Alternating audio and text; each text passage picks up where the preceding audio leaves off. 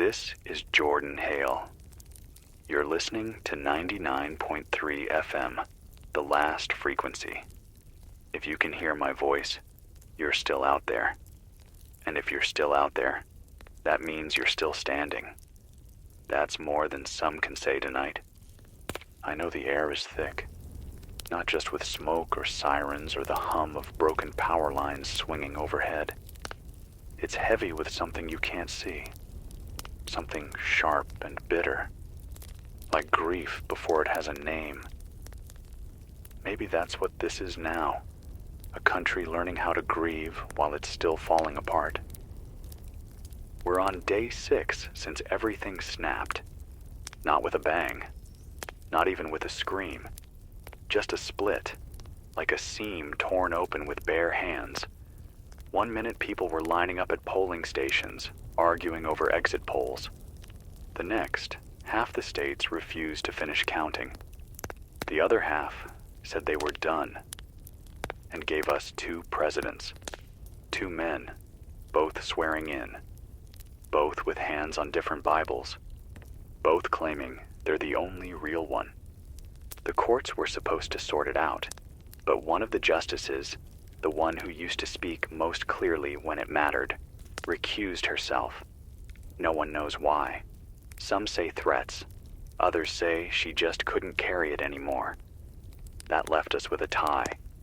And in a tie, nothing moves forward. Nothing gets fixed. So people took that silence and filled it with bullets. The first real moment, the one people keep playing on loop, wasn't even real. A video, just a few seconds long. You probably saw it. National Guard troops in body armor firing into a crowd of unarmed people outside a state house. The screams, the blood, it felt too clean, too perfect. And it was. Someone made it up. But that didn't stop it from spreading. Didn't matter that the footage was a fake. The moment people believed it, the damage was done. No one waited for confirmation. They didn't need truth, just an excuse. Militias moved fast. 3 state capitals hit at once, armed, coordinated, live-streamed like it was a show, like they were proud of what they'd done. In Phoenix, the police walked away, just left their posts. In Lansing, they switched sides. And in Tallahassee, the governor vanished and hasn't come back on air since. I've been sitting here in this station, watching the maps go gray, not because the lights are out, though a lot of them are, but because control is gone.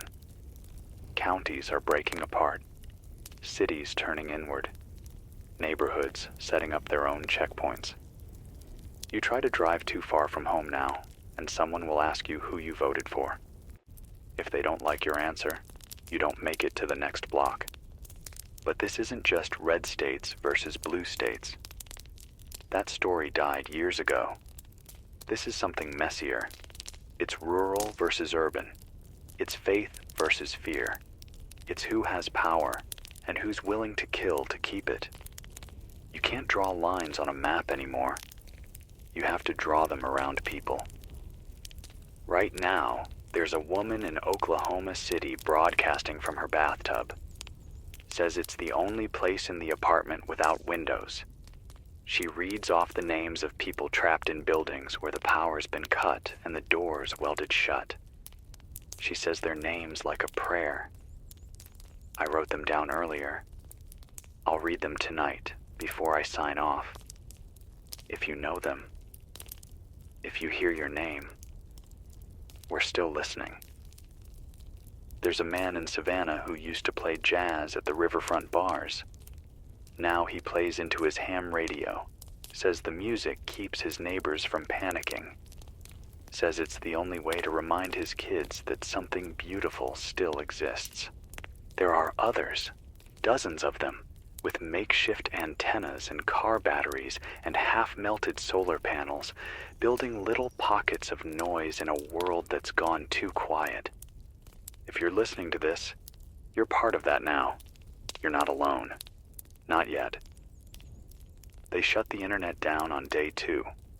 DHS said it was to stop misinformation, but the real result? Panic. When the feeds went dark, people started assuming the worst. You'd think we'd learned from the last time. But maybe there wasn't a last time. Just smaller warnings no one paid attention to. Encrypted chat apps filled the vacuum. Signal, Telegram, a few others I don't recognize. People aren't just talking on them. They're planning, building cells, sharing coordinates. I saw one message today from a group in western Pennsylvania calling themselves the Free Counties. Said they're pulling out of the Union until the election's resolved. They have roadblocks, drones, and something they call a border wall made from burned out trucks. I don't know if they're bluffing, but the pictures looked real. Federal agencies aren't whole anymore. FEMA says it's following orders from the president in D.C. The FBI split. Some of them walked out of field offices and joined local groups. One agent in Atlanta said she's forming a third option. Neither government, neither rebellion. Just people trying to survive without being used. Some governors are trying to stay neutral. That lasted about 48 hours. Then someone shot at a press conference in Des Moines. No one died, but the governor hasn't been seen since. Down in Texas, one Air National Guard base refused to follow D.C. orders. They took over the airspace around Houston. No flights in or out now unless they say so. The mayor begged them to stand down. They answered with a flyover. Low, loud, just high enough not to hit the rooftops. I've been trying to keep track of who's on what side, but the truth is, it changes every hour. It's not about states anymore. It's about neighborhoods. About who has fuel, who has food, who has weapons, who can build trust faster than they lose it. One of the saddest reports I've gotten so far came from a nurse in Phoenix. She called in with a list of names, kids who didn't make it to the safe zone when the hospital shut its doors. No cause of death, just names. She cried between each one, but she finished the list. I told her I'd read them out loud. I'll do that later tonight, too. There's a boy in Nebraska who's been writing letters to anyone who might still be alive in the next town over. His parents won't let him leave the house. So he ties them to old soda bottles and tosses them in the river. He wrote in one, "If you're reading this, please write back, even if it's just to say you're there." That's where we are now. People sending bottles downstream, hoping someone else is on the other bank. Stay with me. I'm not going off the air. Not tonight. It's quiet now. Too quiet. You ever notice that? How silence has weight. It presses down on you. You can feel it in your chest like a held breath that never lets go. Out my window, there's no traffic, no dogs barking. Just that kind of hush that only comes when people are either sleeping or hiding. I think most are hiding now. Earlier tonight, I picked up a weak signal from someone calling themselves Whiskey 3. Couldn't tell where they were broadcasting from, but they sounded calm. Maybe too calm. Said they were moving through what used to be Route 66, somewhere between Flagstaff and Albuquerque. Said they saw homemade checkpoints every few miles. Not government, not militia either. Just locals with hunting rifles and spray-painted signs that say, "Turn around. We don't want trouble." I used to drive that road when I was younger, windows down, music loud, counting the billboards until I hit the next diner. Hard to picture it now. Hard to imagine those same gas stations boarded up, those same truck stops turned into bunkers. Whiskey 3 said something else I can't stop thinking about. They said, "This isn't a country anymore. It's a map made of panic." And I think they're right. Because there's no one center now. No voice anyone trusts. I'm not even sure anyone's in charge. Not really. The people who say they are, they're hiding behind gates and blackout curtains, making statements no one listens to anymore. We've had 2 presidents giving orders at the same time, each one calling the other a traitor, each one swearing their orders are the ones that count. And what happens when you've got 2 kings and no kingdom? The answer is checkpoints. The answer is curfews that only exist on paper. The answer is every man with a rifle thinking he's the last law that matters. I don't think most people want this. I really don't. I think most people just want to go home. They want to go back to the part where you could forget about politics for a few hours. When grocery stores had food on all the shelves and voting didn't feel like choosing which way your town might burn. But we can't go back. That road is closed. Now it's all about how long you can stay above water before someone pushes your head back under. Tonight, I got a message from a teacher. I won't say her name in case she's still being watched, but she's sheltering inside her old middle school. Says she and 4 other families broke in through the back kitchen and barricaded the front entrance.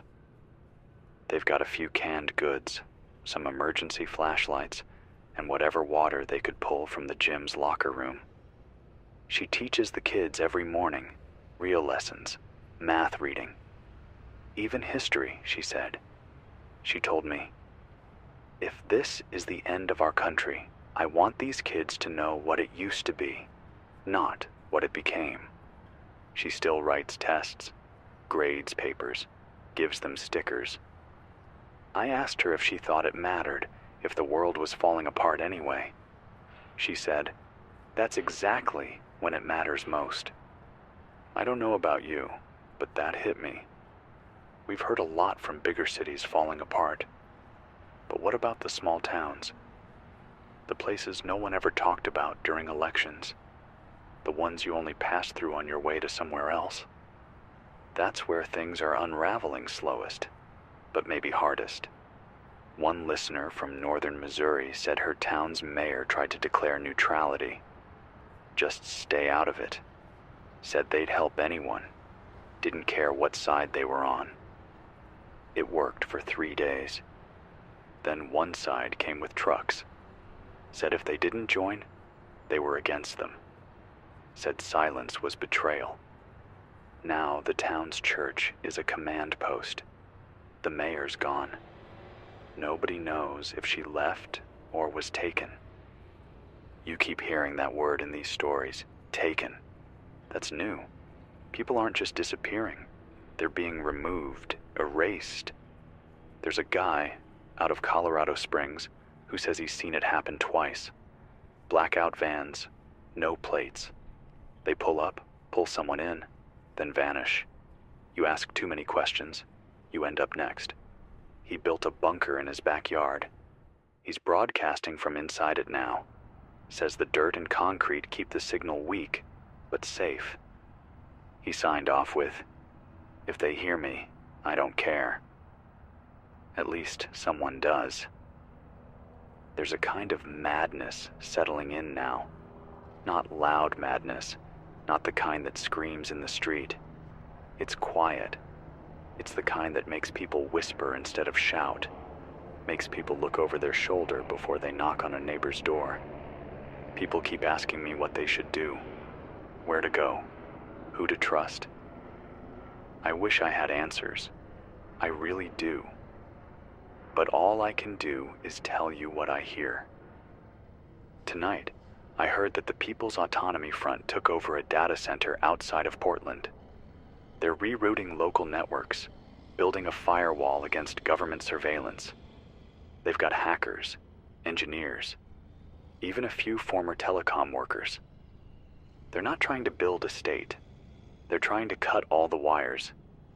You think it's about ideology at first, but then you hear they're offering people food, medicine, safety, no questions asked.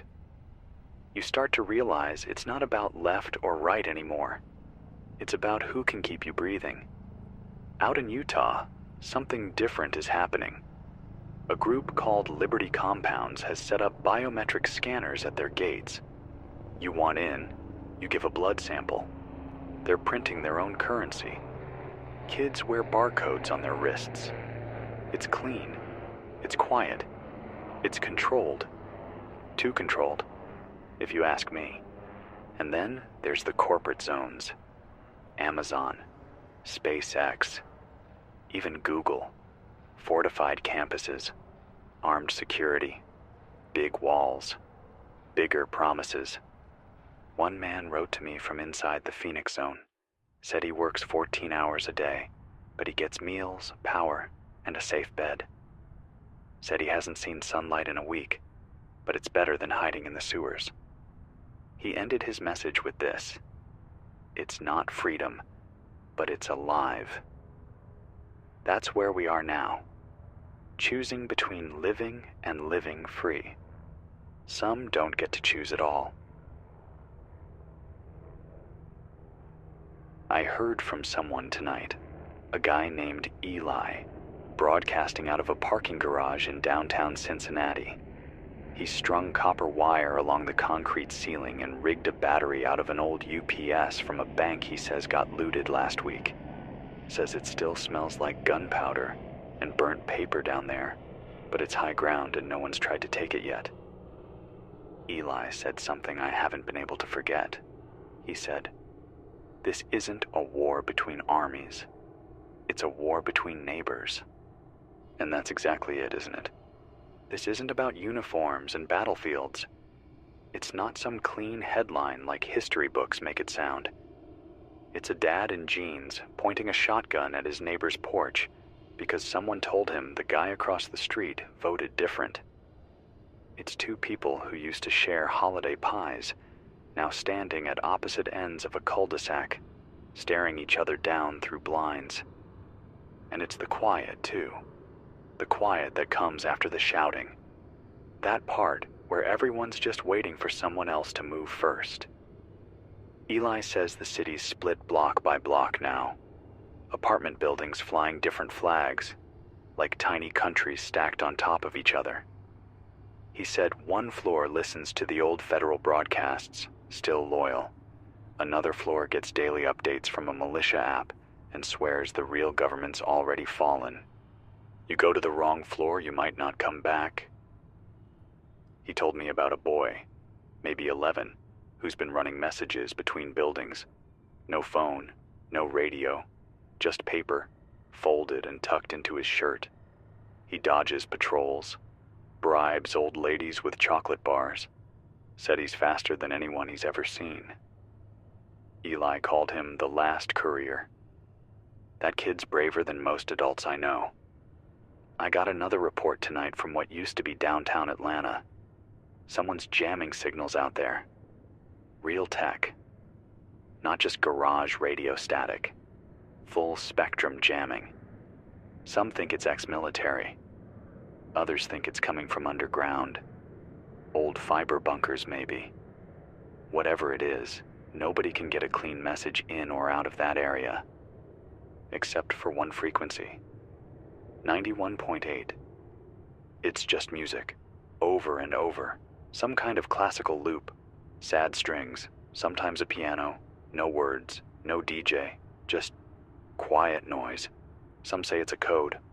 Others think it's bait. I don't know what it is, but I've tuned into it.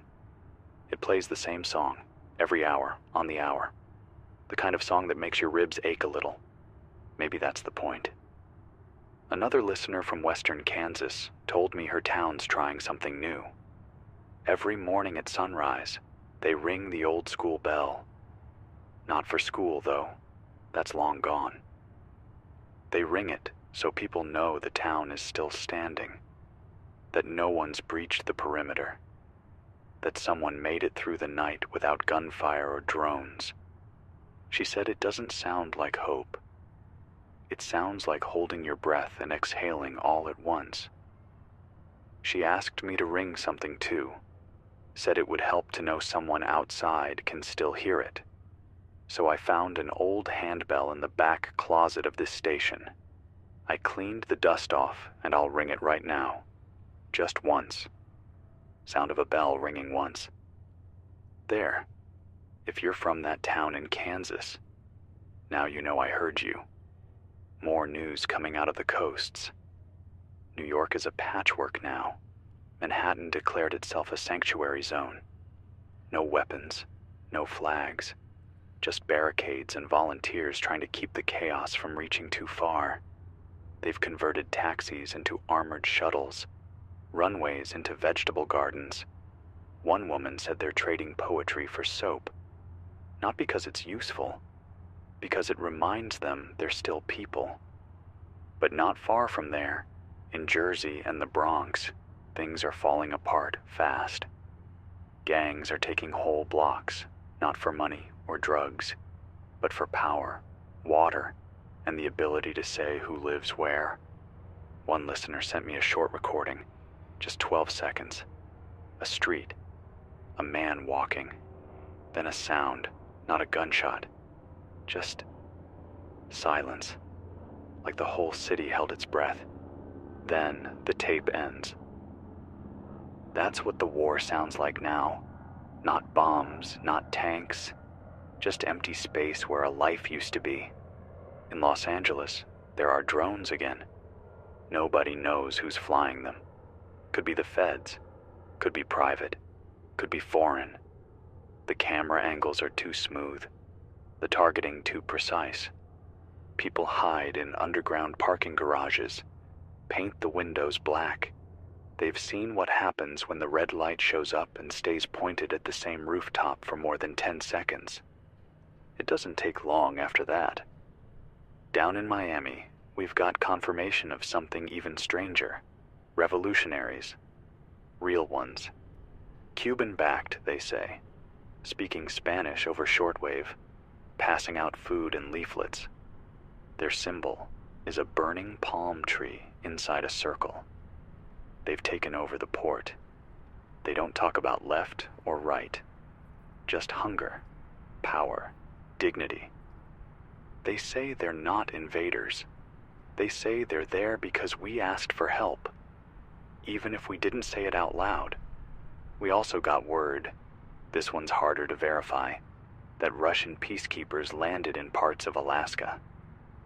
At the invitation of local leadership, the message said. I don't even know what that means anymore. Who counts as leadership now? A mayor? A sheriff? A man with 100 rifles? No one's officially confirmed it. But the skies are busy up there, and not with birds. I had a caller from Anchorage. Said she saw men speaking Russian handing out bottled water and generators. She asked one of them if this was an invasion. He just shrugged and said, You invited us. Then he walked away. What do you even say to that? Out west, we've got Free Cascadia now. It started as a joke, an online meme. Then it became a flag. Now it's a line on a map that doesn't show up on any official document. But the people out there, in Oregon, Idaho, Northern California, they're not joking anymore. They've taken radio towers, set up patrols, airdropped pamphlets. One of them even sent me a box of seeds. Said, we don't need more ammo. We need more food. Maybe they're right. I want to talk about something else now. Something that doesn't make headlines but keeps happening in every corner of what's left. Whispers. Not the kind you hear between friends. Not gossip. I mean actual coded whispers, repeated on open bands. Over shortwave, ham, even CB. Words that don't make sense by themselves. Blue window. 12th stair. Clockwise ash. It's spreading. Some say it's a signal between factions. Some think it's AI-generated gibberish meant to scramble military response time. But then there are others. Ones who say it's nothing more than fear wearing a mask. A way to feel like someone out there is still organizing something, even if it's just static in a pattern. People cling to structure when everything else falls apart. I get it.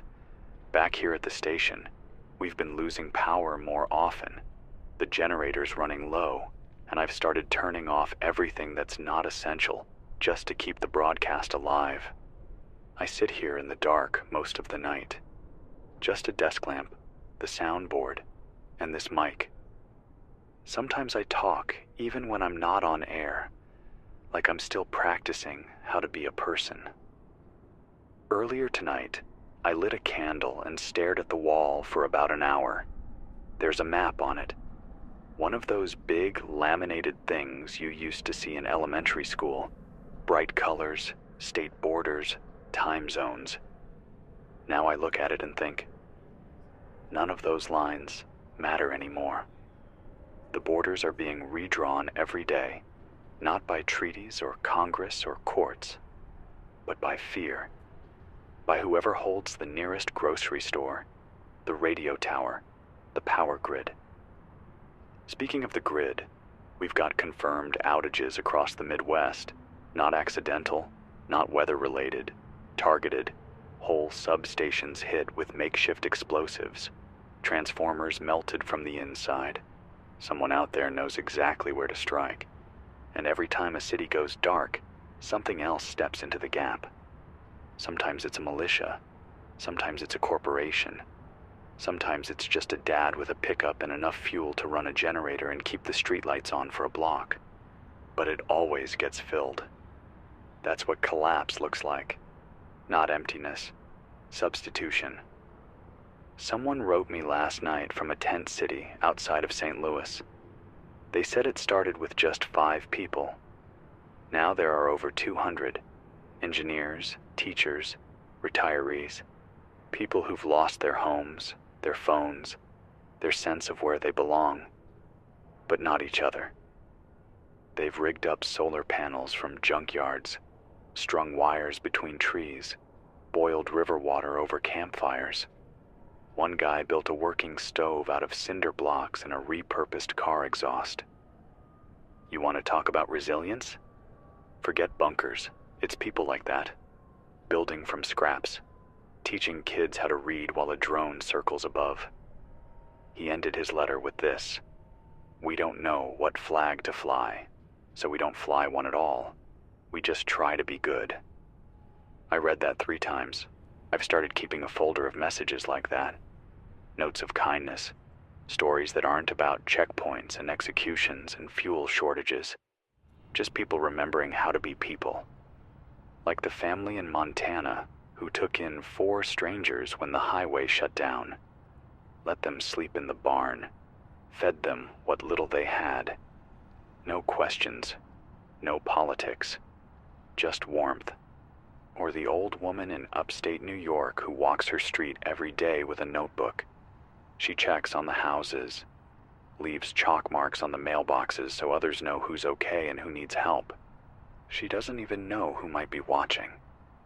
She just does it, because that's how she was raised. Sometimes I think this whole country is just a patchwork quilt someone dropped on the floor.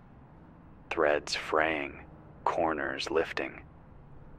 But every now and then, someone kneels down and tries to tuck the pieces back in place. I don't know if it'll ever be the same. I doubt it. But I know we're still trying. I want to give a quick update from the south before I lose signal again. Reports out of New Orleans are scattered. Some say the levees are being watched, not by police, but by private guards from a security company that no longer has a name, just a patch with a barcode. They don't speak. They don't warn. They shoot if you get too close. Others say there's a pirate broadcast down there. A woman who plays jazz records and reads recipes. No politics, no warnings. Just memories of what it felt like to be home. I haven't picked her up yet, but I hope to. Up in Chicago, the mayor's office is gone, burned in week 2. What's left of the city has been divided. The lakefront is held by a group calling themselves the Ward, mostly young people, organizers, medics, a few vets. They've turned Wrigley Field into a shelter and supply hub. They've got rules. No guns inside, no threats. You volunteer or you leave. One man called in from the rooftop of a condo overlooking the stadium, said the field was lit by strings of solar lamps, said you could see people playing music again, kids kicking soccer balls between shattered bleachers. Said it almost felt like a future. And I guess that's the thing we're all reaching for, isn't it? A future. Not some perfect one. Not one we all agree on. Just one where we don't have to flinch every time the radio goes quiet. One where we get to wake up, open our doors, and not wonder who's on the other side. That's not too much to want. That's not some dream. That's just life. And it's worth fighting for. If you're still with me tonight, I want to tell you something simple. You matter. Not because of what you do. Not because of how prepared you are. Just because you're still here. That counts for something. Every time I crack this mic, I think about the people listening who aren't even sure if their radios are working right. Maybe you're hearing this under a pile of blankets in the back of a van. Maybe you've strung an antenna out your attic window. Maybe you're just holding your breath and hoping the static shifts into something that sounds like a voice. If that's you, I'm here. You're not crazy. You're not alone. The world hasn't ended. It's just paused, bent, shifted sideways. And we're all trying to figure out how to walk without falling over. I got a call earlier from a guy in Arkansas. His name's Mitch. Said he's living in what used to be a library. They cleared out the nonfiction and stacked up sandbags. Still got a working coffee maker in the staff room and one of those battery-powered lanterns you can charge with a crank. He said every night he sits by the window on the second floor and watches the street. Nothing moves. Just shadows, wind, and sometimes a deer. But what got me was this. He said he leaves the reading lights on inside. Not all of them. Just enough. Said it's so. People know the place is still safe. If anyone's walking by, if anyone's lost, they'll see the light and know somebody's inside who hasn't given up yet. He calls it his lighthouse. I told him I'd pass that along, because maybe we all need to think like that now. Not just about staying alive, but how to be visible, how to shine, even if it's only a dim bulb in an old reading lamp. I've been getting more updates about the bigger factions lately, not because they're winning anything, but because they're loud. Because they're trying to carve out identities like war makes them more real. The Federalist Loyalists, that's what they're calling themselves now, say they're the last line holding the country together. They've still got drones, missile silos, NORAD, and what's left of the Navy.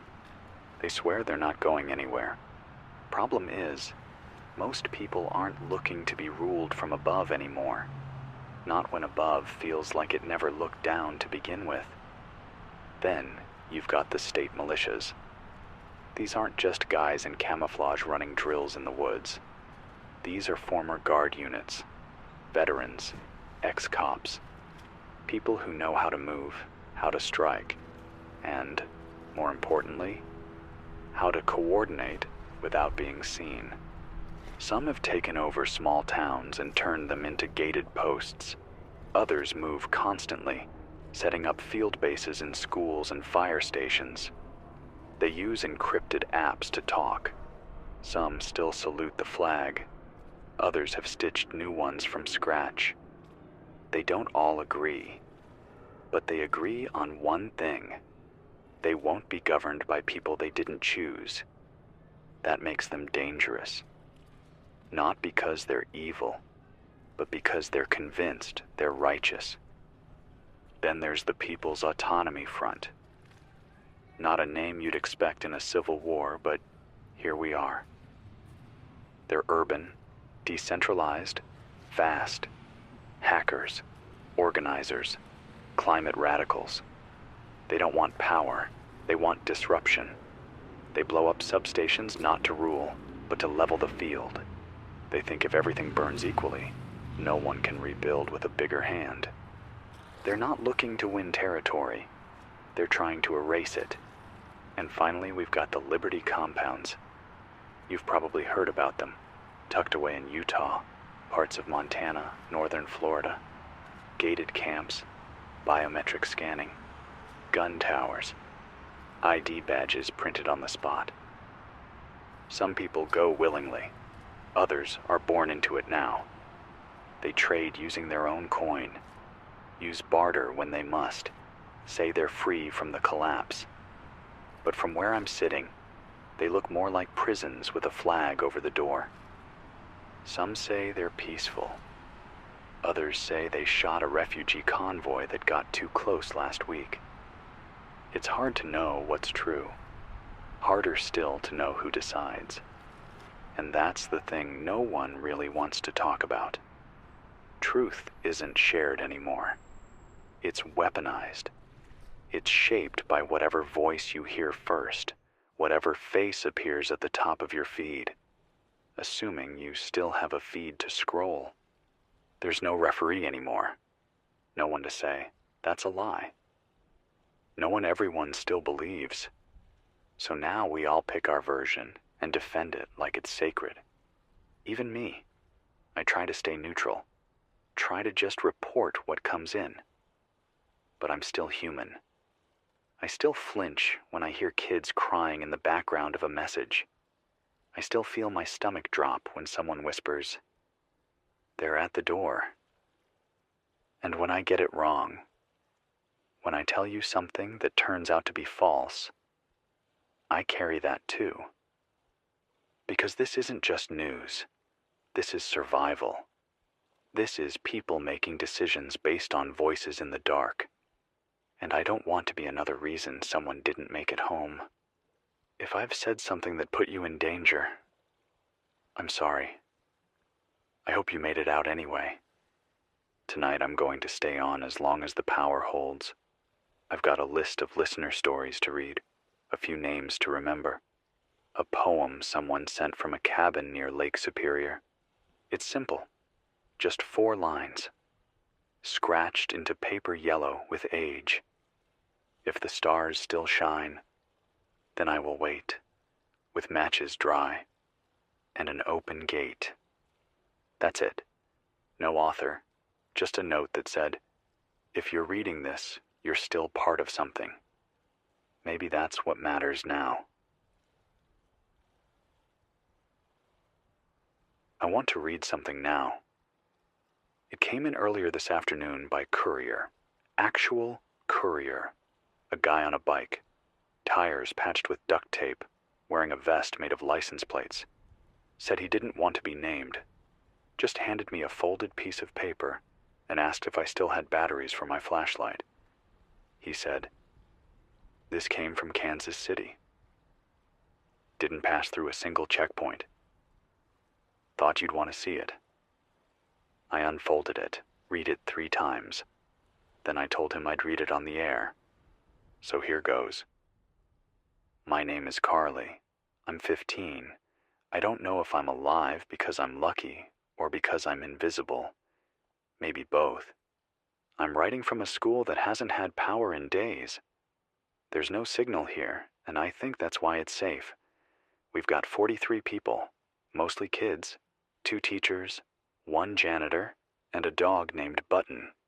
We've been drawing maps, not of borders, but of kindness. We mark every place we hear laughter, every window that glows warm at night, every neighbor who still waves. We call it the living map. And if anyone's reading this, you're on it now. That's the whole thing. I cried after I read it the first time. Not because it's sad, but because it reminded me that even when things feel like they're breaking apart beyond repair, somebody out there is still drawing maps with crayons, still finding ways to say, "We exist." Carly, if this broadcast reaches your school somehow, know this: your map matters. You matter. You reminded me why I'm still sitting here. I want to say something else tonight. Something I haven't really said out loud yet. I'm scared, not just of what's out there, though that's bad enough. I'm scared of losing my voice. Not this one, the one you're hearing now, but the part inside me that remembers how to talk like things will get better. It's easy to get used to the static. Easy to start speaking in code, to whisper, to filter your thoughts through what ifs and who's listening. But if we all stop talking like humans, then what's the point? I've been trying to keep this station running with the help of 2 solar panels, a battery rig, and an old diesel generator that makes more noise than it should. I ration the power. Only play music once in a while. Mostly just voices now. Updates, stories, warnings. I miss playing songs. Back when this was a real station, a regular one, I used to start every morning with the same track. An old folk tune, one guitar, a voice that cracked in the chorus. I'd hum along while making coffee. I haven't played it since the day the internet died. Felt too soft. But maybe soft is what we need again. Maybe soft is how we survive this. I'll dig out the tape tomorrow. Maybe I'll play it if I still have power. Maybe not the full song, just enough to remind us that it existed. I want to talk about something else before the signal drops again. The partition rumors. They're everywhere now. People saying we won't go back to one country again. That we'll end up with 4, maybe 5, maybe more. There's talk of a United Systems of North America forming out of the Northeast. Something smaller in the Pacific Corridor. An independent stretch running from Texas through Oklahoma and down to Florida. No one agrees on the borders, but they all agree on one thing. This isn't a pause, it's a breaking. The politicians still sitting in their bunkers in D.C. keep saying reunification, keep talking about sending aid, about transition protocols. Meanwhile, the other government, the one that started broadcasting out of Dallas last week, says they're the real voice of the Constitution, that the old order is dead, that they've called a new convention and rewritten what it means to be American. I've read both sets of statements. You want to know the truth? They sound the same. Full of promises, full of certainty, but no voice in either one sounds like it knows what a grocery aisle looks like now, or how hard it is to carry water up 10 flights of stairs when the elevators don't work and your legs are shaking from hunger. There's something hollow in their words, like they're trying to speak to a country that no longer exists. And maybe that's the real problem. Maybe we're already gone. At least the version of us that thought we could hold 50 stars in one sky without tearing. But that doesn't mean we can't make something new. It just means we have to tell the truth about what's been lost. There's a girl in Vermont who broadcasts late at night from a barn. You can hear the wind in her mic. She reads poetry, then names. Always names. Sometimes of people who are safe, sometimes of those who aren't. Last night she said something I wrote down. Maybe we weren't meant to last forever, but maybe we're meant to help someone else get there.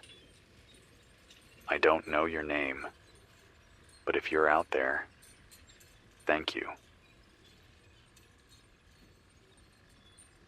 I keep thinking about grocery stores, not because I miss the food, though God knows I do, but because of how quiet they are now.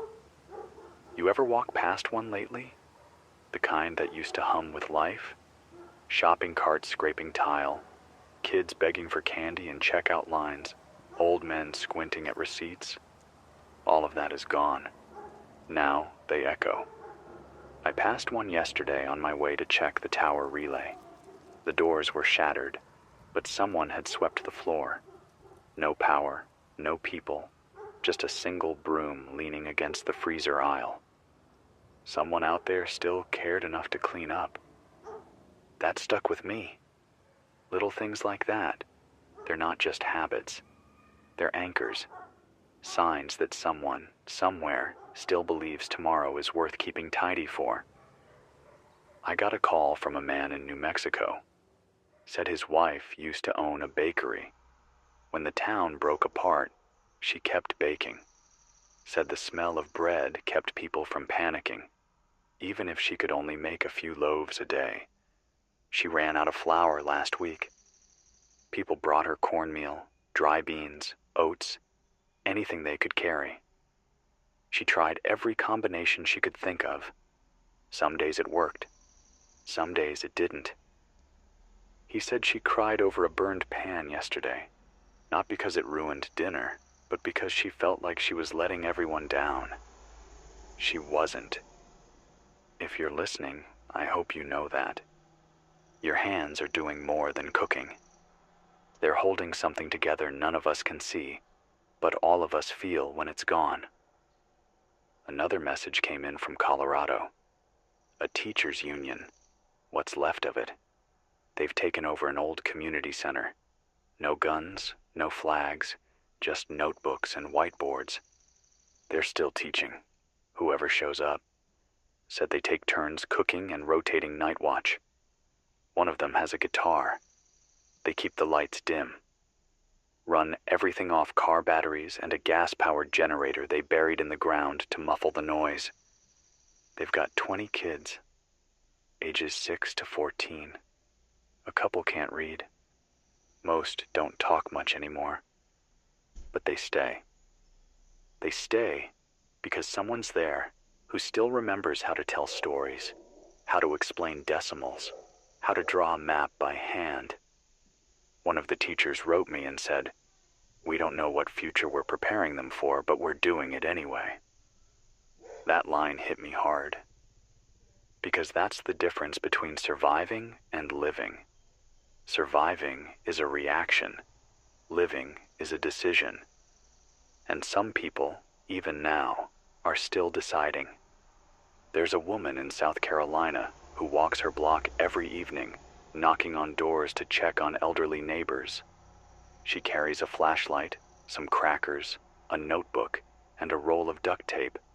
She fixes what she can, writes down what she can't, then comes back the next day and tries again.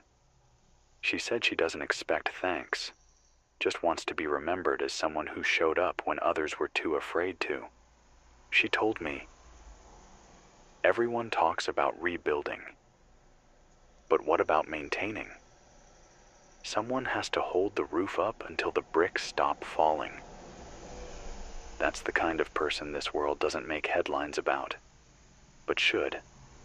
And there are others, like the man in Wisconsin who's been writing letters on paper scraps and slipping them under the windshield wipers of abandoned cars. Every letter starts the same way. If you find this, you're not alone. That's it. Sometimes he writes a joke, sometimes a memory. Once, he left a peanut butter packet and a spoon taped to the dash. He doesn't sign them, says he doesn't want recognition, just wants someone to feel seen when they thought they were invisible. We need more of that. I got a shortwave ping from someone outside of Reno. Guy didn't say much, just 5 words. "We're still here. Keep talking." So I will. I'll keep talking until the mic breaks, or the fuel runs out, or the roof caves in from whatever storm comes next. And even then, maybe someone else will take over. Read from the same pages, speak in the same tone.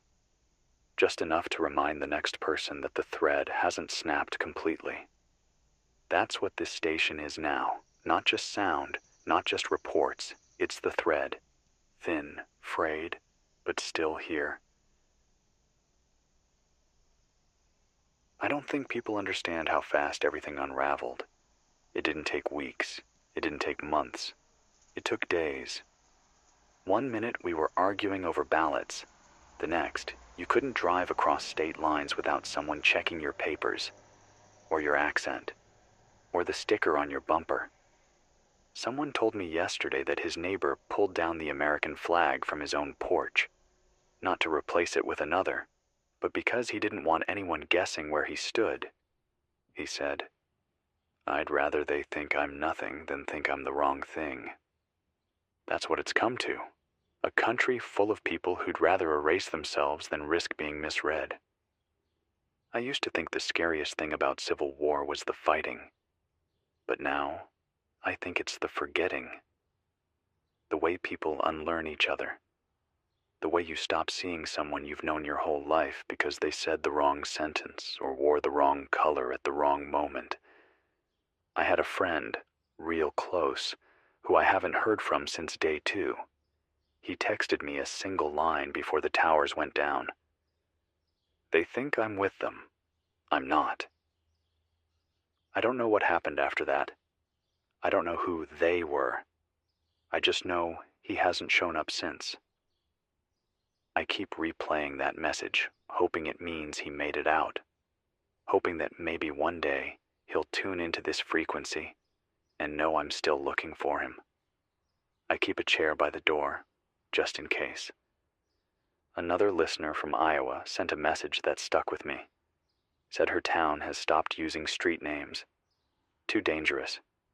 Instead, they use landmarks. The red barn. The gas station with the shattered window. The house with the plastic flamingo still standing. Said it's easier to navigate when the world doesn't make sense on a map anymore. She also said this: "We don't ask questions here. Not about where you came from. Only if you brought clean water and if you can help stack wood." That's a kind of kindness you don't see much anymore. I wish I could say the same everywhere. There's been fighting near Pittsburgh. Real fighting. Not ambushes, not random gunfire, full-on engagements. Someone, nobody knows who, took control of a rail yard and turned it into a weapons depot. Then another group tried to take it back. It's still burning. I got audio from a guy on the roof of an old department store across the river. You could hear the cracks of gunfire, then silence, then what sounded like chanting. He said it was a standoff. Neither side won. They just waited each other out. Then disappeared into the dark. The next morning, everything was ash. People keep asking when this ends, and I don't have an answer. I'm not sure it ends all at once. Maybe it just burns out in pockets. Maybe people just stop caring who's in charge. Maybe we settle into silence, and the noise just becomes background. But I don't want that. I want a country where kids can sleep without dreaming of sirens, where old people don't have to carry gas masks to the market, where teachers don't have to teach subtraction under the whine of drones overhead. It sounds far off, I know, but it's still something to reach for. Got another story out of Michigan. A family, parents and a teenage son, trapped in their attic for 2 days. Infected the basement. No exit. Except that's not what happened. They weren't trapped by disease. They were trapped by people. Armed men on the street, firing at anything that moved. The family didn't panic. They didn't yell. The dad grabbed a ham radio and started broadcasting. Calmly, clearly, he gave instructions, reinforcement ideas, tips on how to barricade a weak door. Said they were okay. Said if anyone could hear, just know they tried. Then static. I haven't heard from them since. I replayed his voice 3 times. He didn't sound afraid. He sounded resolved. I hope they made it. I've been keeping track of these voices, writing their names on the wall behind the console. Every time someone speaks up, even once, they get a mark. It's not a memorial. It's a log. Proof that someone was here, that someone still had something to say. There's an old man down in Louisiana who calls once a week. He doesn't say much, just plays his harmonica for 20 seconds, then hangs up. He says the notes are for his wife, that she used to hum that song while sweeping. She's gone now, but the song still exists. In the air, on the wire, between breaths. I keep thinking about how sound travels, how it moves long after we stop making it. Maybe that's the whole point of radio, not to command, not to report, just to echo, to remind someone somewhere that they're not imagining the shape of someone else's life. If you can still hear me, hold on. Just breathe. Drink water if you got it. Look at the sky if it's clear. You're still here. That's the miracle. I've been thinking about that last phrase. You're still here. Sounds so simple, almost empty. But the more I say it, the more I realize how heavy it is. Because being here now, alive, awake, breathing, listening, that's not nothing. It's everything. We used to take it for granted, used to roll our eyes at people who said, life is a gift, like they were reading off a coffee mug. Now I get it. You're not just here. You chose to be. You got through whatever yesterday threw at you. Maybe you ran. Maybe you cried. Maybe you didn't move at all. But you're still here. That makes you stronger than you know. Earlier today, I got a voice recording from a group holed up in the ruins of an old movie theater near Raleigh. They call themselves the Projectionists. Said they've turned the auditorium into a safe space, covered the holes in the roof with blackout curtains, strung solar lights across the ceiling like stars. They don't show movies, not anymore, but they still sit in the rows each night and tell stories into a mic. Stories about the world before, not just facts, feelings. A girl named Aria shared one of hers. She said, "The last time I saw my mom, she was braiding my hair in the dark. There was no power, so she used her hands like eyes. I didn't cry until the braid was finished. She kissed the top of my head and said, 'Even when I'm gone, you'll remember this pattern.'" She paused. You could hear a tremble in her breath. Then she added, "I remember. I still feel her fingers." That story played in my head all day, not because it was dramatic, but because it was real.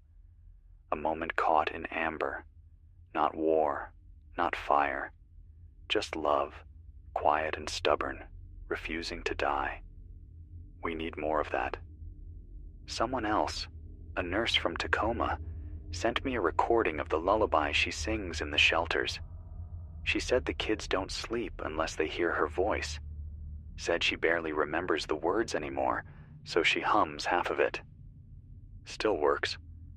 Her voice cracked near the end. Not from grief, from exhaustion. She's one of thousands still doing the work, still patching wounds, boiling water, wrapping bandages, comforting strangers who feel like they don't deserve it. She didn't ask for recognition, didn't even leave her name, just signed the message. Still here, still trying. I want to say this to anyone who's listening right now, whether you're a nurse, a cook, a runner, a lookout, or someone who's just holding the line. You're not forgotten. Your work echoes, even if it doesn't go viral. even if no one claps. Even if the world never thanks you, it still matters.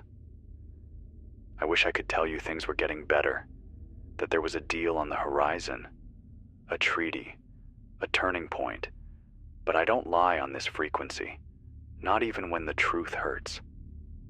The two governments, DC and Dallas, they're not speaking anymore, at least not in any way that sounds like peace. There's been word of a summit in Iceland, some kind of neutral ground where diplomats from both sides are supposed to meet. Nobody knows who's going. Nobody knows if it's even real. But it's something. Some people are calling it the last real chance. Others say it's just a photo op before the partition gets carved in stone. I've seen mock-ups, digital borders drawn like puzzle pieces across what used to be 50 stars. The Pacific Coalition, the Eastern Accord, the Gulf Compact, the Inland Republic. Names like companies, cold, sterile, forgettable. None of them say home, but I guess that's what happens when you fracture something too hard. You lose the shape. Then you try to give it new names so it feels like progress. Still, I won't stop saying what this is. It's not just politics. It's not just war. It's grief. Grief for a country. Grief for the belief that we'd always be all right. That grief shows up in strange ways. Like a woman in Arizona who started repainting old stop signs to say, "Still human." She doesn't vandalize anything else. Just the signs.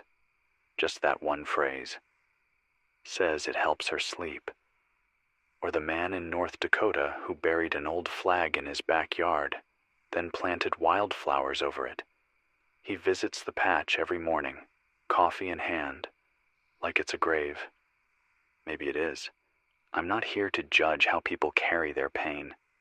I'm just here to remind you that it still counts. Your story, your silence, your survival, it all matters, and you're still here. So am I.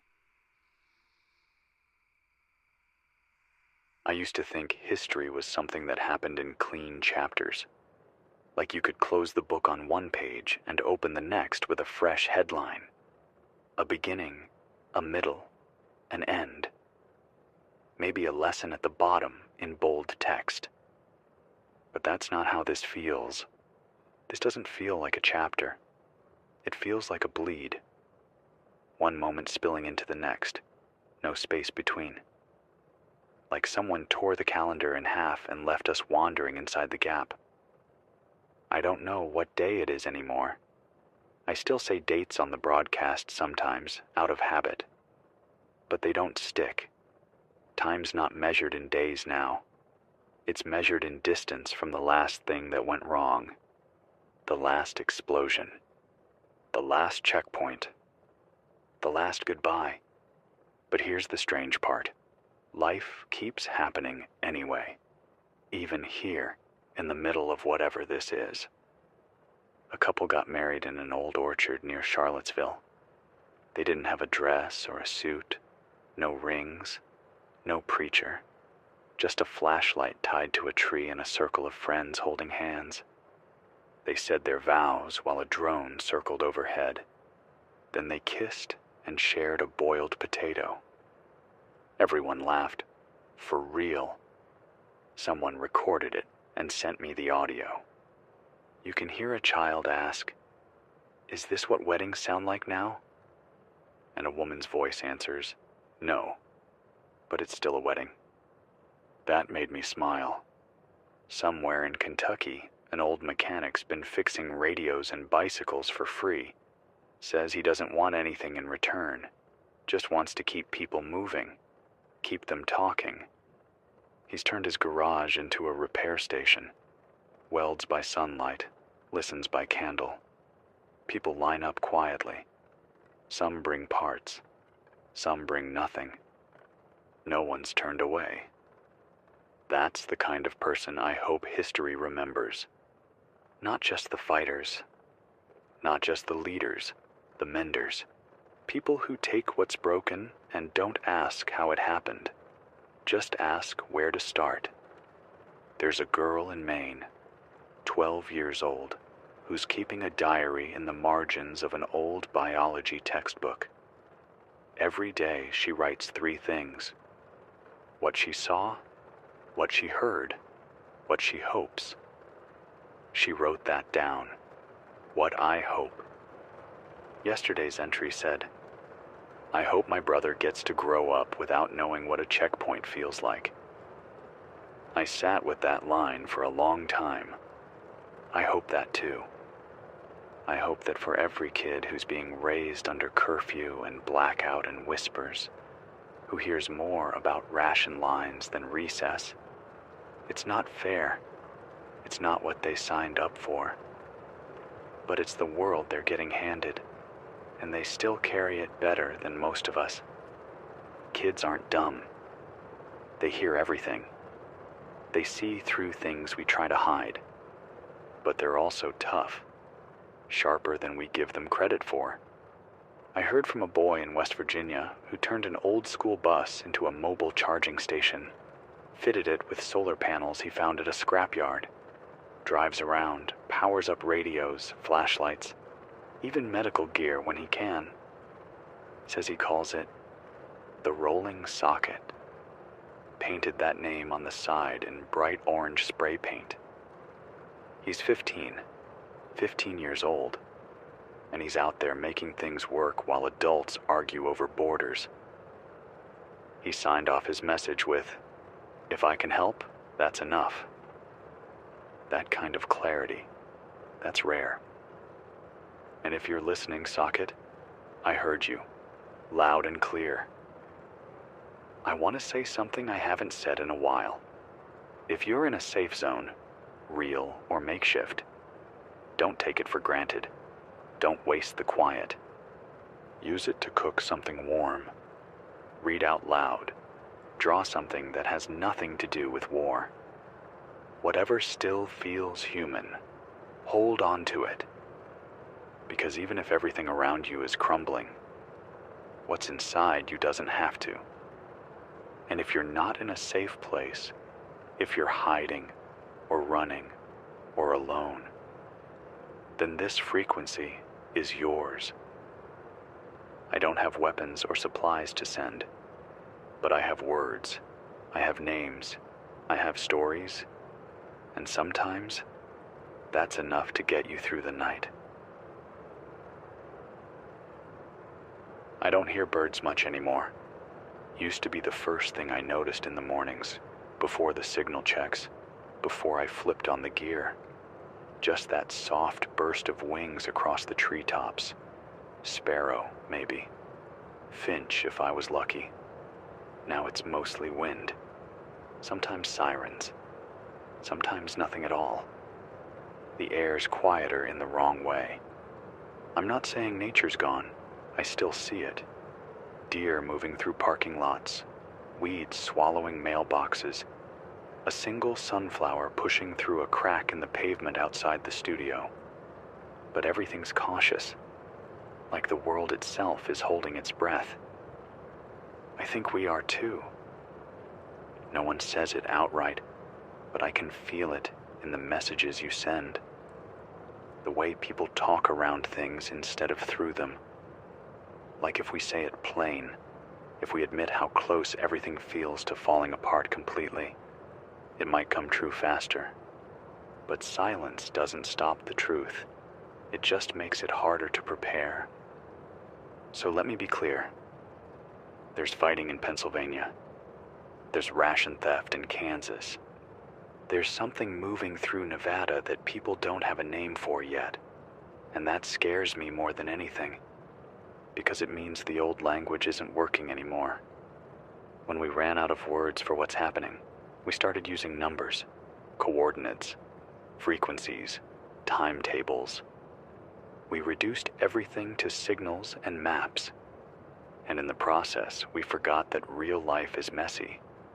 It cries, it bleeds, it hums a song under its breath, even when there's no one left to hear it. That's why I started keeping a second journal. Not just for news, but for everything else. The stuff that slips between the reports. The kid who dances when the rain starts. The woman who writes prayers on the back of food wrappers. The man who walks 15 miles a week just to charge his neighbor's radio. That's the heart of it. That's the part of this war that won't show up in any treaty. I got a broadcast today from Northern California, from someone calling themselves just Hollow Point. The name scared me at first. Thought it was going to be one of those warlords who talk like movie villains, but it wasn't. It was a woman's voice. Steady, tired. She said she runs a signal tower out of an old firewatch post, solar-powered, hand-cranked when the sun's hiding. She reads messages for people who can't read anymore, refugees, kids, elders whose glasses got lost in the chaos. She reads them letters from their families, messages from strangers, lines from books she finds in burned libraries. She said, if the country has a spine, maybe it's made of readers. I believe that. Another listener sent in a short message from outside Tulsa. I buried my phone today. Didn't smash it, just dug a hole and put it there. Said goodbye. Felt like a funeral, but also a release. There's something powerful about that, about choosing when to let go, about deciding that connection isn't always about screens and signals. Sometimes it's about standing still and breathing the same cold air as someone across the street. I hope whoever that was finds peace. I hope we all do. Tonight, I've got the generator running just long enough to play something. Not a full song. Not sure I've got the wattage for that. But a clip. 20 seconds of static and piano from a lost track I found on a flash drive in the back office. It's scratched, raw, but I like it. So here it is. Brief moment of ambient piano and wind noise. That sound? That's not just music. That's memory. Memory of quiet drives at night. Memory of soft lamps on a kitchen table. Memory of love that didn't need explaining. I keep that file close, because when the voice is cut out and the power fades, sometimes the only thing that gets through is a single note, or a heartbeat, or the sound of someone whispering, I'm still here. And you are. You're still here, even now. Someone asked me once, back when this all started, what I thought would be the last thing to go. Not power, not money, not even government. They asked, what's the last thing that breaks? I didn't have an answer then, but I think I do now. It's trust, not the big kind, not flags and speeches and lines and an oath. I mean the small kind, the kind where you nod at your neighbor while locking your door at night, the kind where you let someone hold your baby while you fix the tire, the kind where someone offers a hand and you don't flinch. That's what's breaking now, and once that's gone, well, everything else just follows. It's not even about sides anymore. Half the time, people don't even know what they're fighting for. They say freedom, safety, justice, but they mean food, water, the right to not be told what to do by someone holding a gun. Every side claims to be protecting the people. Every side has its anthem, its signal, its maps, but none of them can guarantee that when you walk outside tomorrow, someone won't look at you like you're the enemy, even if all you're doing is hanging laundry, even if you're just walking home. I heard from a woman in Tennessee who runs a quiet post. That's what she calls it. Just a porch light and a cooler filled with first aid kits. No passwords, no flags, no questions. Just a sign out front that says, "Leave what you can. Take what you need." She said no one's stolen it. Not once. Not even when the hunger got bad. She said sometimes she wakes up in the middle of the night and finds someone sitting on her porch steps, crying. Not begging, not armed, just tired. She brings them tea, sits with them, doesn't ask why they're there, because sometimes just being near someone is enough. That's the kind of trust I'm talking about. The trust that's built with silence and stayed hands. The kind that doesn't demand proof. I'm not saying it's easy. I'm not saying it works every time. But it's still there. It's hanging on. And that means something. Out near the Carolina border, there's a group of families living in an abandoned summer camp. Cabins, old mess halls, cracked canoes turned into water basins. They call it Red Pine Station. They've got a bell. A real one. Rusted, but loud. They ring it twice a day. Once at sunrise. Once when the last fire dies down at night. It doesn't signal danger. It signals presence. They told me it's a reminder that if you hear the bell, it means the camp is still breathing.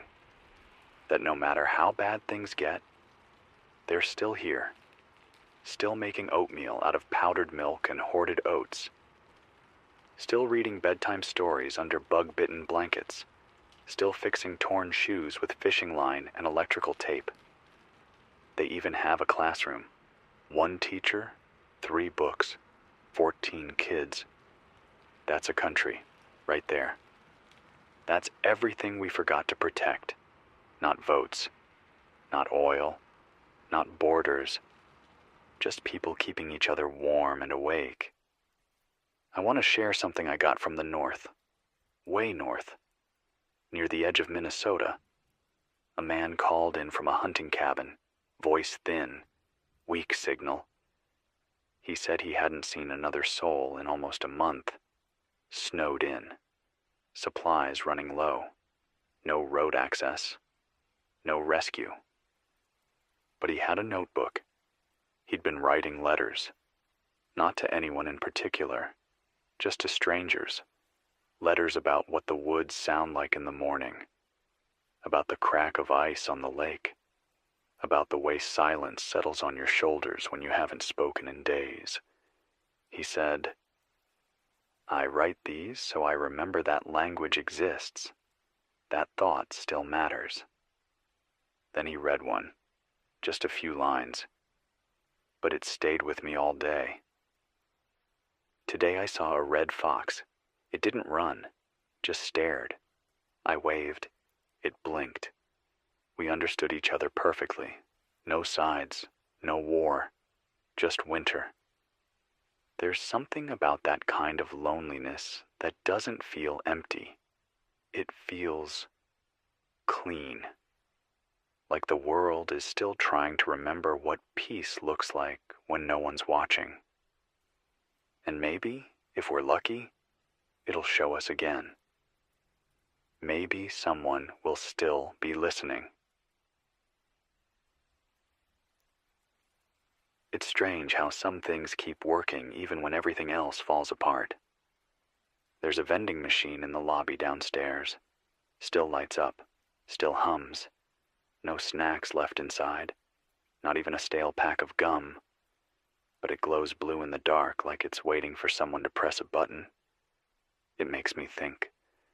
Some machines don't know how to stop. They weren't built for endings, just for loops, for routines. They keep going, because no one told them not to. I think some people are like that too. You can see it in the way they sweep the floor even when the ceiling's cracked. The way they feed strays when they barely have food for themselves. The way they turn broken things over in their hands like maybe, just maybe, they can put them back together. I got a voice message from a father in Indiana.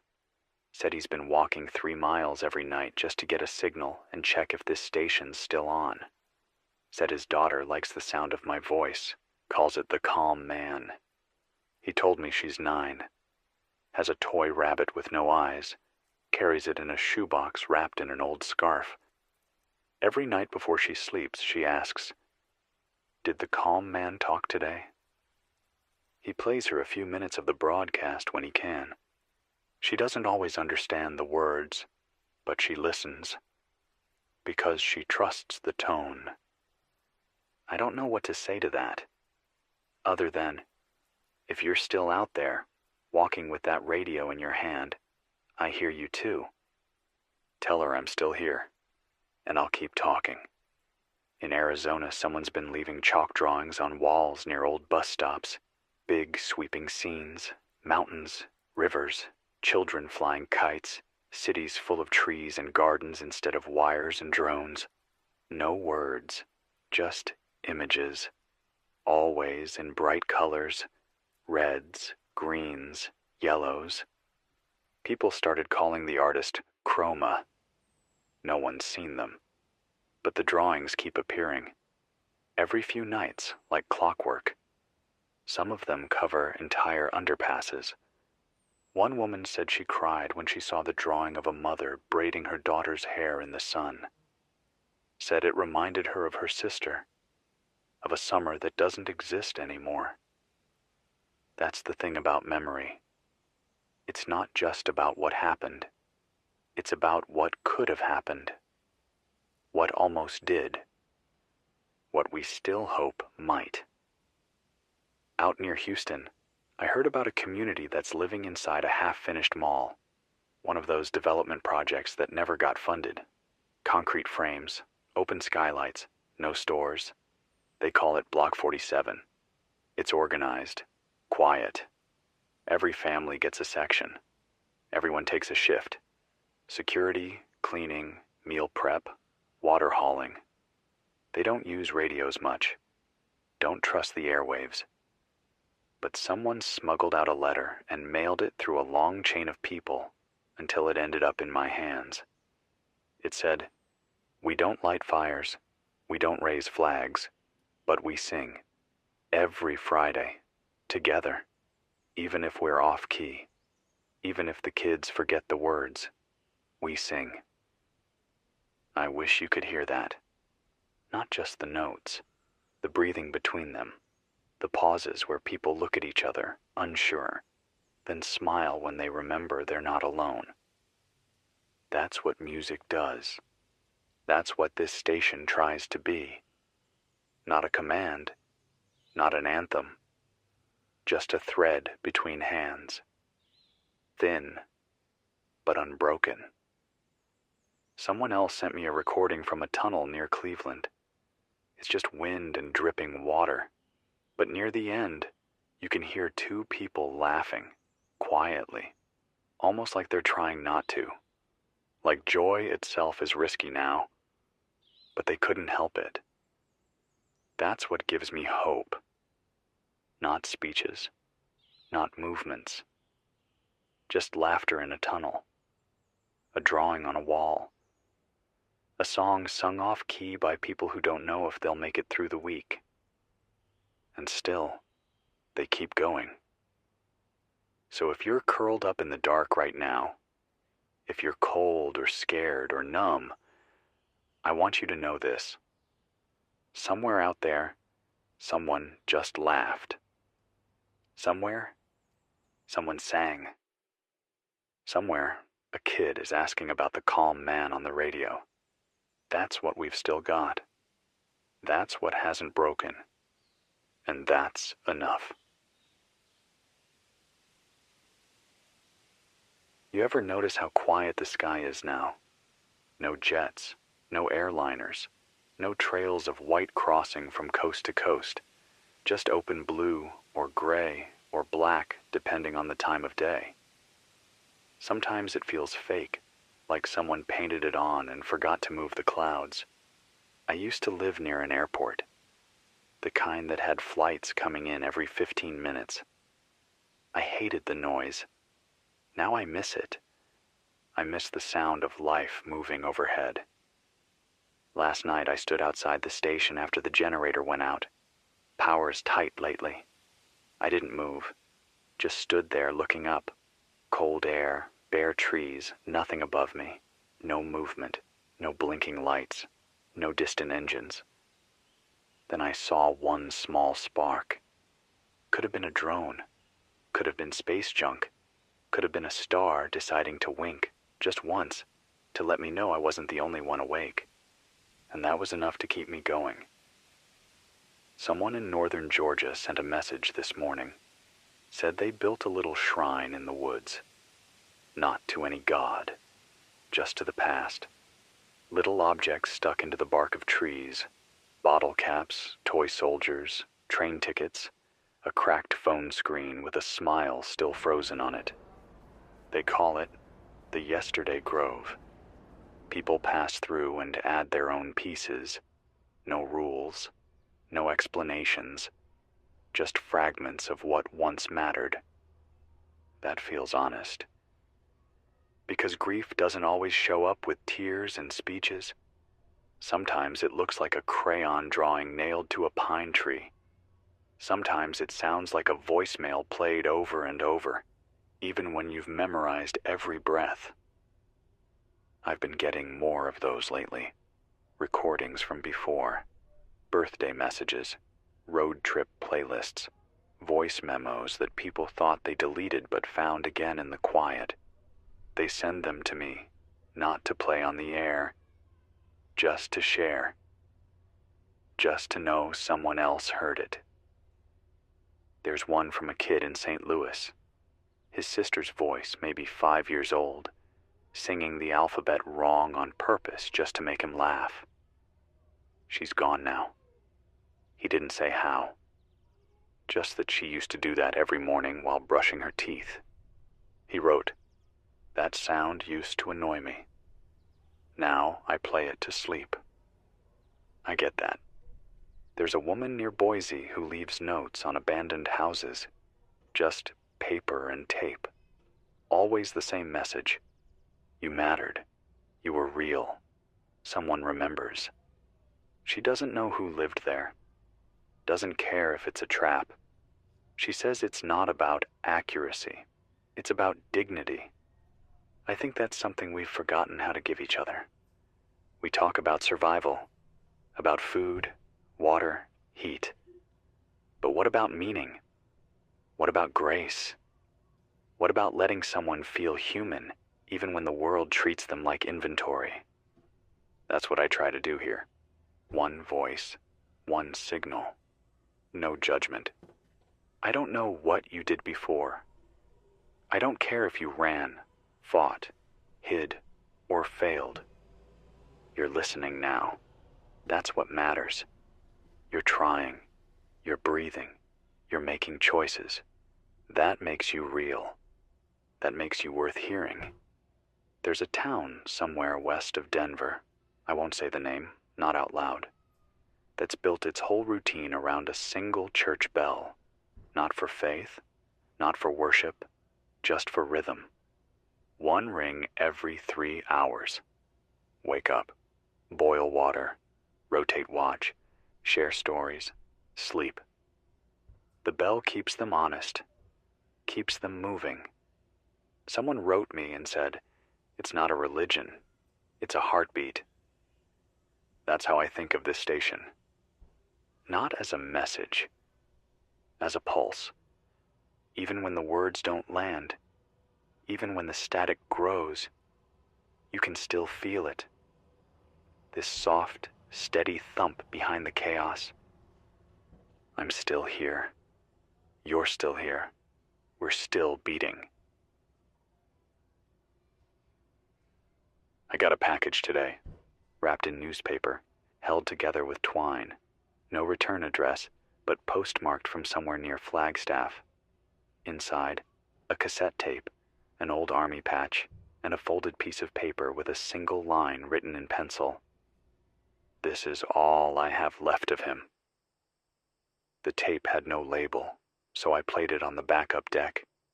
It was someone singing, not polished, not radio ready, Just a voice in a small room, maybe a garage, singing softly.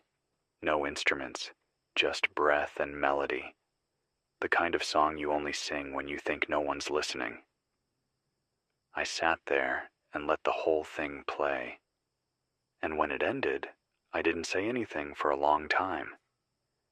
Because sometimes, silence is the only answer to love that deep.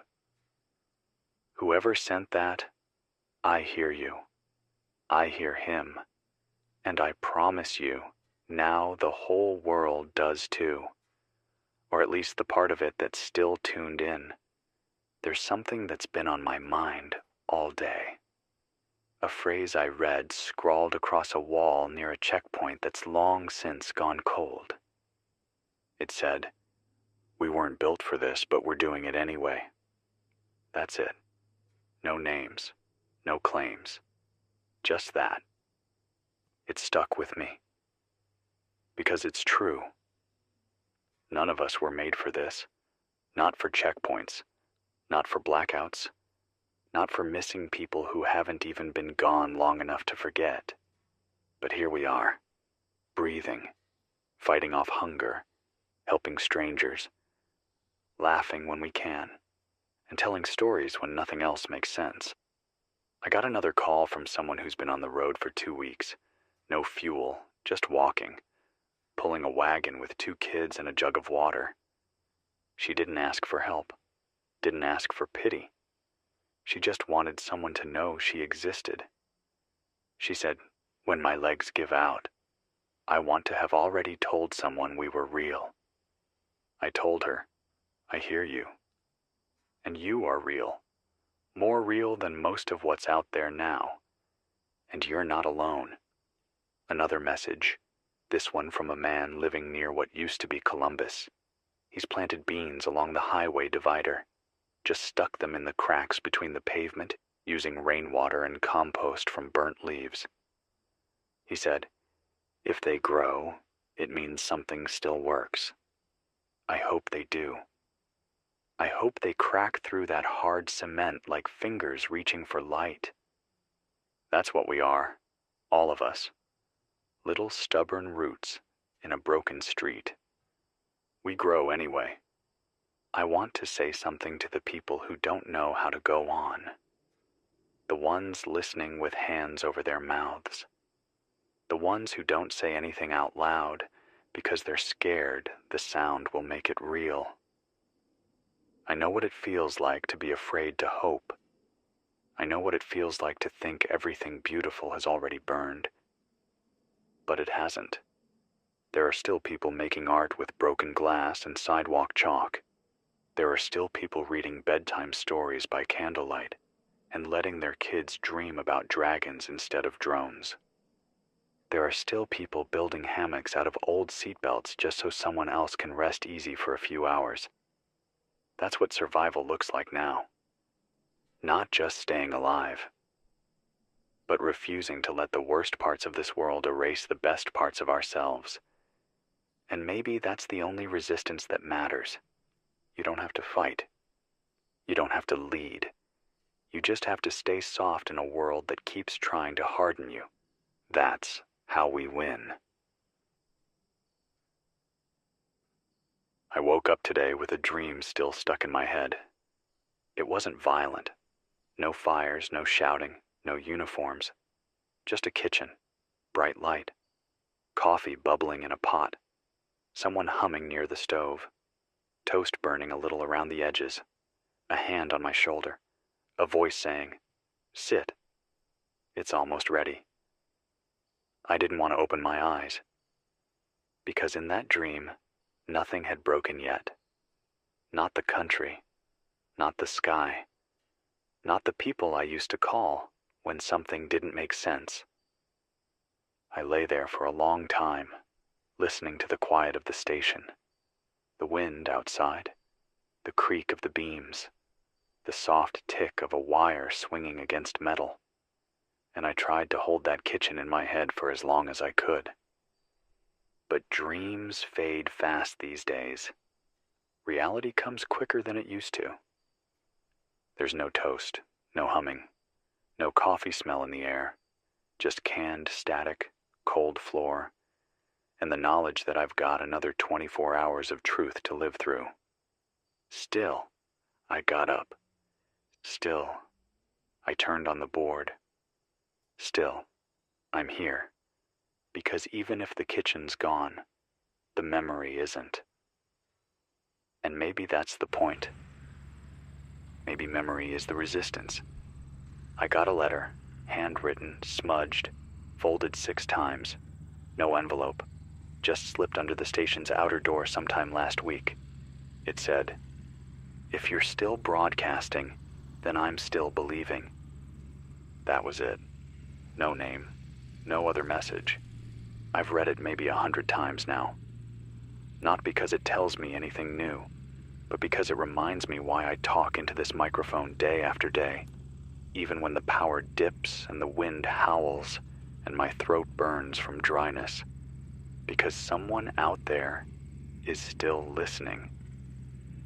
Someone out there needs to hear a voice that doesn't ask for anything back. This one's for you. I heard from someone in what's left of Sacramento. They've started a kind of oral library. No books, no power, just people sitting in a circle taking turns telling what they remember. Movies, stories, recipes, songs, jokes, science facts, old urban legends, everything. They call it the memory ring. One person speaks, the next repeats it, the next adds something of their own, and it goes around like that until it sticks. That's how they pass time. That's how they teach the kids. That's how they remember that the world used to have more in it than checkpoints and curfews. One of them, a man in his 60s, used to teach biology, said, "If I don't tell them about oceans, they'll forget they were ever real." That hit me like a brick.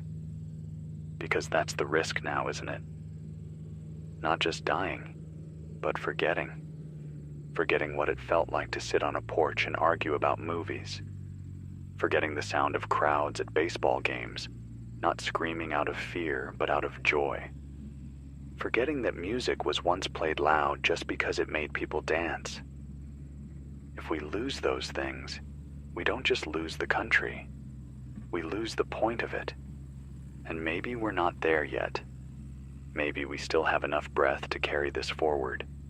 So keep talking. Keep telling stories.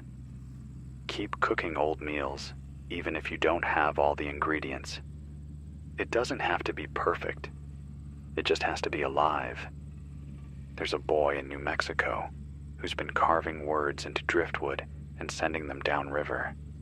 He doesn't sign them. Just one word on each. Love, try, home, listen. That's all. And somewhere down that river, someone's going to pick one up. Someone's going to hold that worn piece of wood in their hands and feel less alone.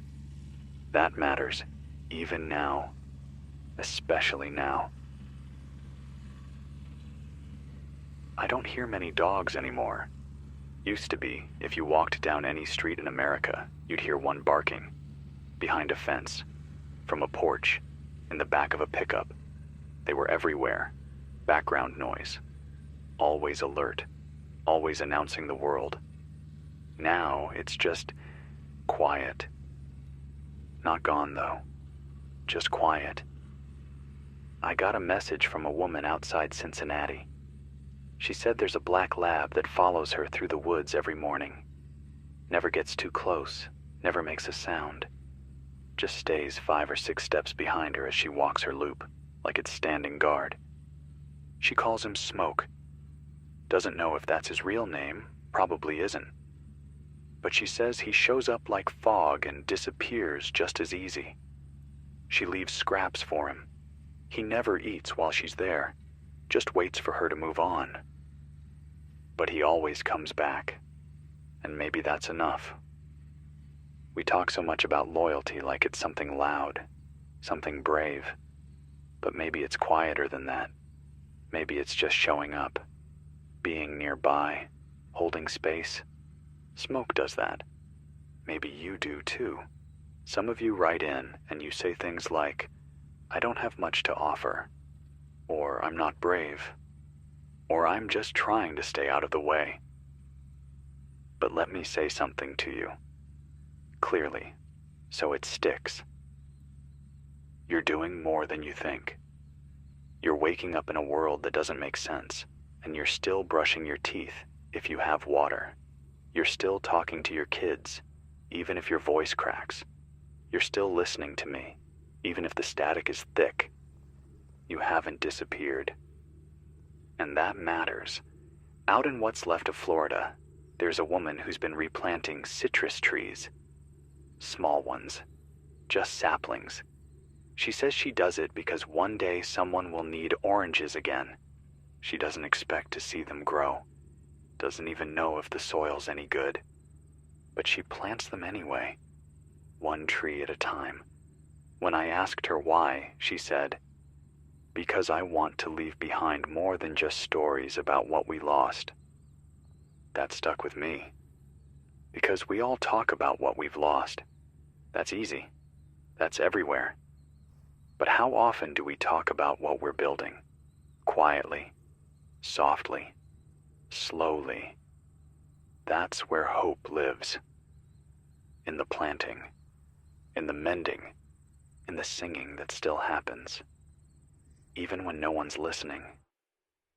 A man in Montana wrote that he's been stitching clothes for strangers, took apart old flags, coats, torn curtains, anything with fabric, turned it into jackets, hats, gloves. He leaves them in bus stops and mailboxes, doesn't wait around, doesn't leave a note, just sews, folds, walks away. He said, I'm not a soldier, but this is my front line. If you're doing something kind, something small and quiet and good, then yeah, that's your front line. And I salute you. You don't have to pick up a weapon to defend what's left of the world. Sometimes you just have to make someone warm. Sometimes you just have to listen. Sometimes you just have to name the stars out loud so someone else remembers they exist. We're not out of time yet. We're not out of stories. We're not out of hands that can still build. We're not out of hearts that can still open. So if all you did today was get through it, that's something. That counts. The world keeps trying to pull us into two sides. This group, that group, this flag, that leader, this rule, that border. But there's another side no one talks about. The side of the people who just want to help, not for profit, not for rank, not for credit, just because. And I think, when all of this is over, if it ever ends, that's who's going to rebuild what's left. Not the loud ones, the quiet ones, the planters, the sewers, the people who follow you in silence just to keep watch. People like smoke. There's a hill near here, not too far. You can see it from the back window of the station if the fog isn't too thick. I used to go up there some mornings before everything started falling apart. Just sit with a thermos and let the sun touch my face. You could see the whole town from up there. Grocery store, firehouse, the little diner where they always played old country songs through blown-out speakers. You can't see much now. Too many fires. Too much ash in the air. But sometimes, on a clear morning, I still walk to the top. I don't know why. Habit, maybe. Or maybe I just want to remember what it felt like when the world was still soft.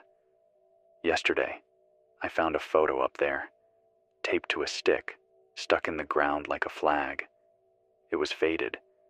A family, smiling in the sun. 2 parents, 3 kids. You couldn't make out their faces, too washed out. but the joy was still there. Someone had written one word on the back.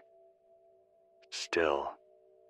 That word has been in my head ever since. Still here. Still breathing. Still walking up hills with no promise of a view. Still waiting for a sky that doesn't smell like metal and smoke. Still. I want to talk to the people who haven't sent messages, the ones who've never written in, never called, never taped a letter to a drone or carved a name into a wall. You're not invisible. I know you're out there. I know the silence isn't always a lack of feeling. Sometimes it's the weight of too much grief, too much fear, too many memories you're scared will fall apart if you say them out loud. It's okay. You don't have to speak to be part of this. You don't have to send anything. Just listening, just surviving, is enough. Every beat of your heart is a reply. Every breath is a broadcast. I got a call last night from a man in North Dakota. Said he's been living in an old grain silo. Converted it into a shelter. His wife passed a year ago. Not from the war, just from time. He stayed, kept the land. Said the wheat still grows if you're patient. He plays harmonica to keep the birds from feeling lonely. When I asked him if he needed anything, he said, "Just keep talking. Some days that's the only thing that makes this place feel real." So I'm talking. For him. For you. For the woman in Maine who mails paper cranes to every address she can still remember. For the teenager in Milwaukee who teaches the neighborhood kids how to cook rice over a fire. For the group in Utah that walks old railroad lines, repainting mile markers with bright red numbers, so no one feels completely lost. I'm talking for all of you. Because if this war has done anything, it's shown us what was always true, that the smallest things carry the most weight. A drawing, a meal, a photo on a hill. Still. That's the word I'm holding on to. The world can burn. The systems can collapse. The leaders can fall one by one like dominoes no one remembers setting up in the first place. But we're still here. And until that changes, until this frequency goes dark for good, I'll be right here too. One voice, one hill, one small promise whispered into the static. You ever notice how time doesn't really move the way it used to? Back before everything split open, there was a rhythm to it all. Morning had a feel. Afternoon had a pace. Night had a sound. You didn't need a clock to know where you were in the day. You just felt it in your bones. Heard it in the background noise of other people living their lives. Now it all blends. You wake up and it could be morning or evening or 2 hours before dawn. The sky doesn't always help. Too much haze, too many fires, too many cities lighting the clouds orange with something that's not electricity anymore. I mark my time by this broadcast, by this old board lighting up, by the soft crackle when I flip the signal on, by the moment I sit in this chair and breathe deep before I speak. That's how I know the day has started. A woman out near Tulsa wrote me once. She said the only way she knows what day it is anymore is by counting how many times her rooster crows. She's not even sure if it's accurate. She just likes the sound. Says it gives her something to answer to, some sense of place. And I get that. Because without these little anchors, everything just floats. Memories get blurry. Conversations feel like dreams. The past folds in on itself. But every time I sit here and talk, I know that at least for a few minutes, something's moving forward. Even if it's just one sentence at a time. I want to read something that came in from a man who used to work in film. projectionist at a small movie house in Vermont. He said, "I keep imagining that I'm still up there in the booth, watching the reels spin, watching people in the seats forget their lives for 90 minutes. I miss that. The forgetting. Not because life was bad, but because there was peace in not having to be yourself for a little while." He said he now projects shadows on the wall using old flashlights and shapes he cuts out of cardboard. He invites the neighborhood kids, what's left of them, to sit on blankets in the grass. They laugh, not because they know what a movie is, but because they like watching something flicker. They call it light stories. Can you imagine?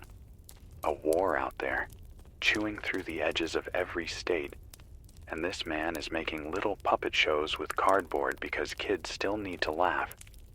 That's the kind of courage we don't talk about enough.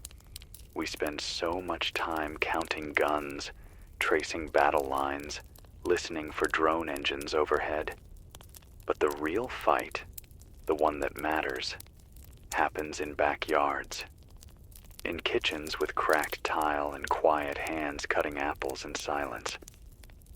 I had a dream the other night, not like the kitchen one. This one was darker. I was walking through what used to be a mall, the kind with fountains and those awful overhead lights. Only now the lights were out, and the mannequins, they weren't in stores anymore. They were lined up in rows, like they were waiting for something. No faces, just smooth plastic, no one else around. And I remember standing there and thinking, this used to be a place where people touched things just because they could, where they walked slow, just to kill time. Then the dream broke, and I was back here, wires humming, wind against the window. Another long night waiting for sunrise. But even in the dark, even half awake, I kept thinking about that line. Just because they could. That's what we've lost. Not just safety, not just food, not just peace. We lost the casual stuff, the things we did without thinking, things we didn't know were sacred until they were gone. Like leaning over and asking a stranger, "Do you know what time it is?" Or tapping someone on the shoulder in line because they dropped something. Or hearing laughter echo down a hallway and walking toward it without fear. I got a letter, more like a journal entry, from a teenager somewhere outside of Boise. He didn't sign it, but he wrote pages. Said he writes 1 page a day and buries it in jars behind different buildings in town. Says it helps him feel like he's leaving a trail. This is from one of his pages. I don't know if I'm growing up or just getting better at being scared. My voice sounds deeper in the cold. I miss microwaves and light switches and the sound of my mom humming when she did the dishes. If someone finds this, I hope you don't give up. I hope you say thank you when someone hands you something warm. I hope you keep your shoes dry. That's more important than people think. I sat with that for a long time. Still am. Because that kid, whoever he is, understands something a lot of adults forgot. That survival isn't just food and water. It's kindness. It's warmth. It's dry shoes. That's the real map now. Not roads or borders or zones, but tiny things that keep a soul intact. I've been thinking lately about what happens after this. Not to the country. No one can guess how this ends. Not to the maps. Not to the factions. I mean after. Personally. Individually. What kind of people will we be? Will we know how to talk again, face to face, without suspicion? Will we be able to listen without scanning for lies? Will we remember how to be bored without guilt? How to trust someone enough to fall asleep in front of them? I don't know. But I think we have to start practicing now. even if it's just pretending. Pretend the voice on the radio is someone you know. Pretend the person sitting across from you is trying their best. Pretend your hands can still build something that matters. That's what I'm doing here. Every hour, every word, pretending towards something real. And maybe, if enough of us pretend at the same time, long enough, strong enough, it becomes something more. Something solid. Something that can't be taken away. There's this sound the generator makes when it starts to fail. Kind of a cough. Like a deep inhale that never finishes. You hear it once, you'll always know what it means. Power's been flickering more lately. Batteries don't hold like they used to. Fuel's been harder to trade for. Most people don't care about radio anymore. Not with all the encrypted peer-to-peer mesh chatter going around. But there's still something about a real voice coming through the air, not just bouncing from node to node. You can't fake this. Not easily anyway. There's no polish here, no edits, no retakes, just breath, microphone, and whatever's left in my head when the red light comes on. Yesterday, the light didn't come on right away. It buzzed, then dimmed, then glowed like it wasn't sure if it wanted to stay. That's how I've been feeling too. But I stayed with it. Let the silence sit for a while. Let it stretch. Sometimes silence says more than anything I could. Later that night, I read a message carved into a wooden crate outside the door. Someone had burned it in with a match or maybe a heated nail. It said, "Even quiet people deserve to be heard." That's it. No signature. I stared at it for a long time, hand resting on the knob of the door, just thinking about how many voices never made it to a microphone, how many stories never got written down, how many people never got a final word before they vanished. And I realized something. That's what this whole station is now. Not just news, not just updates. It's an archive of the overlooked. It's a scrapbook of moments no one else kept. Like this one. There's a man out in western Kentucky who walks 10 miles every Sunday just to ring an old school bell. The building's gone. Roof collapsed, windows shot out, boards rotting. But the bell still hangs there, still works. He says he rings it for the people who never got a goodbye. Every toll is for someone he couldn't save. Every echo is a name he didn't get to write down. He doesn't expect anyone to hear it. He just wants the sound to go somewhere. I got a recording of it. It's faint, windy.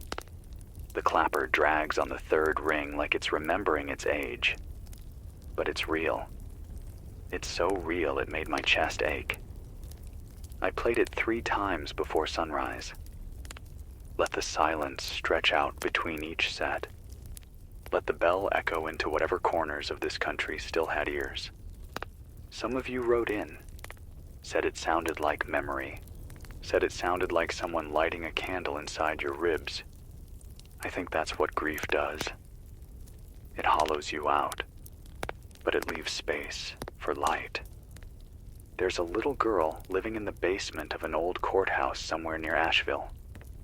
Her parents built walls with blankets and rope, sectioned off space from the others taking shelter there.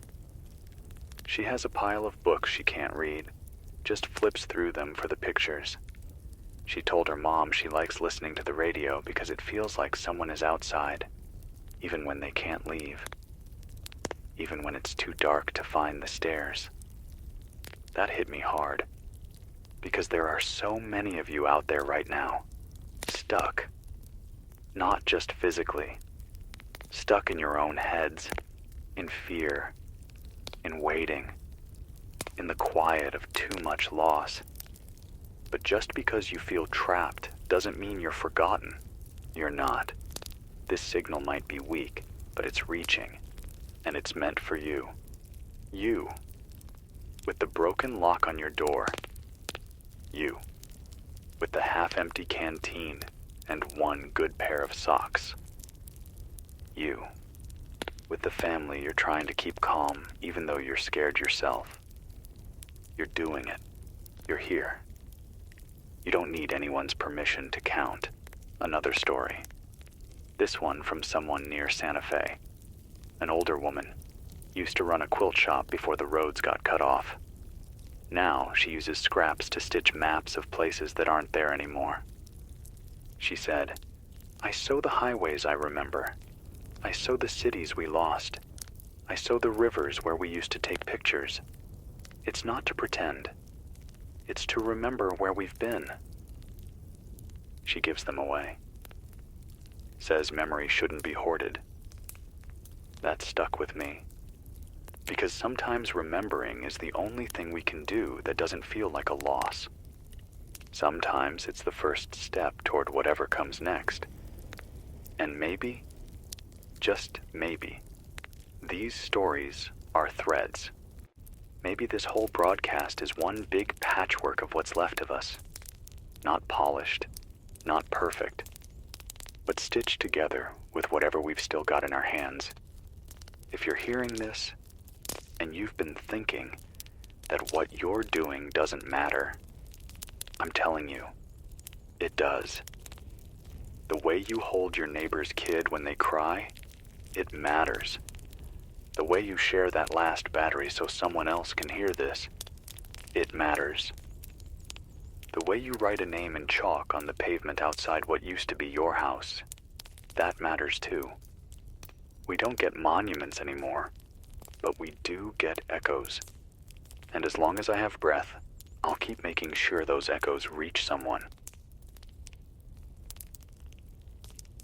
There's a road sign a few miles south of here, cracked, leaning, half covered in vines, the kind that used to tell you how far you were from the next big city. The distance numbers have faded, peeled off with time and weather, but the arrows are still there. One left, one right. No matter how many times I pass it, I always slow down. Not because I'm unsure where I'm going. It's the same road every time. But because there's something about a fork in the road that still makes you stop and think. We don't get choices like we used to. The world we live in now doesn't ask. It tells. Tells you when to run, when to stay quiet, when to barter, when to leave someone behind because there's no more space in the truck bed. But that sign, those arrows, they remind me we used to choose. We used to decide where we wanted to end up. We used to flip coins for diners or beaches. We used to take wrong turns on purpose just to see where the road went. And I wonder if we'll ever get that again. That kind of freedom. Not the loud flag-waving kind. The small, ordinary kind. The kind where you pick between two exits and neither one feels like a threat. Sometimes I think that's what I miss most. Today, someone left a note on the front gate, folded in plastic, paper thin as onion skin, written with the kind of careful handwriting people only use when they're trying not to cry.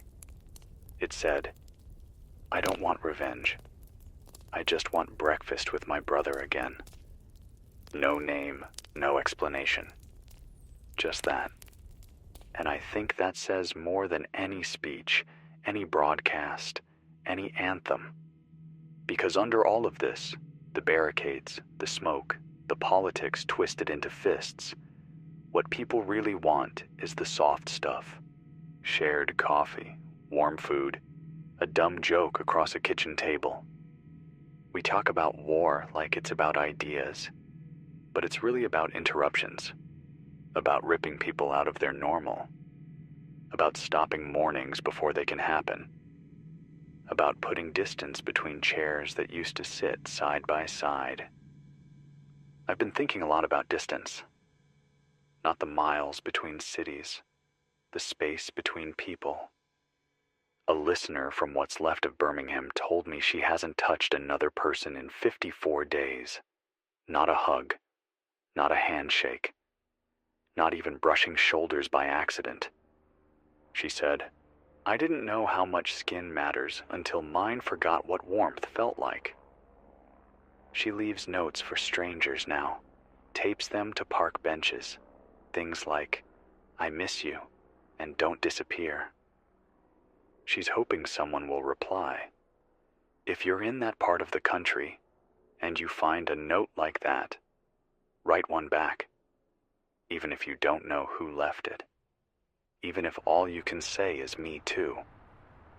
Because somewhere in the dark, that answer might be the first thing that makes someone feel real again. Someone else wrote in, a man. I won't say where, it's not safe. But he used to be a carpenter. Said he's been rebuilding playgrounds piece by piece. Not because there are many kids left in his area, just because it helps him remember what he used to build before. He said, "I'd rather spend my hands on slides than stockpiles." That line stuck with me. I imagine him out there, hammering wood into laughter-shaped frames. No paint, no crowds. Just quiet work for a future that might never show up. But he builds anyway, because someone has to. There are stories like this everywhere. A teacher in Kansas holding class in an empty grain silo, teaching math with pebbles and string. A woman in Spokane drawing street maps from memory in case someone comes looking for a place that isn't on digital records anymore. A man in New Jersey planting mint because it reminds him of his grandmother's house, and he wants his children to know what that smell used to mean. It's not just resistance, it's identity. It's proof that the war hasn't taken everything. You are still here. You, with your tired eyes and your quiet kindness. You, who miss things you never thought you'd lose. I want to say something now to the ones who haven't made peace with what this country's become. You don't have to. You don't have to accept this as normal. You don't have to agree with what's been done or undone. You don't even have to understand it. You just have to hold on to decency, to memory, to that road sign with two arrows pointing opposite ways, and the thought that someday we might be able to choose again. That's enough. Tonight, when you lay your head down, whether it's on a cot or a coat, or the shoulder of someone who still breathes slow when they sleep, I hope you feel something soft, something that isn't fear, even if it's just a whisper of what used to be, because tomorrow's still unwritten, and maybe, if we're careful, we'll get to be the ones who write it. Somewhere out there, someone is learning how to be alone for the first time, and not the kind of alone you get when a friend moves away or you spend a Saturday night without plans. I'm talking about the kind of alone that lives in your chest like an echo chamber, the kind that fills up the space where your memories used to breathe easy, the kind that makes the walls feel closer. You can be surrounded by people and still feel it. I know I've said that before, but it keeps showing up in the voices I hear, the notes I get, that quiet hum under every message. It's always there, even if they don't say the word. Loneliness isn't loud, it's patient. It waits, and sometimes the only way to get through it is to admit it's there. So, if you're feeling that right now, if it's sitting next to you while you listen, if it's curled up by the door, or standing in the hallway like a shadow that won't leave, I see you. You're not the only one. A boy in Alabama sent me a letter scratched into the inside of a cereal box. Said he found a pen in a glove compartment and it still worked. Said he didn't know if I was real, but the sound of my voice made it easier to fall asleep at night. He wrote, "I keep pretending that I'm writing to the future, Like maybe one day, someone's going to open this, and the world will be back to normal. They'll read it and laugh because they can't imagine things ever being this bad. That helps. It's like talking to tomorrow. That line stuck with me. Talking to tomorrow. What a thing to do. I think maybe that's what we're all doing, in a way. Every time we keep going, every time we help someone, every time we build something that no one may ever see, we're talking to tomorrow. Maybe tomorrow won't talk back, but that doesn't mean it's not listening. There's a woman near Minneapolis who's been baking bread with no yeast. Just water, flour, thyme, and the heat from a cracked fire brick oven. She leaves the loaves on her porch in a clean box, wrapped in old t-shirts. She doesn't ask for anything in return. She just wants people to have something warm to eat. Someone scrawled a thank you note on a gum wrapper and left it in the box last week. She sent it to me with a piece of the wrapper still stuck to a pine needle. It said, "Your bread tasted like Sunday. Thank you." That's what it's all about, isn't it? Not the big gestures, not the battles. Just the moments that feel like Sunday. Slow, warm, safe. We've lost so many of those. But they're not gone completely. They're just harder to find now. There's a kind of math I do when the station goes quiet. Not numbers, but a kind of emotional bookkeeping. I try to weigh what we've lost against what we've saved. We lost open libraries, but someone in Utah still runs a story circle every night by candlelight. We lost concert halls, but in the ruins of Detroit, there's a man who plays trumpet from a rooftop every Sunday at dusk. We lost reliable clocks, but a woman in Oregon rings a bell when the clouds change, so the town knows the light is shifting. The scales never quite balance, but they get close. Close enough to try again the next day. I got a message from a couple who used to be city planners.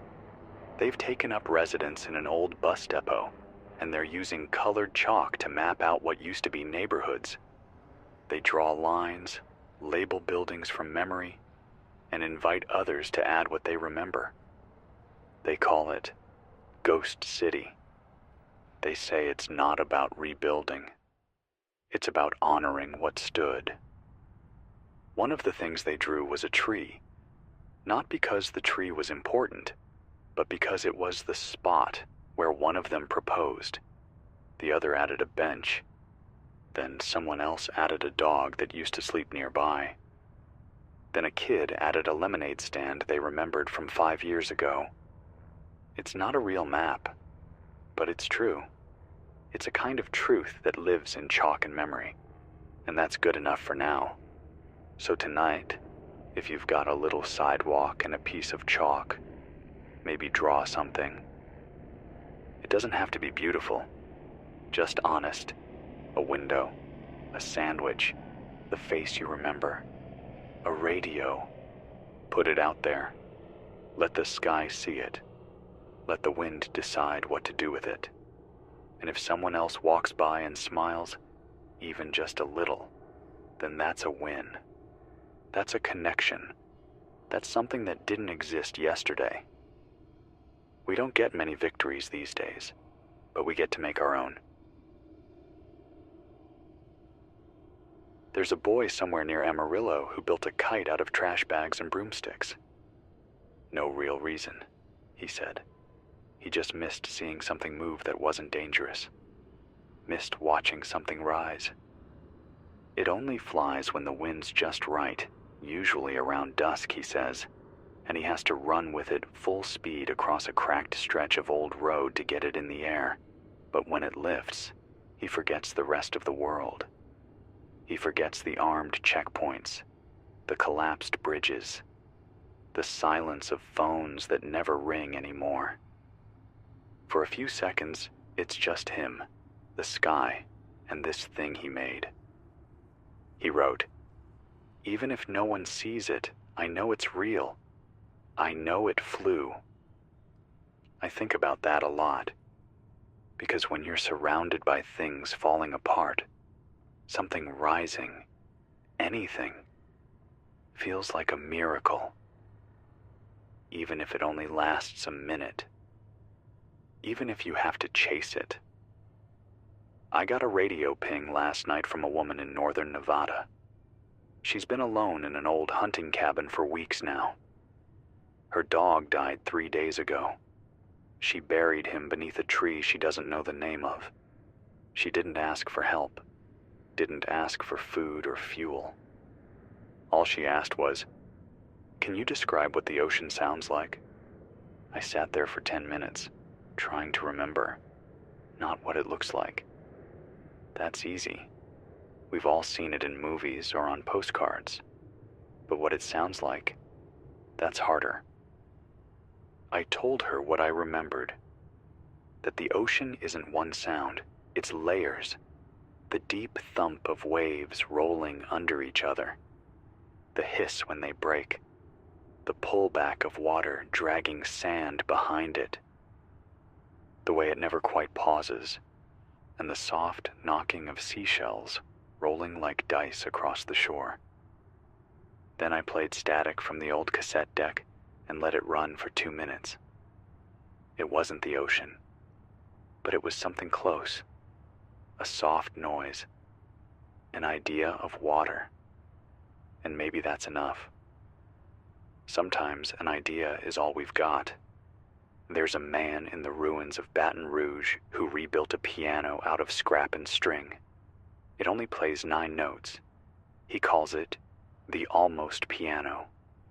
Every night he sits on the steps of what used to be a city hall and plays the same song. Says it doesn't matter if anyone hears. Says the piano helps him keep time. One of the keys sounds like a broken bell.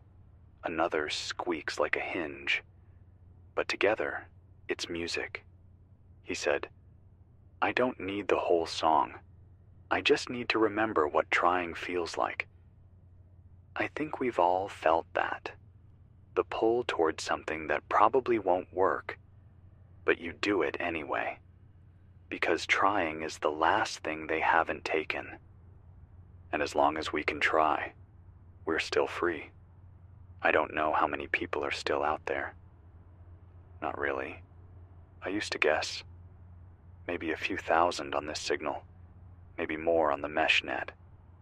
But lately, I've stopped trying to count. Because even if it's just one of you, just a single pair of ears tuned in out of hope or boredom or desperation, I'm going to keep speaking. Because you matter. Because your story still exists. Because you are a page that hasn't been torn out. And if you're writing things down, like some of you do, if you're taping notes to fences, or stuffing messages into cans, or carving names into trees, I want you to know, it's not wasted. It may not save the world, but it might save someone. And maybe that's enough. I want to tell you something I haven't told anyone yet. There's a room in the back of this station. Used to be for storage. Shelves full of promo junk and unused gear. Now it's filled with stories, letters, notes, napkins with scribbles, drawings from kids, old postcards from cities that don't shine anymore. I don't know why I started putting them in there. I guess I wanted them to have a place. A kind of memory museum. The ceiling leaks. The heater barely works. But it's holy in a way. Quiet, steady, real. Sometimes I sit in there with the door open and just breathe. Because for every word that reaches this mic, there are 1,000 more that never make it out. But that doesn't mean they don't count. They do. Even the ones scratched into cereal boxes. Even the ones sealed in jars and buried behind sheds. Even the ones you whisper to yourself before bed, just so your own name doesn't feel so distant. We're still here. And if that's all we are, just here, then maybe that's enough too. Someone asked me once, back when this all started, "Do you think we'll come back from this?" It was late. I remember that. Maybe 2, 3 in the morning. I was sitting right here in this chair, same as now. One working bulb, coffee cold, the kind of quiet that makes the floorboards seem louder than they are. I didn't know how to answer. Not because I didn't have thoughts. I had too many. Because what does coming back even mean? Back to what? The version of this country that thought peace was permanent. The version that walked past broken things like they were someone else's problem. The version that thought democracy was a self-cleaning oven. That version's gone. But maybe that's okay. Because maybe coming back isn't about going backward. Maybe it's about coming back to each other. To what mattered before we forgot how to talk without shouting. Before we started counting people by party or state or color or flag. Before everything became a battlefield, even the airwaves. There's a woman in Delaware, still there somehow, who runs a shelter out of an old dry cleaner's shop. Keeps the machines covered in sheets, stacks canned food inside what used to be the steam press. Says when kids come in scared, she lets them press buttons just to feel like something still works. She wrote, "Most of them don't remember what the machines were for, but they like the clack sounds. Makes them feel like the world can be put back together." That stuck with me, because sometimes sound is enough. The hum of a fridge, the click of a door locking safely, the buzz of a light you can trust. We've been robbed of those sounds. Now when you hear noise, it means run, or hide, or brace. But there are still quiet machines out there.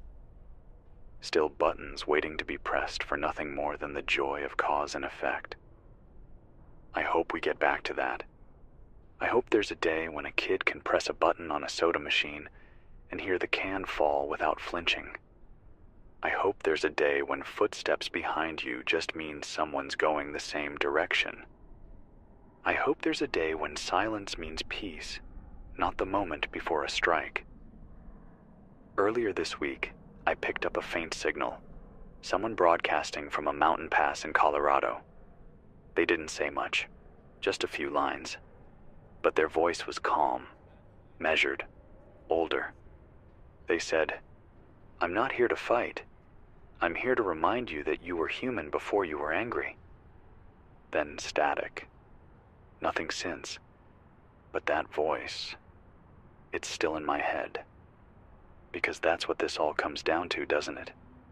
We were human before the anger. Before the lines in the dirt. Before the checkpoints. Before the uniforms and passwords and factions and banners made out of tarps. Before it all, we were just people. Buying bread, fixing roofs, arguing over nothing, laughing over worse. Loving in grocery store aisles and hardware parking lots and movie lines and little chapel corners with flickering lights. We can't pretend it didn't fall apart. But we also can't forget it was ever whole. A man near Flagstaff sent me an old cassette. Mailed it by hand. Took him 6 weeks to get it here.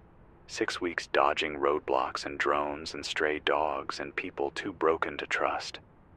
Inside the case was a label. Just 2 words. My dad. I played it. Scratchy guitar. Bad tuning. Someone singing low, off key. A campfire crackle in the background. Wind through trees. And this voice. Old, tired, kind. Singing a song I didn't recognize. Something about walking a fence line in early spring. About boots sinking in thawing ground. About how things grow back, even after hard frost. I sat here in the dark and played that song 3 times. I didn't even cry. I just listened. Because sometimes a song is enough. Sometimes a stranger's father still singing after everything is the only proof you need that the soul can't be killed by war. You don't need to be strong all the time. You don't need to be brave every hour. You just need to stay. Stay present, stay soft, stay reachable, even if no one calls, even if no one knocks, even if the only voice you hear is mine, coming through static on a dying radio. You're still reachable, and you matter. That's the truth I'll keep repeating until my voice gives out. That's the thread I'll keep pulling until it wraps all the way around this broken country. Because underneath the rubble, beneath the ash, past the politics and ruins and fires and flags, we're still in here, somewhere, and we're worth finding again. This is Jordan Hale, speaking to you from station 99.3 FM, the last frequency. If you're still picking this up, then you're one of the few who still can. No music tonight, no intro. Just this open mic, a little static, and the sound of a continent breaking apart. It's quiet here, but I don't think it's the good kind. It's the kind of quiet you feel when something's already gone wrong, and the wind hasn't caught up to tell the trees yet. We're on day one, if you can call it that, of whatever this is becoming. And from everything I've been able to piece together between the outages and the bursts of broken voices over the shortwave, Europe isn't just tense anymore, it's tearing. Earlier this morning there were protests, that's how it started, in dozens of cities. Rome, Paris, Berlin, Krakow. Marches over fuel, over prices, over people going hungry in countries that once promised the world. People held signs. People sang. They stood in front of government buildings asking to be heard. By mid-afternoon, they were shot at. We've confirmed that. Not rumors. Not edited videos. Real footage. I saw one before the feed dropped. Someone live-streamed from Lyon as police opened fire on a crowd near Place Bellecour. No warning. Just flashbangs and bullets.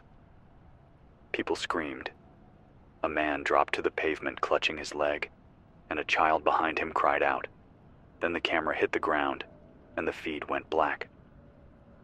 Later, we heard that in Prague, the protesters pushed back.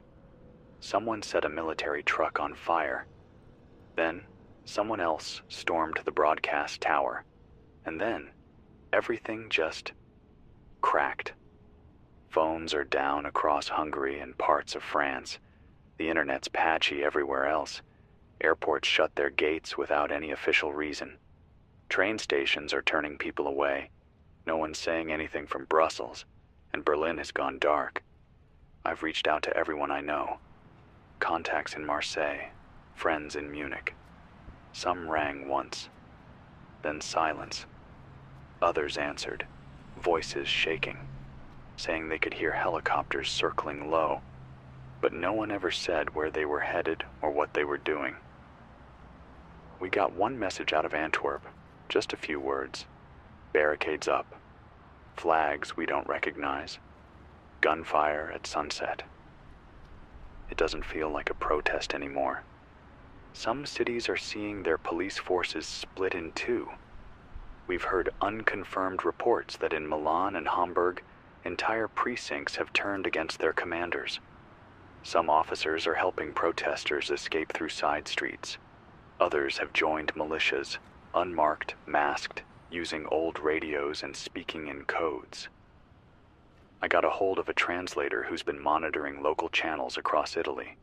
She told me they intercepted a call. The lion wakes at midnight. Target is the Red Tower. That's all they said. But a few minutes later, the telecom tower near San Siro went dark.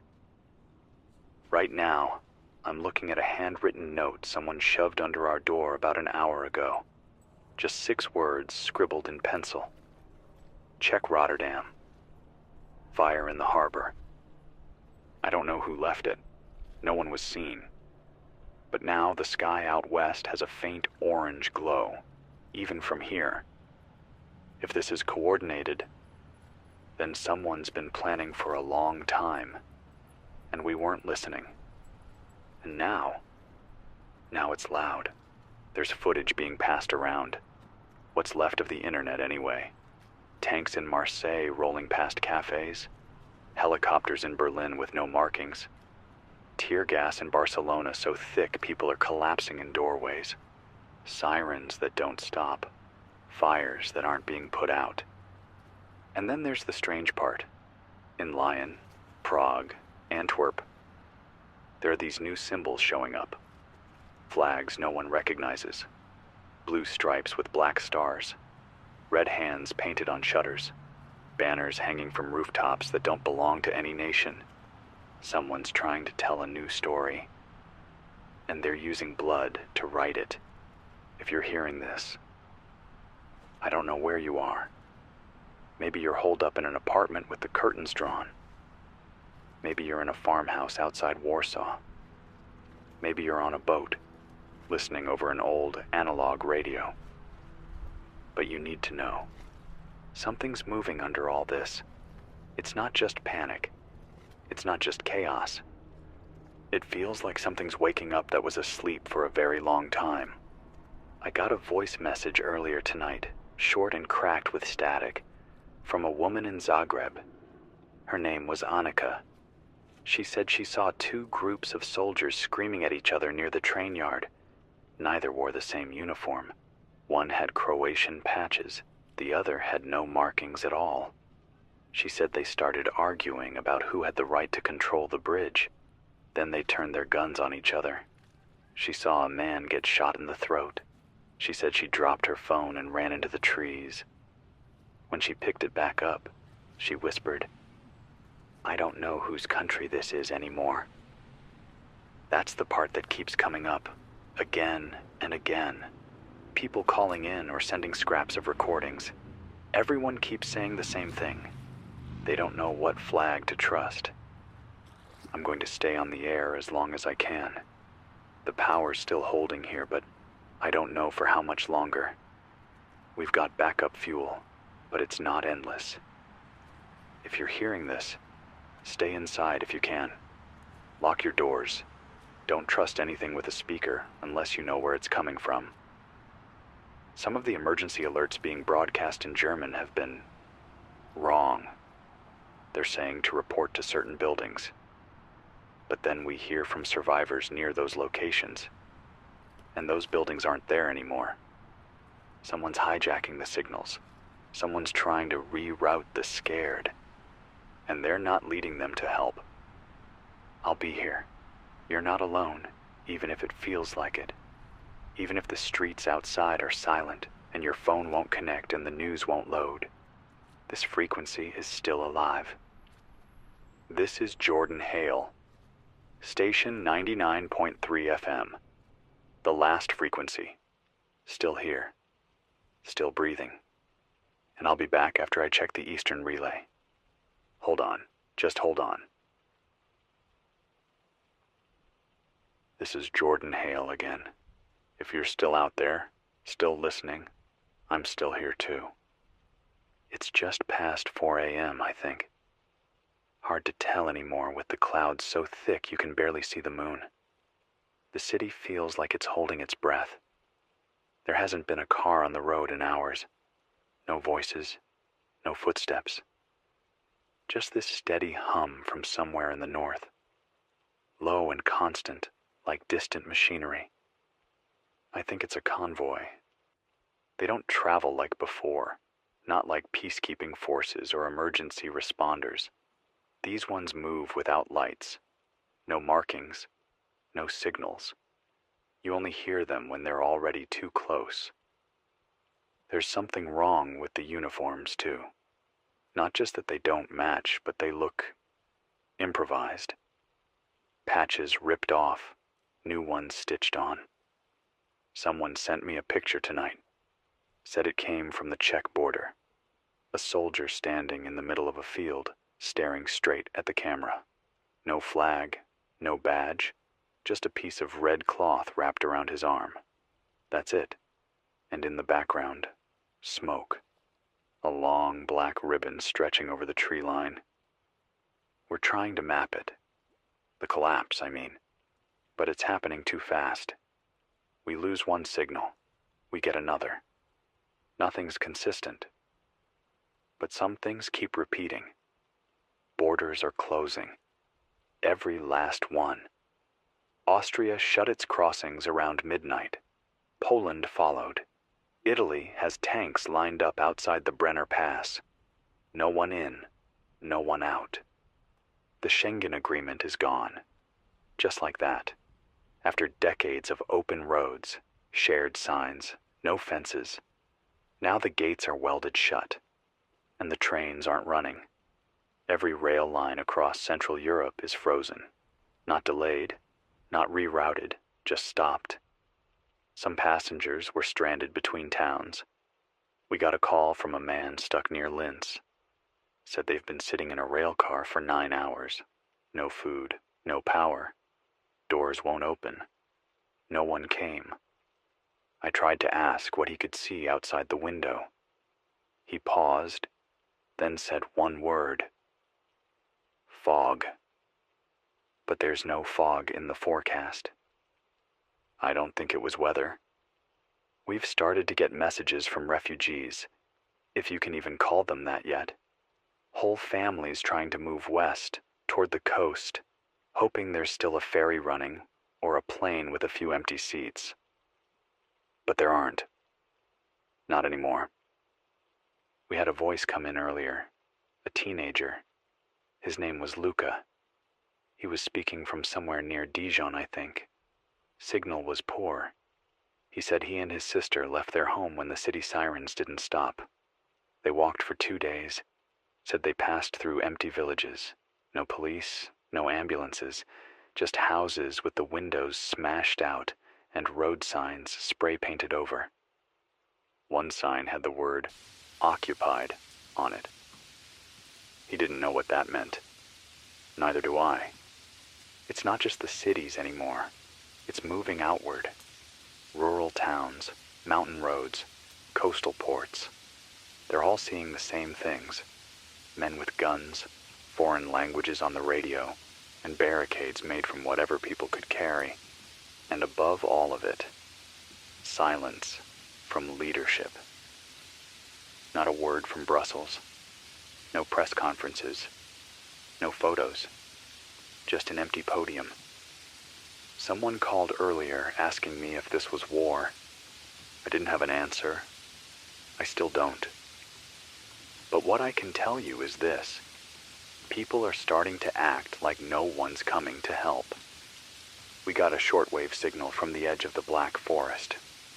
A woman speaking German, fast and panicked, switching between languages like she wasn't sure which one would get through. She said there were planes flying low without lights, dropping what she called supplies, but she didn't say from where. She ended the message by whispering, "This isn't our army," and then she cut off. Just now, another packet came in from a ham operator outside Lisbon. He says the radio towers in his region are being jammed. He can't get through to Spain. Frequencies that used to be clear are full of scrambled static. But underneath, if you listen close, there's rhythm. Some kind of loop. It's like someone's playing the same audio clip over and over. Something that sounds official, but it's muffled, like it's meant to cover up everything else. He thinks someone's blocking emergency transmissions. If he's right, then someone doesn't want help getting through. We're trying to stay off-grid here. No Wi-Fi, no landline. Everything is analog. Power's from the diesel tank and a hand crank backup. It's why you can still hear me. But I don't know how long that will last. The power stations. Some of them are going offline. Not from damage, from people walking away. Walking into the dark and not coming back. We heard from a station manager in Slovenia. He said his staff left after a group of armed men arrived with orders. from the new government. No paperwork, no names, just rifles and maps. He locked himself in the control room, sent a quick signal, and then we never heard from him again. I want to tell you to stay calm, but calm might not be safe anymore. If you're near a border, move away from it. If you're in a city, get out if you can. If you're near a military facility, don't go looking for protection. Some of them have been overtaken. We've had 3 different callers mention the same pattern. Civilian buildings being repurposed, churches, libraries, even schools, used as command posts with strange new flags out front. One was described as a white tree on black cloth. Another as a wolf's head with a circle around it. None of these symbols match any known groups. Not from NATO, not from recognized governments. Something's forming out of the ashes, something old, something people thought Europe had buried decades ago. But it's back now, and it's loud. A mother called in an hour ago from the outskirts of Krakow. She and her daughter are hiding in a wine cellar beneath their building. She whispered through tears that they heard shouting upstairs in a language they didn't understand, and then gunshots. Her last words before the line cut were, "They're knocking now." That was 35 minutes ago. We haven't heard from her since. If you're alone, I know it's hard. I know the silence is heavy and the night feels endless. But you're not forgotten. Your voice matters. Even if you can't speak right now. Even if all you can do is breathe quietly and stay alive. I'll keep talking until someone shuts me down. This is 99.3 FM, the last frequency. This is Jordan Hale, still with you, still here. You're back with Jordan Hale. It's still night here, or maybe morning. Doesn't matter anymore. I lost track of the time when the clock on the wall stopped ticking around an hour ago. Not out of batteries. It's electric. The second hand froze right at 5:43. The power flickered once, just once, and the buzz in the air changed. There's something about the way the quiet feels now. It isn't soft. It has edges. We just picked up a relay burst from outside Naples. It was messy, full of distortion, like someone was speaking through a cracked speaker while running. But I heard enough. They said separatists stormed the local council building just before sunrise, a group calling themselves Il Fuoco di Roma, the Fire of Rome. No one's ever heard that name before today. According to the voice, they dragged the mayor out into the square, forced him to kneel, then tore down the Italian flag. They didn't say what they raised in its place, only that it wasn't anything anyone recognized. More of these names are coming up. Flags, factions, slogans.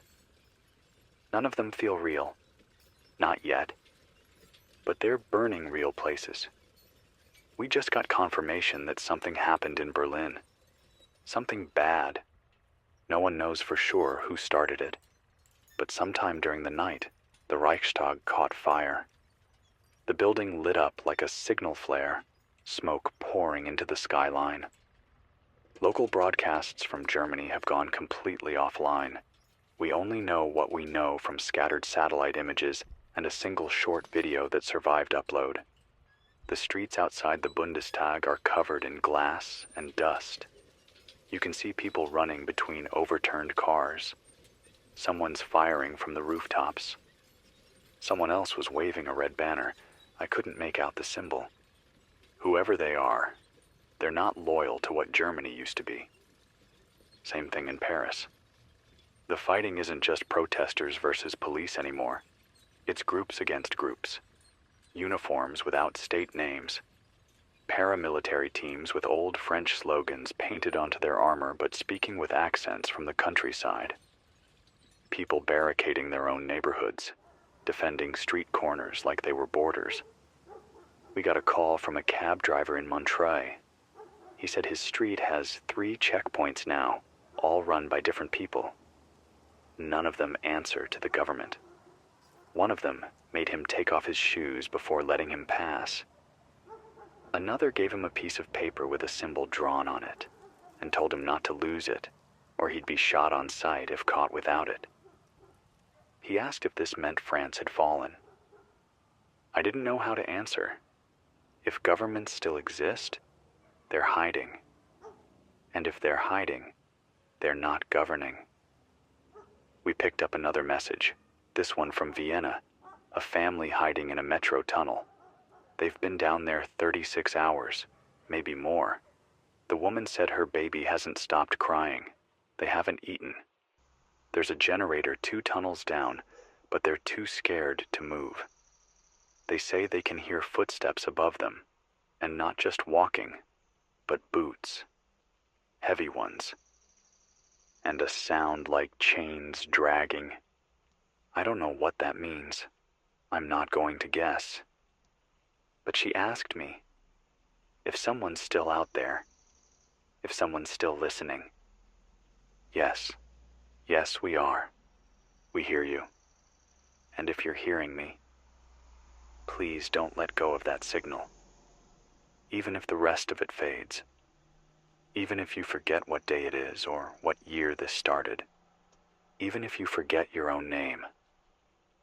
Remember this, you're not the only one still breathing. I got a scratchy relay from an aid worker stuck in Western Slovakia. She said she was helping evacuate a hospital when armed men arrived, not to fight, but to take over. They set up tents in the parking lot, hung up signs in a language she didn't recognize, but they treated the wounded. She said it was the strangest part, that the lines between good and bad aren't clear anymore, that some of the ones with guns are the only reason anyone's still alive.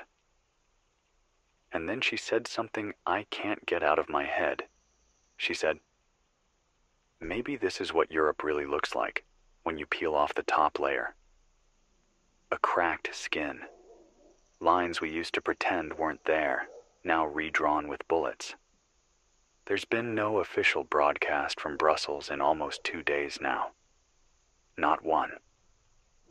A few generic alerts still loop on old government stations, recorded messages, the same few sentences in 5 languages, but the voice is hollow. You can hear it's a machine, and when the loop ends, there's just static. Brussels has gone quiet. And you know what that means. Everyone's fending for themselves. This morning, we heard about what's happening in southern Spain. Whole towns going dark. Power grids shut off. Not from shelling, not from damage, from someone flipping the switch. One listener from near Cordoba said a convoy of unmarked trucks rolled through the village without stopping. Then the lights went out. People tried to call the utility company, but no one answered. When they reached the station, it was empty. Desks turned over, phones smashed, and a message painted on the wall in black. This is not your country anymore. People are scared to speak out, not just because of who's watching, but because they don't even know who's in charge anymore. What do you say when the flag on your street isn't one you've ever seen before? What do you say when the soldiers at your door don't speak your language, and neither does the radio? Borders have stopped meaning anything. That's what I'm realizing. Not just the ones on maps, but the ones between people. The invisible lines that used to keep things polite, civil, stable. They're gone now. And what's rising in their place feels older, more primal. We're seeing old rivalries crack open again. Not just country against country, towns, tribes, languages. Things you'd only hear whispered in history classes or behind closed doors. Now they're spray-painted on walls, shouted in the streets, posted on barricades. In Hungary, there's a group calling themselves the Iron Hills.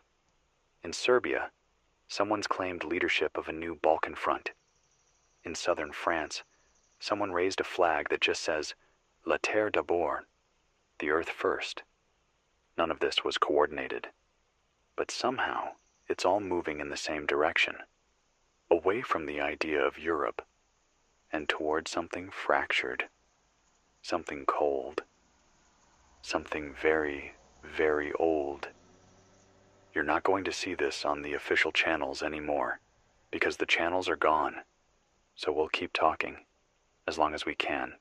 This is Jordan Hale, 99.3 FM. The last frequency, still with you, even if the world isn't. This is Jordan Hale, 99.3 FM, the last frequency. The sky out there starting to change. Not bright yet, but the black is turning to ash, and for the first time in hours, I can see the broken silhouette of the old transmission tower through the haze. There's a chill moving through the air, but it's not from the weather. It's the kind of cold you feel when something's been taken away, and you know it's not coming back. A listener in Croatia sent a signal through our emergency band. Her voice was shaking. She said she saw a group of soldiers tear down a blue and yellow EU banner from the side of a school. Said they dragged it into the street and burned it while children watched from a window. No one stopped them. No one said a word. When the flames died, they raised a red and white flag no one recognized. She said it felt like a funeral. This morning, something happened in the Netherlands. We don't have all the details yet, but based on what we're hearing across 5 bands, it sounds like the ports have been locked down, not by police, not by the military, by civilians with rifles. All roads out of Rotterdam have been barricaded, ferries seized, no ships allowed to dock or leave. A man calling from a ham radio rig near Delft said the ferries were forced to turn back, some with hundreds on board. He said one of the bridges was blown up, said he saw a column of smoke so thick it blocked out the early sun. There are rumors of a new group claiming the coast, calling themselves the Western Line. No one knows what they want, but they've shut the Netherlands off from the sea. Europe's arteries are closing. People are trying to flee, but there's nowhere to go.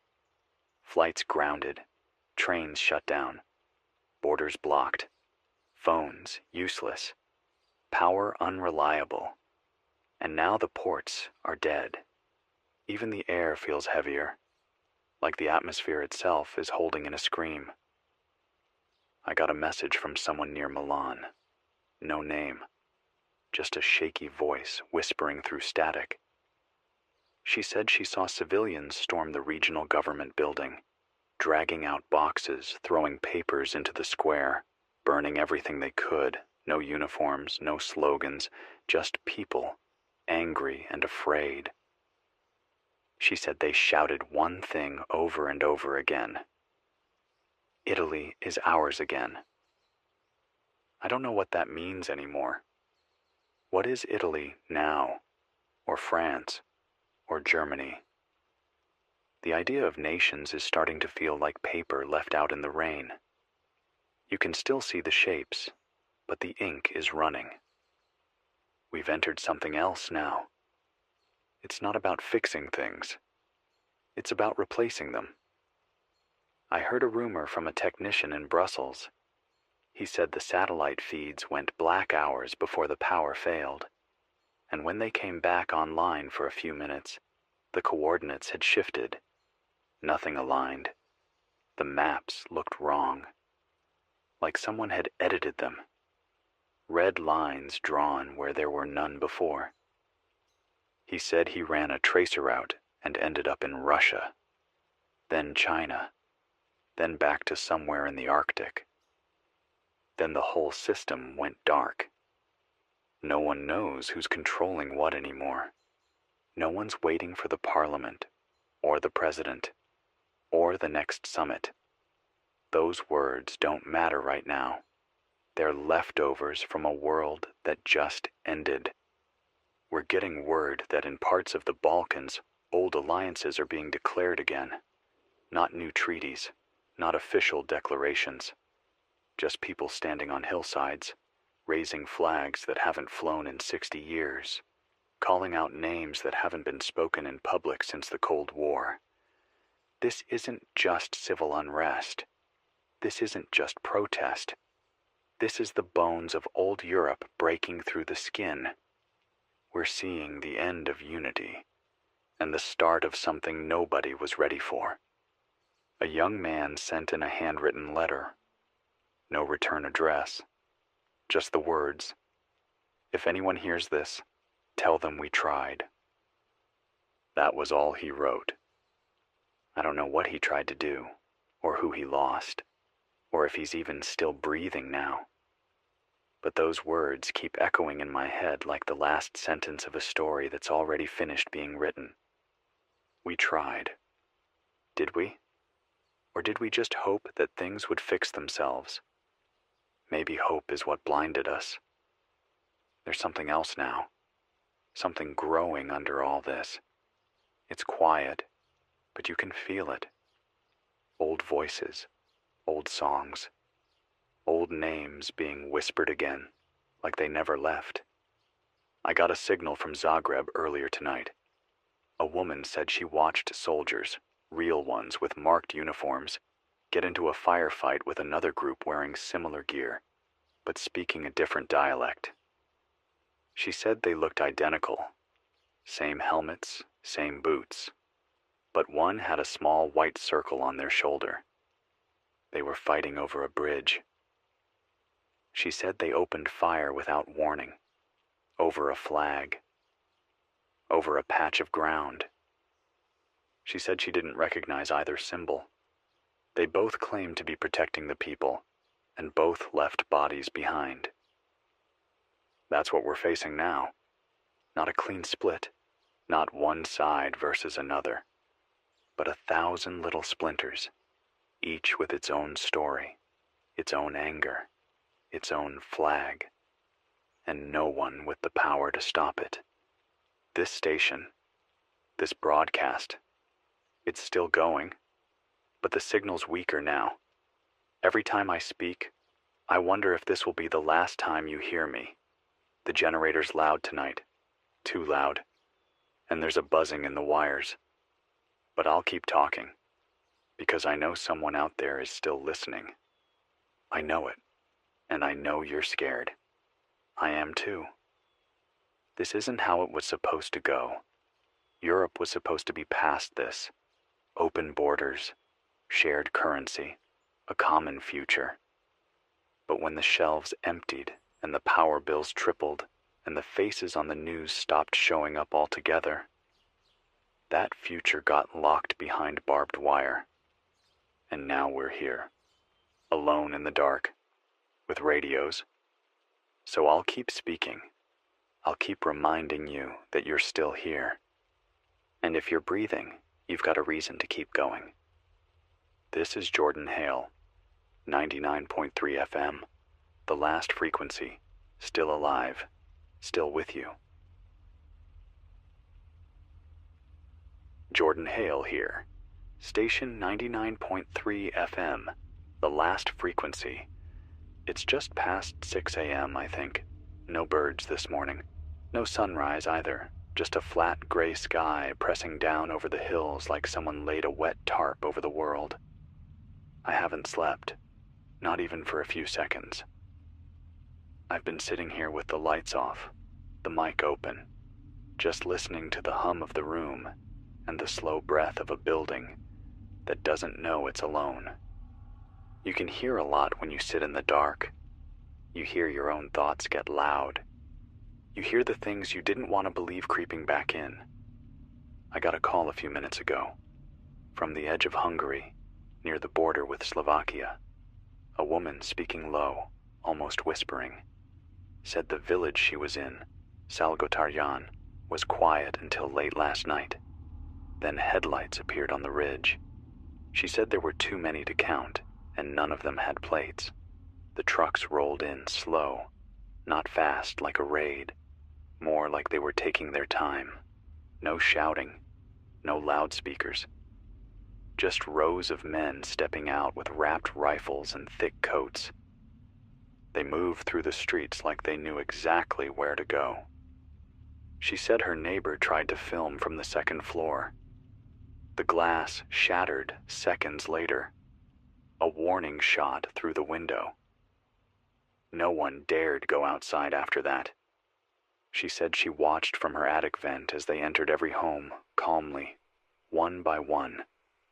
And then the lights went out across the block. She doesn't know what happened to the others. She doesn't want to know. She called to say she was hiding, and she just wanted to hear a voice before it was her turn. Her voice broke once. When she said, "There's no flag," I looked. There's no flag. That part stuck with me. Not the rifles, not the silence, not even the glass.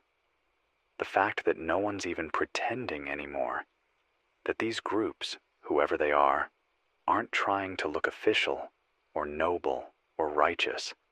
They're not showing faces, not even showing names, just uniforms and actions. And silence. I got a burst transmission out of Denmark. A ferry worker said they tried to take in a group of families who'd crossed the Baltic by boat. Makeshift rafts, really. No fuel, no motors, just paddles and plastic tarps.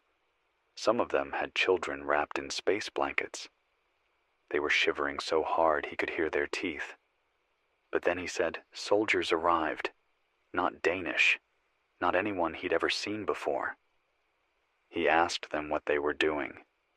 They didn't answer. They just took the boat apart, right there on the dock, stripped the engine, smashed the radio, burned the wood. When he tried to speak again, one of them said, "This port is closed now." And then they left. Just like that. He's the only one still there, as far as we know. Sitting in the dark, waiting for someone to show up with a flag that means something. But none of them do anymore. Someone once told me flags only mean what we agree they mean. They're symbols, cloth and color and memory. But when the memory goes, what's left?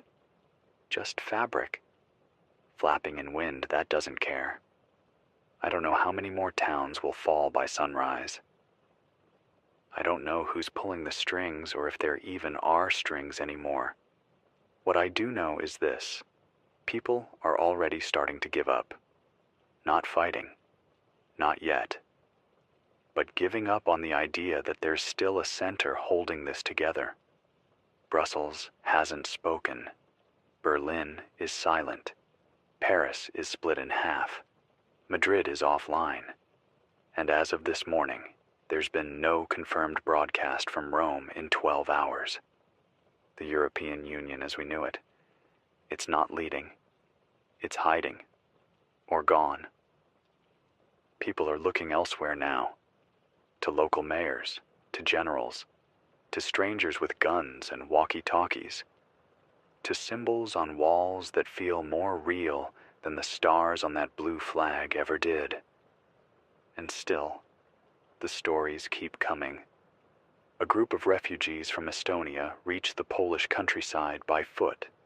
37 people. Among them, 8 children. They'd walked for 4 days after their bus was turned away by armed men on the highway. When they reached a village, they begged for water. The villagers wouldn't open their doors. Not out of cruelty, out of fear. No one knows who's following whom anymore. And so now everyone is a stranger. Every knock on the door is danger. Every voice on the road might be the last one you hear. I got a call from a man outside Ghent. Said he was a teacher. Said he'd stayed behind when his school was evacuated to protect the archives. He said he wanted to make sure someone remembered how the world used to be. He said, "If no one writes this down, how will they know what we lost?" I told him I was recording this broadcast, that I'd save every second, every word. He didn't respond, just breathed heavy and hung up. I don't know if he's still alive, but I'm saving this, all of it, because someday someone might find this frequency, might hear these voices, might ask what happened. And I want them to know that Europe didn't collapse all at once. It wasn't one loud moment. It was a slow unraveling. First the silence, then the smoke, then the strangers in uniforms with no names, and then the world forgetting what it meant to be whole. If you're listening to this, hold on to your name, your memories, the sound of your own language, the face of someone you trust. Because those are the things that go first when a continent breaks apart. This is Jordan Hale, 99.3 FM, the last frequency, still here, still listening. Jordan Hale here, 99.3 FM. If you're still out there, so am I. The sun never really came up today, just a gray light that never reached the ground, clouds hanging low like they were too heavy to rise. The birds didn't return, the winds barely moving. It's the kind of stillness that makes you think something's waiting to happen, or maybe already has, and we just don't know it yet. We got another pulse out of Warsaw this morning. That's the strange thing. Some cities still hum like they're alive, even if the power's patchy and the signals come and go. A voice came through, almost drowned out in static. Young, maybe early 20s. He said he was in an apartment near the old market square. Said the streets were filled with shouting all night. Gunfire. Then quiet. Then trucks. Lots of trucks. He said the soldiers that came weren't Polish. Not exactly. Their uniforms looked right, but their accents were off. The way they walked was different, like they weren't guarding anything, like they were just watching. He said his neighbor waved a Polish flag from the balcony. They shot him. No warning, no shouts, just one round, clean, and then someone below clapped. That was the part that turned my stomach. Not the shot, not the silence after, but the sound of someone clapping, like they were watching a show. We've lost count of how many governments have fallen, not officially. No one's writing speeches or tearing down flags in neat ceremonies. But one by one buildings are emptying, local leaders are vanishing, and more of these strange new groups are popping up. In Germany, they're calling it the Reclamation. In Italy, the Red Fire. In the Balkans, the Second Dawn. The names sound made up until you see the footage. Men with symbols painted on their shields. Flags sewn out of curtains. Checkpoints made of overturned buses.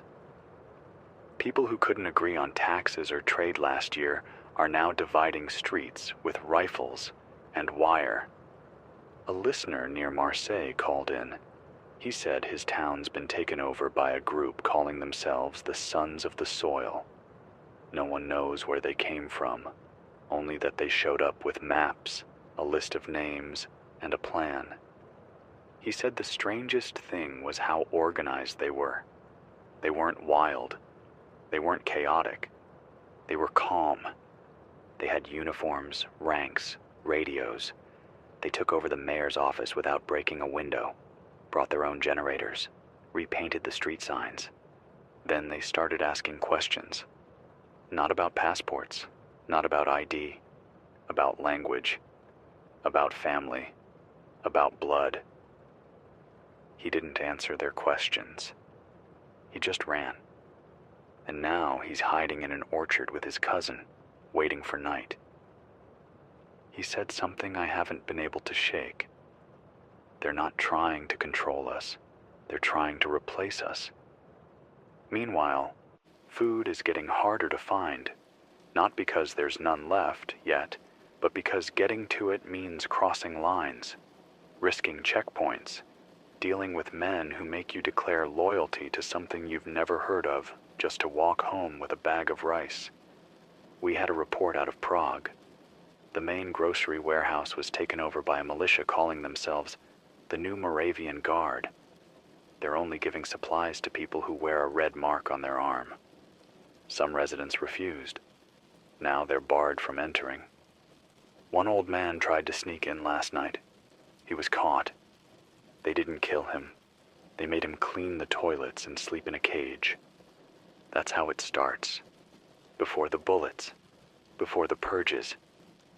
It starts with marks. With divisions. With little humiliations wrapped in uniforms. I'm not here to make speeches. I don't have any answers. I barely have power. But I know this. We've seen this before. Not here, maybe. Not in our time. But in books. In stories told by our grandparents. In photos that used to make us say, never again. And yet, here we are.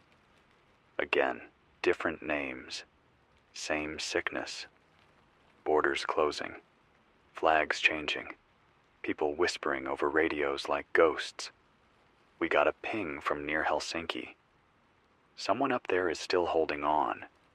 Said they've formed a small community in the woods. 32 people, 5 children. They rotate watch. They grow what they can. They keep a radio on at all times. They call themselves the Signal. And they said something that made me stop. We're not trying to rebuild Europe. We're trying to remember it. I wrote that down because I think that's what we all are now. Not survivors. Witnesses. If you're hearing this, you're part of the story now. The part where everything changed and no one could agree on what was real anymore. But this is real. This broadcast, these voices, this frequency, 99.3 FM, the last frequency. This is Jordan Hale. Still here, still with you. This is Jordan Hale, broadcasting across the static on 99.3 FM. Still alive, still reaching. It's almost noon here, I think. Not that time feels like anything useful now. Clocks run, but nothing feels on schedule. No trains, no routines, no promises. Only the broadcasts. Only the breathing on the other end of a weak signal. I've been hearing stories this morning that don't sound like war. At least not the kind they taught us about in school. It's quieter, more personal. Sometimes you don't even realize it's begun until you've lost the town you grew up in. A man from Cluj-Napoca in Romania sent in a recording. You can hear the dogs barking in the background, then glass breaking, then a motorbike speeding past. He doesn't say much, just breathes into the mic, then whispers, "We saw them come down the main road. They weren't here to argue." Then the feed ends. I played it 3 times, trying to hear more. But that's all there was. And somehow that silence says more than any speech ever could. In Madrid, we've heard rumors that the mayor's office was taken over early this morning. Armed men in plain clothes. No flag. Just 2 words stenciled on their vests. New Horizon. There's nothing hopeful about the way it's happening. A woman in the city center called from a stairwell where she'd been hiding for 6 hours. She said they're not even checking IDs anymore. They just point at you, ask where your grandparents were born, and that decides what happens next. I asked her if she was safe. She didn't answer, just hung up. The internet's a ghost right now. You can feel it.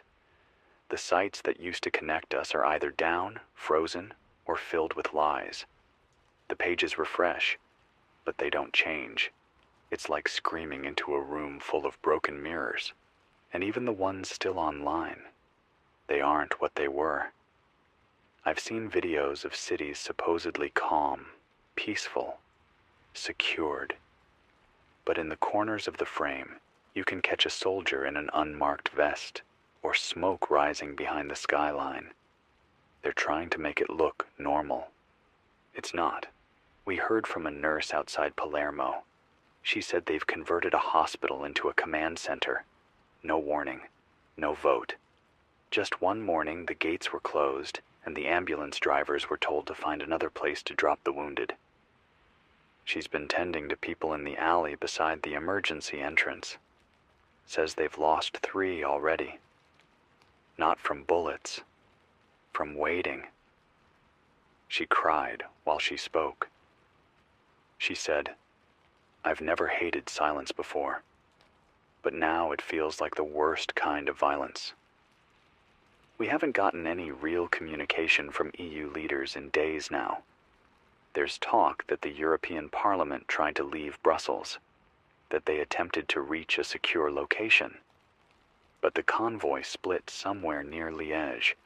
One branch turned back, the other disappeared. No one's confirmed who was in which vehicle. And now, no one's seen either. All we have are whispers. It's hard to explain this to people who aren't here.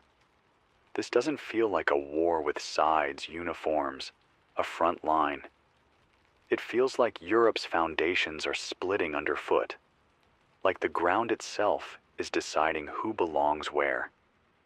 People are starting to draw lines again, not just on paper maps, but on their streets, on their windows, on their skin.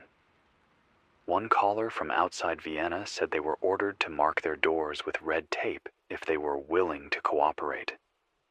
No one explained what that meant. Just that if the door was unmarked, it would be treated as hostile.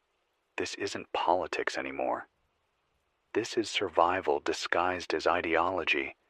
This is fear wearing 100 different uniforms. In southern France, we've received multiple signals from what appears to be a breakaway network of villages calling themselves the Ridge. They've cut all ties to the state. They've started printing their own money, hand-drawn notes with symbols I can't identify. They've posted guards on every bridge. Their broadcasts claim they're reclaiming ancestral land. It sounds old. The words, the fury behind it. And it's spreading. Someone near Munich said they saw a man paint the words, "Germany for Germans," on a school fence. When another man tried to stop him, a crowd formed, not to help, just to watch. Then one by one, they joined in. Sometimes I wonder if that's how it happens. Not all at once.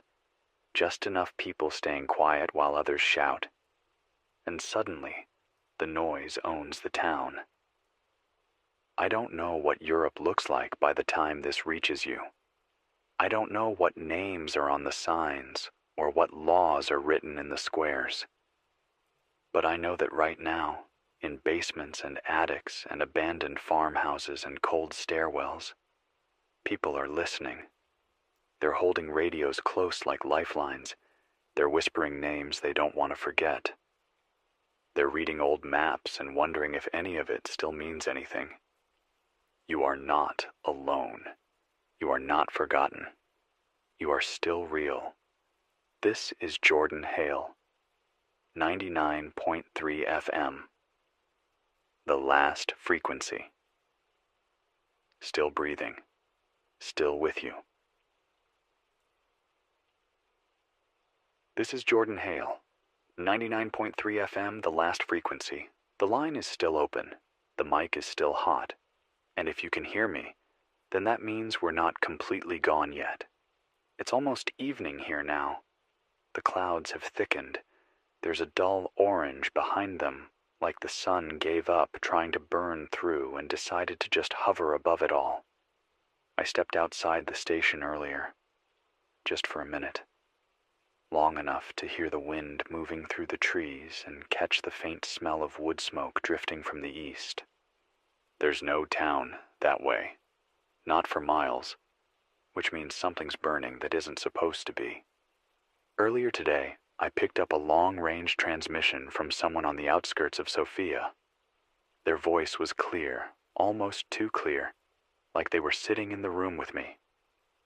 They said whole districts of the city have been taken over, not by any government, not by foreign troops, but by men in black coats who move in the daylight and don't answer questions. They don't make demands. They just tell you what road is theirs, what building is now restricted, what door must remain shut. And if you break that line, they make sure the whole street hears what happens next. The caller said they've been told to stay indoors after sundown, not because of safety, not because of danger on the roads, but because someone wants the city silent at night. I asked him what that meant. He said, they want control of the air. I didn't understand at first, but I think I do now. When you take away the voice of a city, you take away its spirit, its music, its argument, its protest. You turn it into a shadow of itself. And that's what this feels like. Shadow spreading over old ground. We got a signal just before the last power cycle reset. A woman outside Antwerp hiding in an old school. She's a teacher. Was, I should say. She said she's watching the city fall street by street. That the people taking over are speaking Dutch, yes, but not the way she learned it. Not the way her students spoke.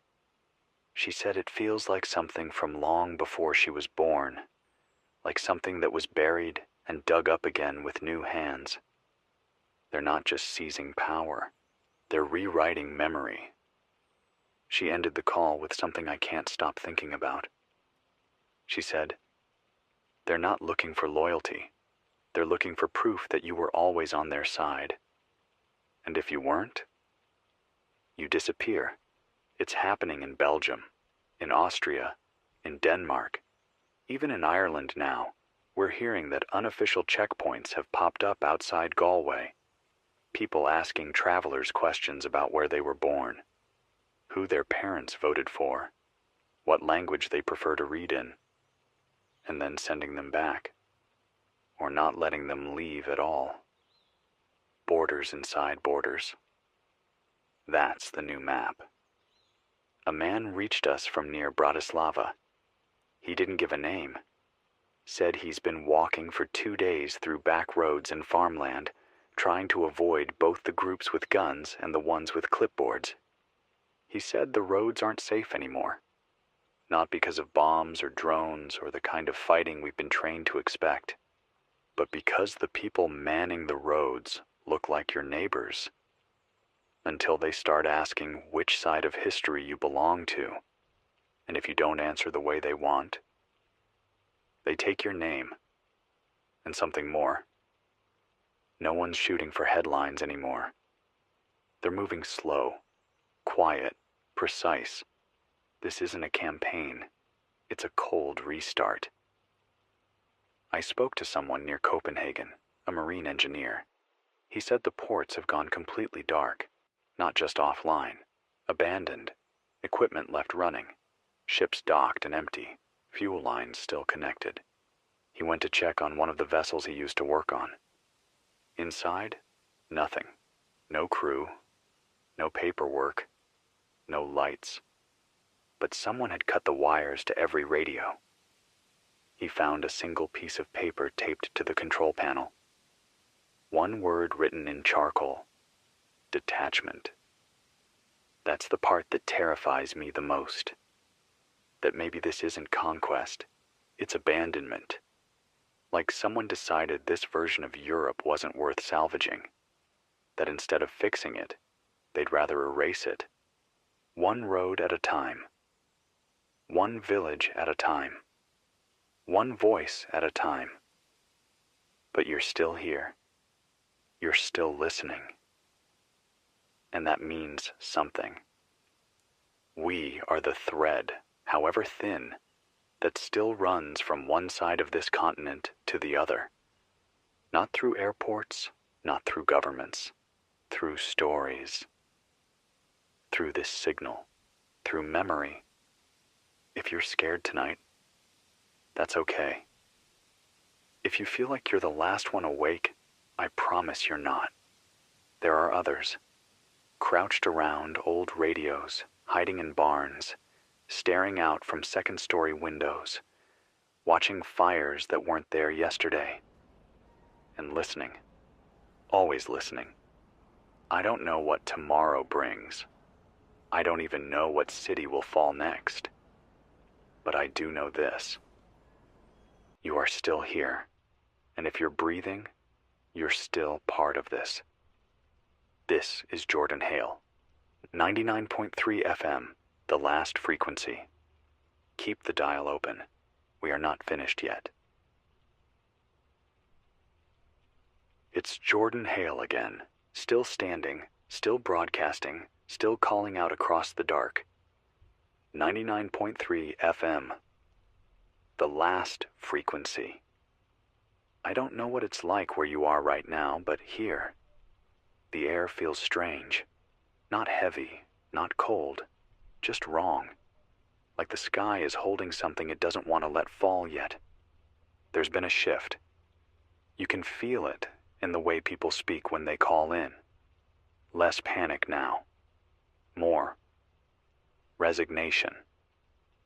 Like the shock has passed, and all that's left is the slow, numb drift of acceptance. We got a voice message this morning from a truck driver outside Bratislava. Said he was stopped at what used to be a fuel depot. The people guarding it had painted over the old signs, replaced the Slovak emblem with something else, white lines on black canvas, like claws. He asked who they were. They told him not to ask again. They gave him enough diesel to get 30 kilometers. Just enough to leave, not enough to return. He drove in silence after that. No radio, no music, just his own hands on the wheel and the sound of Europe folding in on itself behind him. He ended his message with a sentence I've heard 5 times today, from 5 different people in 5 different countries. No one's in charge anymore. And that's the truth. There's no center, no structure, no higher office to appeal to. It's village by village now, block by block. Everywhere, people are picking sides, whether they know it or not. In the Netherlands, we've confirmed a complete communication blackout across most of the north. Amsterdam is quiet, too quiet. No verified footage in over 24 hours. Satellite images show roadblocks forming in concentric rings around the city center. Whatever's happening there, it's being sealed in, or maybe sealed out. A man reached out from Utrecht, said the train lines were cut deliberately, not by fighting, but by sabotage. The tracks were pulled up. One stretch was even melted. He saw what looked like construction crews doing it in the early dawn, escorted by armed men who told people to stay back. When someone asked if it was for protection, one of the men answered, "This isn't for you." And then they kept working. I've seen photos coming out of southern Germany. Small towns building homemade barricades out of logs and concrete slabs. No flags, no markings. Just people digging in, unwilling to move, unwilling to trust anyone who doesn't have a familiar face. A family sent us a note through an old encrypted channel.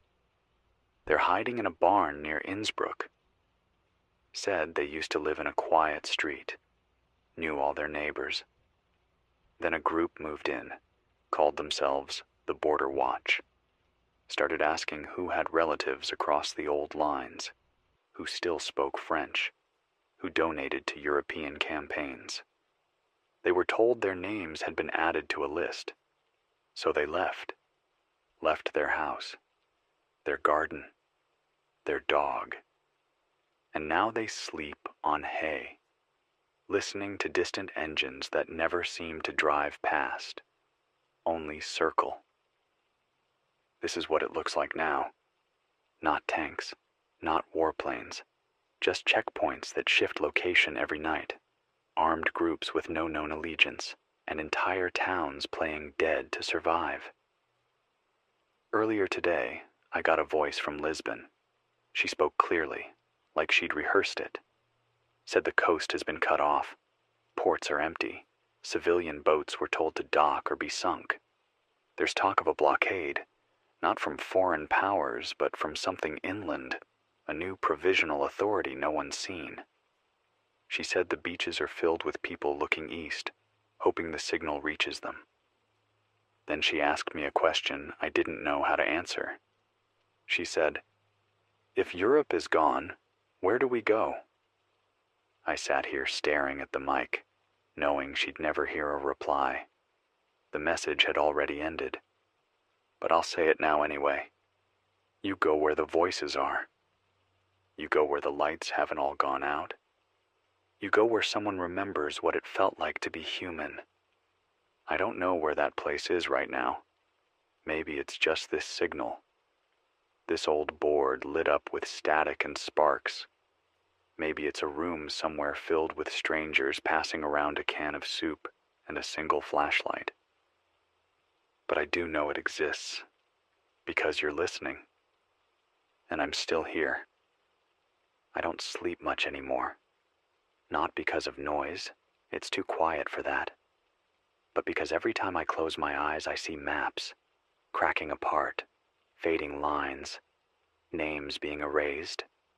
Somewhere near Marseille, there's a woman broadcasting on a frequency just one notch above mine. I can barely make her out.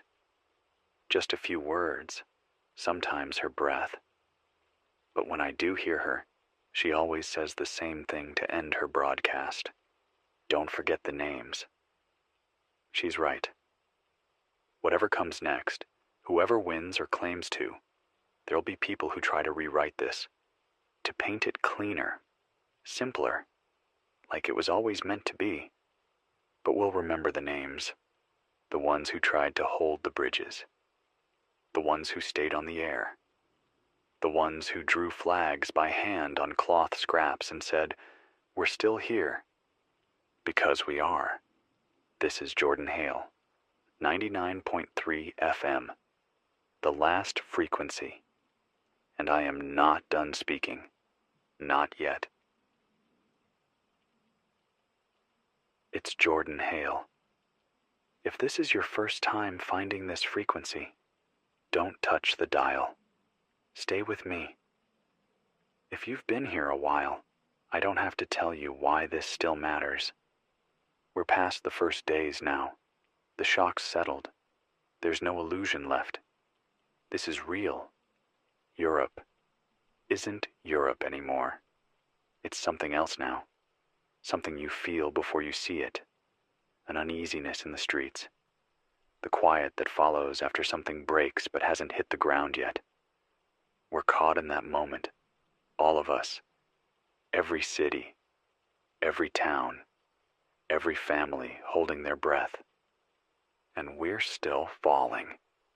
This morning I picked up a broken signal from Bratislava, voice almost too faint to hear. A woman, mid-30s maybe. She said the bridges are gone. She didn't say destroyed, just gone. She was crying.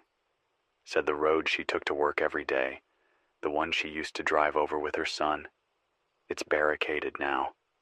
Not by soldiers, not even by the state. By neighbors. People she used to share holidays with. They set up a roadblock overnight. Wood, tires, corrugated steel. They called it a checkpoint. Told anyone passing through to show a new ID card, something issued from a local council no one had ever heard of. She didn't have it. So they turned her back. Not with kindness, with rifles. She said her son is still on the other side of the river. He stayed with his father that night. She hasn't heard from him since. She asked me, "Is this war?" I told her, I don't know what to call it anymore. It's not war like they wrote about in books. No sides, no uniforms, just neighborhoods turning in on themselves.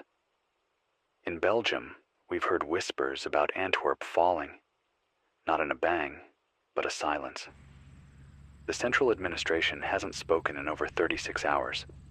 Locals say new groups have taken over the city blocks, each one with its own rules, its own patrols, its own story about what happened to the old world. And none of them match. One man said he walked down 5 streets and passed through 5 different checkpoints, each flying a different flag. By the time he reached the train station, they asked him what side he was on. He didn't know what to say, so they made him kneel. Then they took his shoes. We've picked up chatter out of Berlin again. The fire at the Reichstag is still burning. It wasn't a one-time thing. It spread, slowly, block by block. Not just in flames, in absence. Roads abandoned, power shut off, whole neighborhoods cut off and left behind. Some are saying the city's been carved into zones, controlled by different factions with different beliefs. But they all share one thing. They don't answer to Berlin anymore. I heard something last night I haven't been able to shake. A message bounced through an encrypted relay, traced back to somewhere near the Czech-German border. A woman, soft voice, careful words. She said her town had been visited by a man claiming to be part of the New Order. He didn't shout. He didn't carry weapons. He sat them down and told them that Europe had failed because it forgot what it was. He said, "We're not tearing it down. We're returning it." Then he handed out booklets, rules, new borders, new values, new names. And people took them. That's how this happens. Not with explosions, with ideas disguised as comfort. We just got a new report from Greece, Crete specifically. They've declared themselves autonomous. A local council made the announcement on an open broadcast, said they won't recognize any continental authority, said they're forming their own maritime defense league. No one responded. Because no one's in a place to argue anymore. The sea routes are broken, the skies are quiet, and the railways. Don't even ask. The only thing still moving is the fear, and the people carrying it with them. Thousands are trying to flee west, toward Ireland, toward the UK, toward the North Sea. But no one knows what's waiting on the other side. I heard from a teenager who crossed into northern France, said she saw people being turned away at the tunnel, British guards at the far end, not letting anyone through. They weren't cruel, just tired. Like they'd said no too many times to strangers with nothing but a name and a bag. She asked them what the rules were. They said, "There aren't any. Not anymore." I spoke to someone from Luxembourg last night.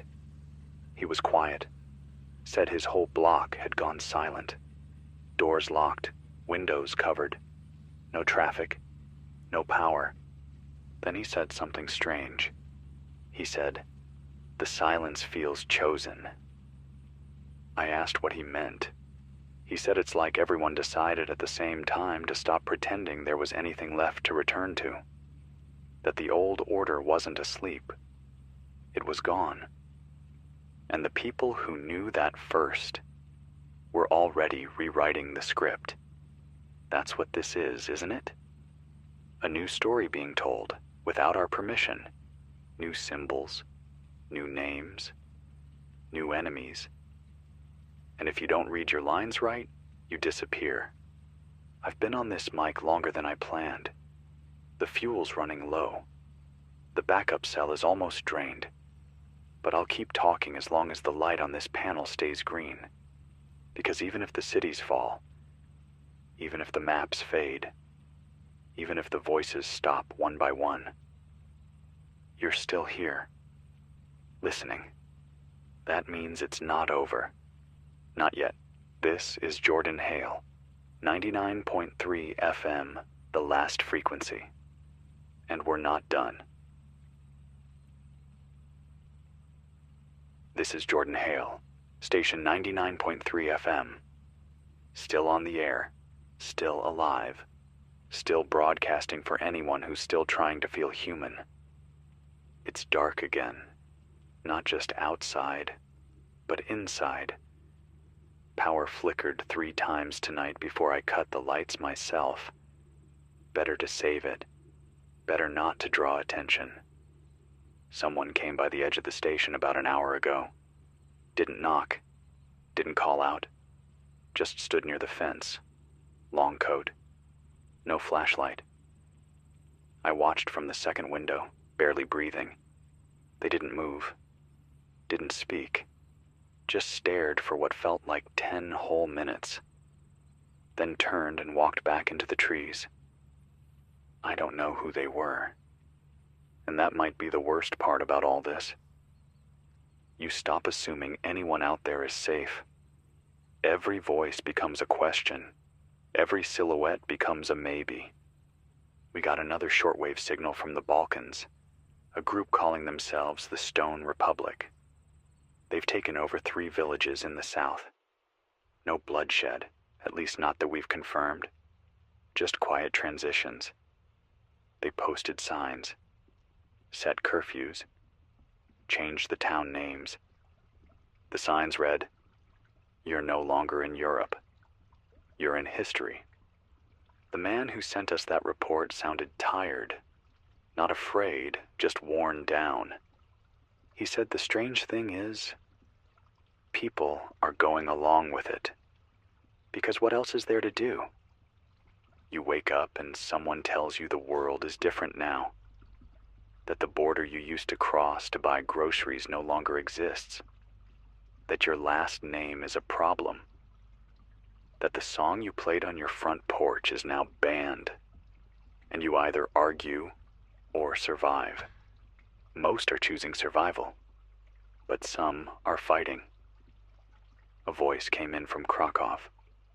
Young, shaky. She said her brother was arrested by a breakaway militia called the Iron Front. Said he was part of a group trying to keep the old systems alive.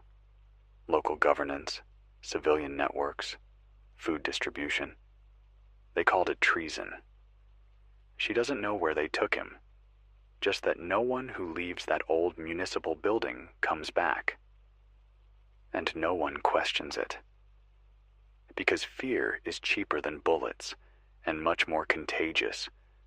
I heard from an old man in Finland. Used to run a bakery. Said he still makes bread every morning for the 10 people who stayed behind in his town. They meet in silence. They eat in silence. They listen to this signal. He said something I won't forget. He said, "I don't think we're waiting for help anymore. I think we're waiting to see what we become." I sat with that for a long time, because I think he's right. Help isn't coming. No summit. No peacekeepers. No last-minute speech from a podium. No flash of unity rising from the dust.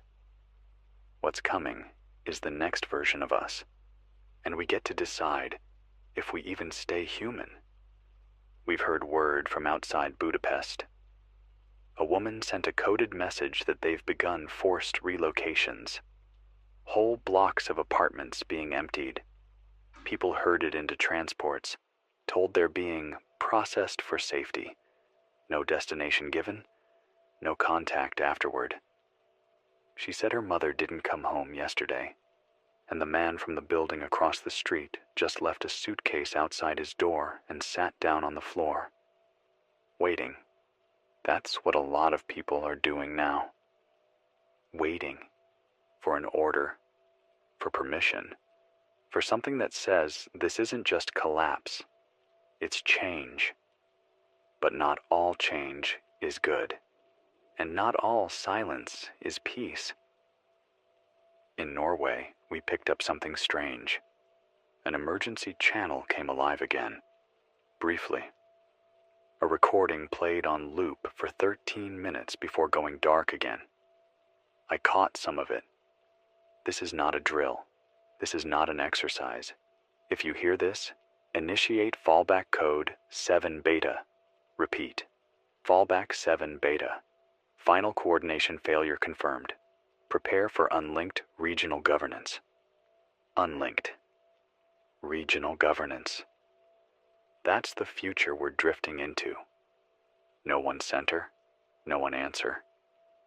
Just 1,000 little kingdoms with radios and rifles and memories, too short to stop this from happening again. So I'll keep saying this. If you are alive, if you remember, then you are part of the thread. You are what's holding the line, even if you feel alone in it. And if all we can do is witness, then let's witness fully, clearly, without lying to ourselves about what this is. This is not a pause. This is not a riot. This is not a phase. This is Europe collapsing and being carved into pieces by people who only remember how to fight. I don't know how long I can stay on the air. The generator needs maintenance. The signal booster is running hot. The lights outside the station flickered again an hour ago. But until this mic stops working, you'll hear my voice. You'll hear the truth. You'll hear that you are not alone. This is Jordan Hale, 99.3 FM, the last frequency. Still here, still speaking, still holding the thread. This is Jordan Hale, still on the line, still breathing, 99.3 FM, the last frequency. If you're hearing this, you're not gone yet. The wind's been different today. It's colder, sharper, like it's warning us. You hear it against the building, like it's trying to say something before it gives up and slips past. And the sky hasn't been right since morning. Low, yellow clouds rolling across from the west, dragging something behind them. Smoke, maybe. Or ash. Or memory. I picked up a weak signal from Lion earlier this afternoon. A teenager. Voice cracking, not from fear, just from too many hours of whispering. He said they've been hiding under the metro station with a few others. No power. No food left. They blocked the stairs with old crates and bikes and whatever else they could drag in behind them. They've been hearing footsteps above. Boots. Heavy. The kind that don't run, just move slow and steady, like they've already decided what comes next. He said the scariest part isn't the soldiers. It's the silence after. He said every time they pass, it's like the city forgets it used to be something else. Lion's not alone. More cities are going dark. Not burning. Just disappearing from the conversation. We haven't heard from Brussels in over 4 days. Berlin's silent again. Lisbon's only speaking in static. And now even parts of Scandinavia, yes, even up there, are going offline. Not from fighting, as far as we know. Just lights going out. One by one. Quiet. Intentional. Someone messaged from Malmö. They said the water treatment plants have stopped working. Not because they were destroyed. Not because anyone sabotaged them. Because the people who ran them stopped showing up. They just walked away. No announcement. No threat. Just left the keys on the desk and walked out. That's what's spreading now. Not fire, not bullets, but absence. The kind of absence that replaces questions with fear. I had a caller from Zurich this morning. She told me she found her apartment door marked with a red smear. Paint, maybe blood. She wasn't sure. It wasn't there yesterday. She's alone. She hasn't been part of any protests, hasn't spoken out. But someone marked her anyway. When she asked a neighbor what it meant, he just looked at her and said, "I didn't see anything." She hasn't slept since. We got word from Madrid, finally. A man calling from an old public broadcast van, bouncing signal off a hilltop, said most of the government buildings are empty now, but not destroyed, just open, like someone packed up in a hurry and never looked back. He said the new groups in control don't wear uniforms. They wear headphones, walkie-talkies. They film everything. They issue orders through phones and speakers and homemade apps. He said, they're not taking land, they're taking the feed. And that stuck with me, because this isn't a war for territory anymore. It's a war for what people believe is real. And the ones who win will be the ones who get to say what happened, even if it's a lie. Earlier, I spoke to someone near Palermo. They've got a camp set up in an old school gym. 24 people, one radio. They built a little stove from bricks and cook rice once a day. That's all they've got left. The man who called said he listens to my voice every night because it reminds him that someone's still talking. He asked me if I think this ends. I told him the truth. It doesn't end. Not the way people think. It just becomes something else. Maybe in a month, we'll all be used to this. The silence, the checkpoints, the questions you have to answer before you can leave a building. Or maybe we won't. Maybe the ones who can't adjust will vanish, slowly, one by one. And the rest of us will learn how to speak in a new way, wear new colors, tell new stories. But somewhere, someone will remember this. This broadcast. These hours. These messages passed through broken wires and flickering lights. We got a final ping from Prague just before sunset. A woman said her building lost power 2 days ago. The elevator's stuck. People are rationing food. No help's coming. But last night, someone climbed onto the roof and lit a candle. Just one, in a glass jar. They left it there, behind the old satellite dish. And she said it was the first thing in 3 days that made her believe she wasn't the only one left. So tonight, I'm lighting a candle too. Right here on the desk. Just a tiny flame in the dark. Because if you're still listening, maybe you'll do the same. And if we can't see each other anymore, maybe we can still be the light. This is Jordan Hale, 99.3 FM, the last frequency. And I'm still with you. This is Jordan Hale. If this broadcast sounds quieter tonight, it's because I've turned everything down. Lights, mic levels, even the monitor's brightness. I don't know if someone's listening outside, but I'm not taking chances. The air feels tight again, like something's just behind it, watching. It's been quiet near the station all day. Too quiet. No planes overhead. No hum from the highway. Just the wind brushing the sides of the tower, like it's checking to see if I'm still here. I am. And I'm still hearing from you. The last 2 hours brought in signals from 3 countries, Italy, Romania, and Finland. None of them good. Let's start with Milan. A woman, mid-40s, accountant before everything fell apart, said she saw what looked like a convoy move into the city center at dawn. Not military exactly. Black trucks, civilian license plates removed, windows darkened. They moved in without sound, no sirens, no lights, just a low rumble of engines rolling past sleeping buildings.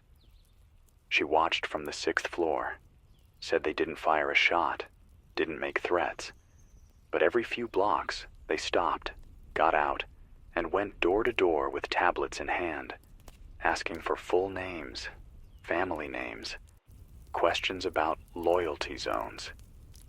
No one knew what that meant. Some were taken away. Some were told to stay inside until further notice. No papers, no orders, no explanation. Just silence after. That same woman said something chilling at the end of her message. "They're not here to occupy," she whispered. "They're here to erase." We heard from Romania next. Near Timisoara, a man in his 60s said the old mayor's office was burned down, not by protesters, not by some uprising, by the mayor himself. He left a handwritten note nailed to the door saying, "We were abandoned first. This is just the last step." Then he lit the building on fire and walked into the hills. No one's seen him since. That town now answers to a new authority calling itself the Eastern Pact. I don't know who they are, but they're issuing currency already. Pieces of plastic with barcodes. People trade them for dry goods at converted gas stations. And those who refuse, they don't trade at all. Then came the voice from Finland, a fisherman on the western coast. He said the ice hasn't come in yet this year. The waters are too warm. He said it like he was blaming the sea for letting this happen. But he wasn't calling about the ice. He said he's seen strange flares across the Gulf, orange and red bursts rising from the horizon, then vanishing in seconds. No one's explained them. No one admits to firing anything. But everyone's watching, because when the sky lights up like that, it usually means someone's drawing a line, and that line always gets crossed. We picked up something unusual earlier. A repeat transmission in German, just one sentence, spoken over and over, with no source. Die Welt ist neu. Die Wahrheit ist jetzt eine Entscheidung. Roughly, the world is new. Truth is now a choice. It played for 15 minutes, then stopped. No one's claimed it. No known group matches the tone. But that line, it hasn't left me all day. Because it feels like the most dangerous thing I've heard since this began. If truth becomes a choice, then nothing is real anymore. Nothing matters.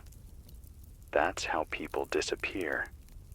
Not in body, but in memory. And we are watching a continent forget itself. I want to read something from a listener in Krakow.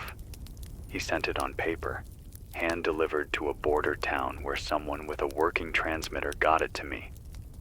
It reads, "My wife and I met during a train delay in Vienna. It was winter. Cold. Coffee was too expensive, but we bought one cup to share anyway. We wrote our names on the lid and passed it back and forth. She died 2 nights ago. They came to the apartment. She argued. I ran. I've been thinking about that cup, still warm in her hands. No one can take that."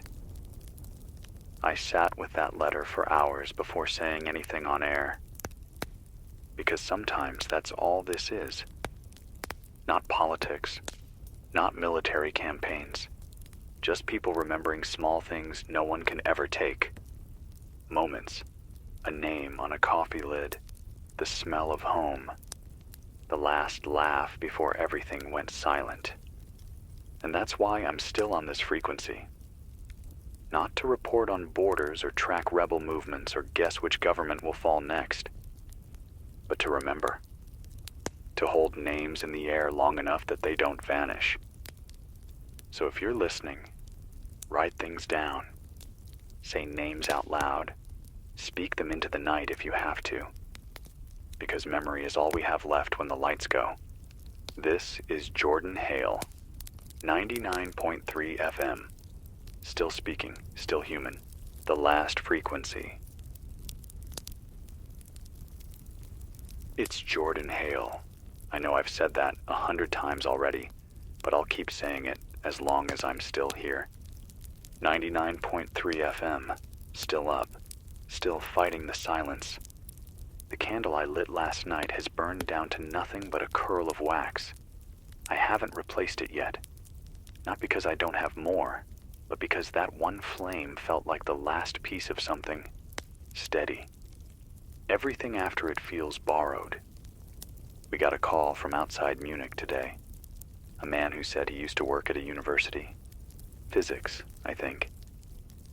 He didn't say his name, just that he was the last one left in the lecture hall. He told me students stopped showing up 2 weeks ago, long before the broadcasts went quiet. He said the janitor was the last person he saw. They both just sat there for a while in the empty theater, no words, just the ticking of the old projector. Then the janitor handed him the keys, said, "You're the professor now," and walked out. He's been living in that building ever since. He sleeps on the stage. Says the echo helps him remember what voices used to sound like. He told me he doesn't broadcast, doesn't talk to anyone else, but he listens to this station every day. And that's enough. Another message came in from Sophia. A woman whispered into the line like someone might hear her through the radio. She said her block has been quiet for too long. No trucks, no patrols, not even neighbors moving around. She said the lights in the apartment complex across the street all flicked off at the exact same moment 2 nights ago. Not one by one, all of them. She hasn't seen a soul since. She said it's like the city blinked and never opened its eyes again. That's what it feels like across half the continent now. Not explosions, not flames, just absence. Like the people left, but forgot to tell anyone they were going. We're starting to hear about a new flag in parts of Spain. No national symbols, no known allegiance, just 2 overlapping triangles, one black, one red, and a line running through both like a crack in glass. No one knows who they are. But people are being told to hang that symbol on their doors if they want to be counted. Counted for what? No one knows. We received an audio clip from southern Poland, an old man, voice trembling. He said they've stopped teaching children names. That's what broke me today. He said in his village, the new caretakers, the ones running the makeshift schools, don't call kids by their birth names anymore. Just numbers. He asked them why. They said it was safer. Safer for who? A woman from Marseille told me she tried to write her father's name on the wall of their building after he was taken. Chalk, white, just above the door. She came back the next morning, and it had been washed away. She wrote it again. Next day, gone again. So she carved it in. No one's erased it since. Sometimes you have to dig it in with your hands. We heard from Denmark. The Øresund Bridge is gone. Not bombed, just gone. Someone dismantled it, piece by piece. Concrete hauled off. Steel beams pulled down with cranes in the dead of night. No announcement, no footage. Just an empty stretch where a road used to run above the sea. I don't know what to say to that. I don't know what it means to take down a bridge while the world is falling apart.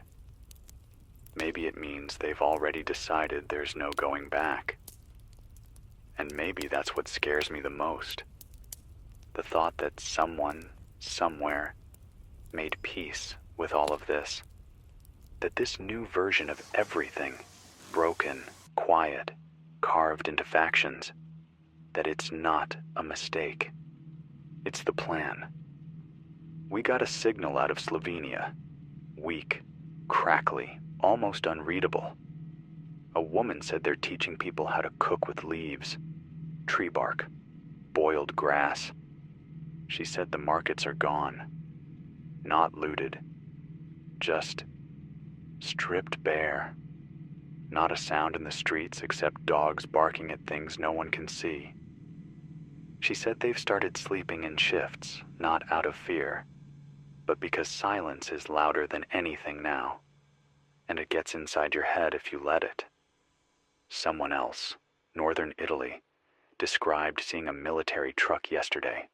No insignia, no plates, just a loudspeaker strapped to the roof. It wasn't playing music. It was reading names. Names of people, one after another, in full. The truck passed slowly through the town, repeating the list. No one came out to listen, but everyone heard. We don't know if those names were targets, or missing, or lost, but I think they mattered. Because names are the only things that still carry weight. That's why I keep saying mine. That's why I say yours when I can. That's why we're here. This signal, this whisper across the dark, is how we fight back. Not with weapons, with memory. I'll keep the light going a little longer tonight, even if no one sees it, because somewhere, someone's listening. And if you are, don't go quiet. Not yet. This is Jordan Hale, 99.3 FM, still alive, still on the air, the last frequency. This is Jordan Hale. If your hands are shaking, that's normal. If your chest feels tight and the sky looks a little too still, me too. 99.3 FM, still standing, barely. I haven't spoken in a few hours, not because there was nothing to say, but because my voice didn't feel real anymore. I watched it echo back through the monitor and thought, that could be anyone, could be a memory, a ghost, a lie. But it's not. I'm here. I'm breathing. And I know you are too. The last transmission I got was from someone in Antwerp, a young boy, 12, maybe 13. He didn't cry, didn't yell, just said that everyone in his apartment building was gone when he woke up. Clothes still hanging on the balconies, a pot still boiling on a stove. But the people? Gone. No sound in the stairwell, no voices in the courtyard. He stayed inside all day, watching through the keyhole. Nothing moved. Even the wind forgot to blow. At some point, he whispered, "Is this what the end feels like?" I couldn't answer him. Even if I was on the line, I wouldn't have known what to say. Because, yes, maybe it is. Not fire. Not war drums. Not flags falling. Just doors swinging open to silence. We've heard from Slovakia, what's left of it. A group there calling themselves the Restoration Front has taken over several towns. They're not demanding allegiance. They're demanding confession. One man said he was asked to record a list of all the international donations he ever made, every vote he cast, every country he visited in the last 10 years. Then they cross-referenced it with data they somehow already had. If there was a pattern, they said, you were relocated. No one knows where to.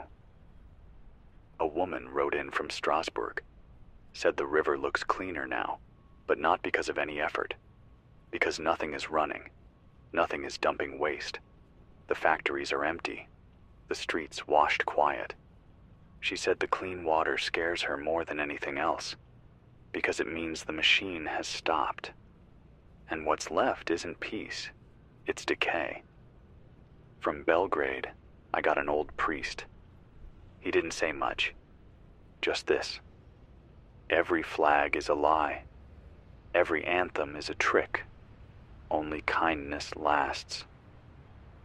Then he went silent. I don't know how long he'll survive, but I know I'll remember that line. Only kindness lasts. Think about that, wherever you are. In Hamburg, someone's been leaving food out on empty benches. Wrapped sandwiches, sealed water bottles, notes that just say, "Keep going." No one has seen who's doing it. No cameras left. No systems watching. But the food keeps showing up. One woman said she waited all night to see who brought it. She fell asleep. When she woke up, there was a sandwich by her feet, and a second one in her hand. They didn't take anything. They didn't say anything. They just gave and left. There's something holy about that. We picked up word from near Sarajevo. A field hospital has reopened in a former shopping mall. They've cleared the shelves, pulled down old signs, painted over everything with white. No names, no flag, just white. You show up hurt, they treat you. No questions. They only ask if you remember who you are. If you don't, they help you figure it out. One man said he walked 3 days barefoot just to find that place. He doesn't know who runs it. He doesn't care. He just knows they let him sleep. That was enough. I keep thinking about the border, not the old lines, not the ones on maps. The real border. The one between forgetting and remembering. Between despair and not letting go. And I think that's where we're living now. All of us. Right on the line. Some fall one way, some hold. But the ones who hold, they're the ones I'm talking to. You. We've been hearing strange tones across certain frequencies. Long, low pulses, not natural, not noise. Some think they're signals, warnings, markers for something coming. I don't know. They don't speak in words, just feelings, and they feel wrong. But this frequency, ours, it's still ours, still real, still human. The candle's out again. I've been staring at the smoke curling up like it's trying to write something on the ceiling. I keep hoping it'll spell out a name. Yours, maybe. Or mine. Or the name of someone we lost, because saying them out loud makes them stay. So here's one. Matteo. From Sicily. He used to call in every few days, played the violin in the background while we spoke, said it calmed the walls down. I haven't heard from him in over a week. If you're out there, Matteo, I still remember your song, and I'm still listening. This is Jordan Hale. 99.3 FM. The last frequency. Keep breathing. Keep the thread. This is Jordan Hale. 99.3 FM. The last frequency. Still open. Still holding the line. It's cold tonight. Not just because the temperature dropped again, but because the wind feels empty. Like it's brushing past places that used to be alive. Like it's trying to remember what warmth felt like. I sat on the roof earlier. Just me. A jacket that's too thin for this kind of weather. And a cup of something that barely passed for coffee. Watched the tree line. Watched the gray sky. Listened to nothing. That's how it is now. You get used to listening to nothing. Because every sound is either a danger or a memory. We got something from Vilnius, first time in days. A voice message, short, distorted. A man with a tired voice said the trains haven't run since Monday. Said the stations are boarded up, not by officials, by civilians. Families building barricades with shopping carts and broken tiles. Like they know something's coming, but no one's saying what. He said a group of men came through the square last night handing out what they called truth books. Pages stapled together, no covers, no authors, Just rules, names, slogans. He burned his, didn't even open it. He said if they want him to believe something, they're going to have to look him in the eye. That man's name was Tomas. If you hear this, Tomas, thank you. You're not alone. We got a short burst out of Paris, too. Someone from the 17th arrondissement said the barricades are back. Not like before, not thrown together out of anger. These ones are structured, reinforced, planned, and each one flies a different flag. Not French, not even old regional ones, new designs, handmade. Some with animals, some with strange shapes. Someone counted 28 of them just from one neighborhood. Every block its own world now. Every street rewriting its story. You can't even walk to the corner store without being asked which zone you belong to. And if you don't answer right, you don't walk home. Someone from Seville told me they found their grandmother crying this morning. Not because of the war, not because of the cold, but because she couldn't remember what day it was. Not in the sense of the calendar. That doesn't matter anymore. But she couldn't remember if it had been 1 week or 10 since the family last sat down to dinner. She cried because the memory felt fake, like something stitched together from old news broadcasts and burned recipes. And maybe that's what this war is really killing. Not lives, but the shape of time, the rhythm of living. I got a strange letter today. It came through a courier, passed hand to hand across what's left of the Netherlands. No stamp, just the name Mila on the front. Inside, a drawing. Pencil. On the back of an old grocery receipt. A child's drawing. It showed a house with no roof, a tree with no leaves, and a radio tower drawn in thick black lines, bigger than everything else. Next to it, a small figure with a dot for an eye and a red line coming from its mouth. Underneath, just one sentence in shaky handwriting. Thank you for not stopping. I don't know who Mila is, but she's why I'm still here. We got something else today, out of Prague, I think. A chant recorded and played through a broken megaphone in a public square. No one claimed it, but it kept repeating the same 5 words.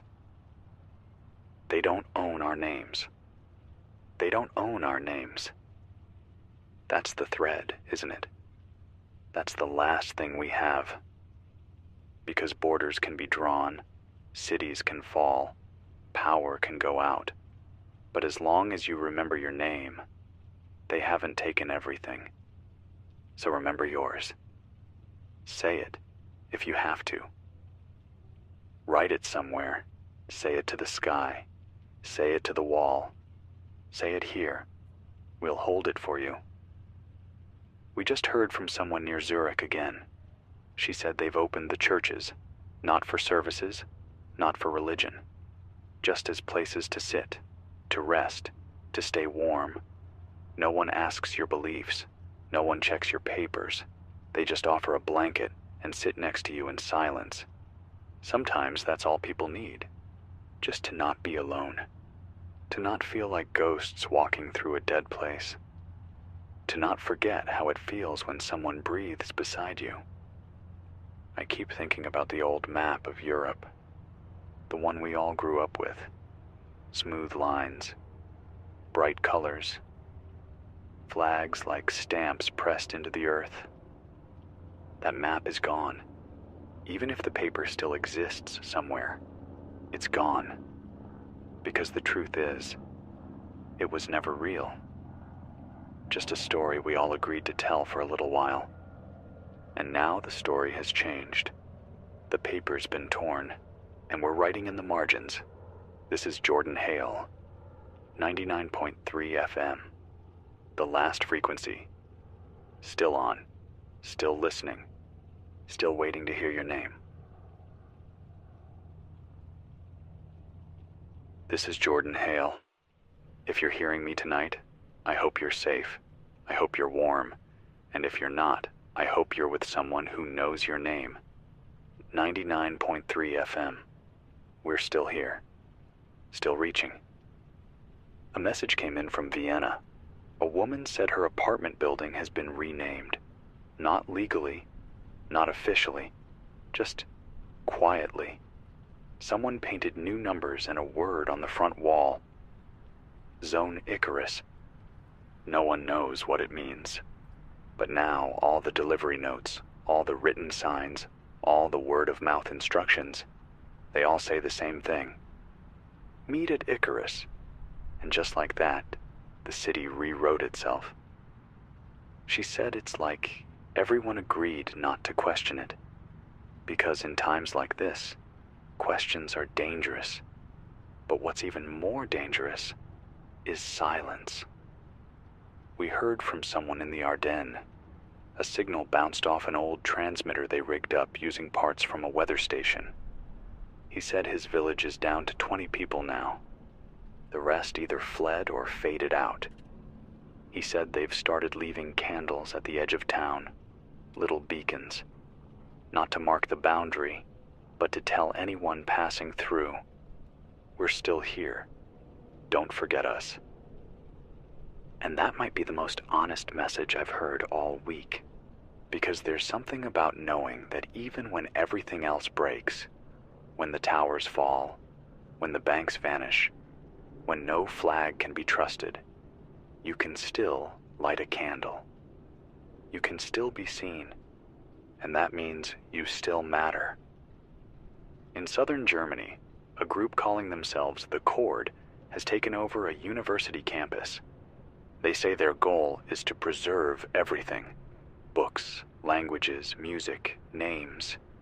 They've filled the classrooms with handwritten copies of old poems, songs translated into dozens of alphabets, wall-sized maps drawn from memory.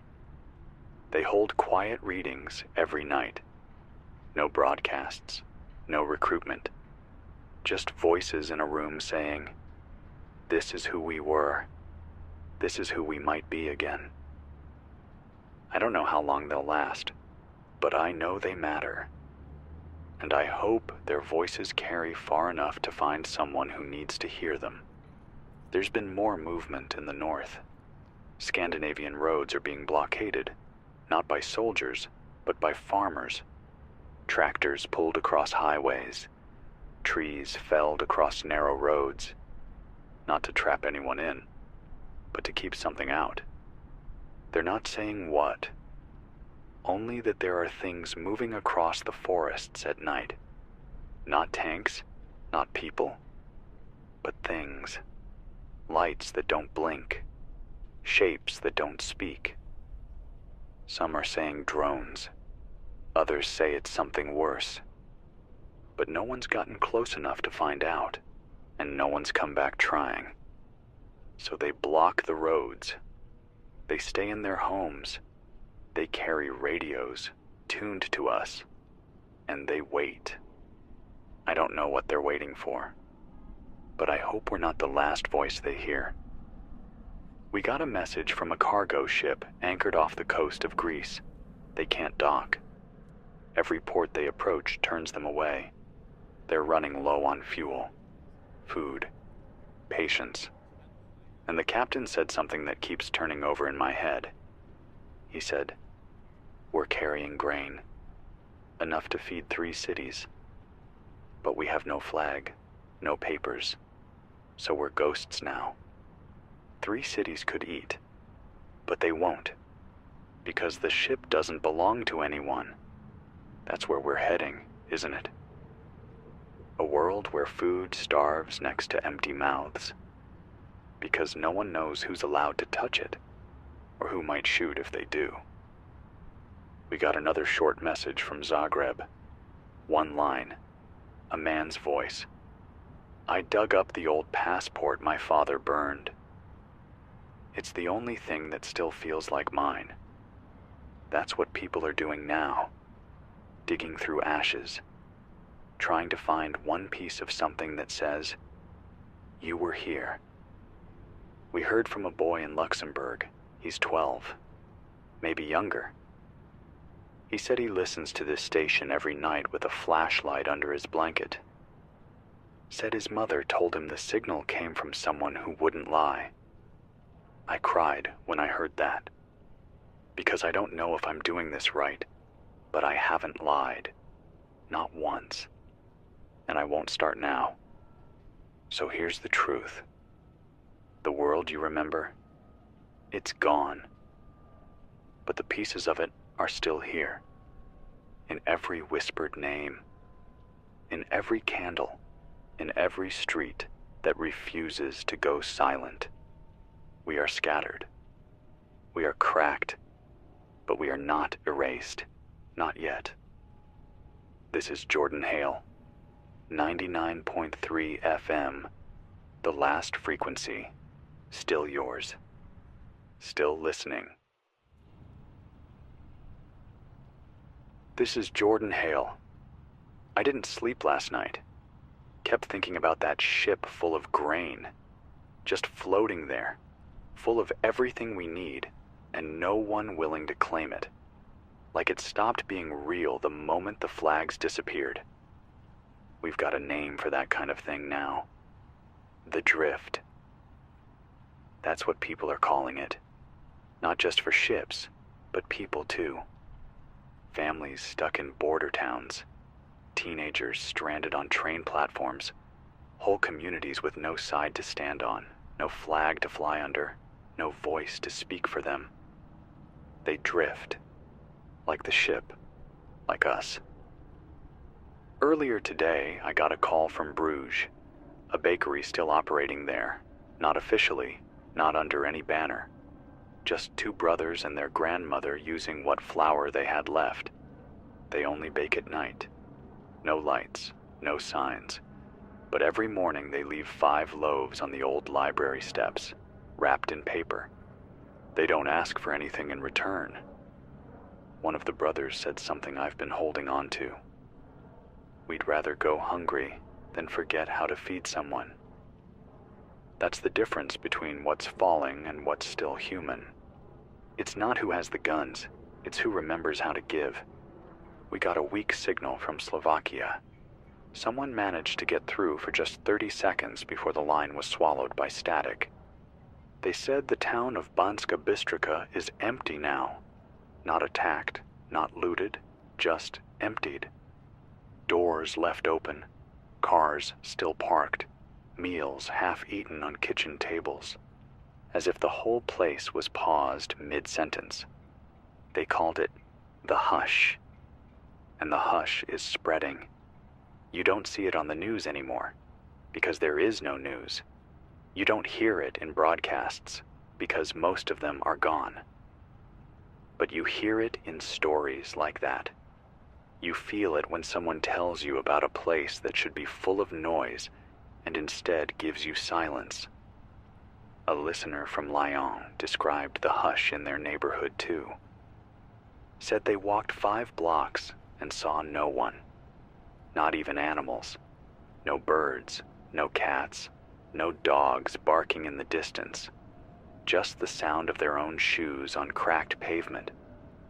They said they wanted to scream just to break it, but they were too afraid the silence might scream back.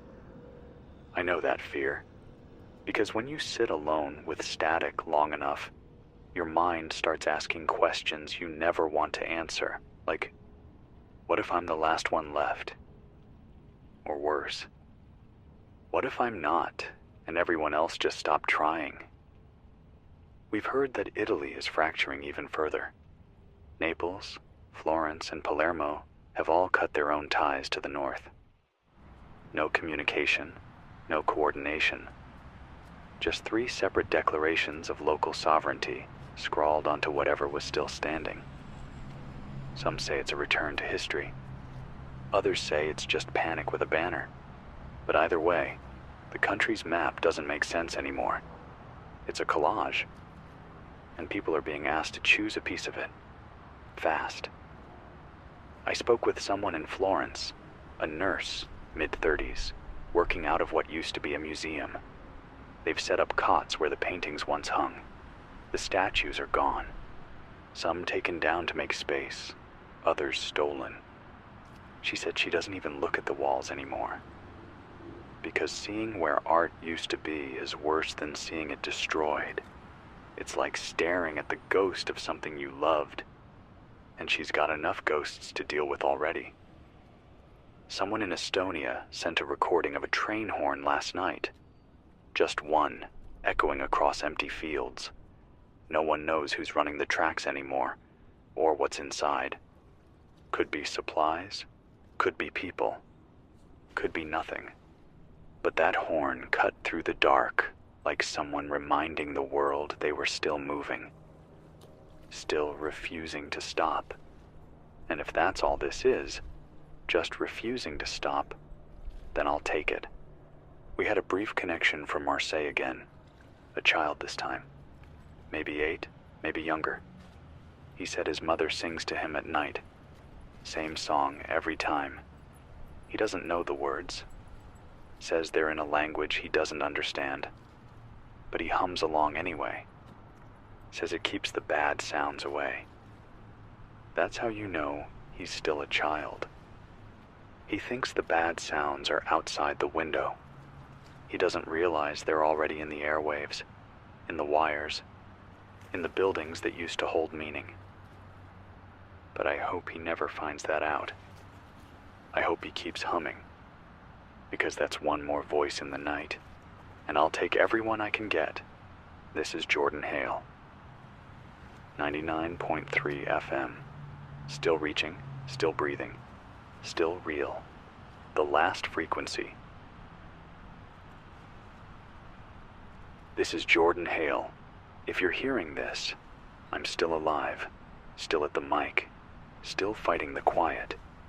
Earlier today, a man from Rotterdam said something I haven't been able to stop thinking about. He said, "I used to love the sound of the city. Now I'd give anything to hear someone sneeze through the wall again." He hasn't heard his neighbors in 2 days. That's how it spreads now. Not through bombs or press releases, but through the shape of absence. It starts with fewer footsteps, then fewer lights. Then one day the door you used to wave at is open, swinging in the breeze, and no one comes back to close it. We got a grainy recording from Hungary. Couldn't tell what city. Maybe Szeged. A radio technician sent it. Said it was pulled off an abandoned police scanner. The voice was calm. Too calm. It just kept saying, "Hold the perimeter. Deny the shape. Hold the perimeter.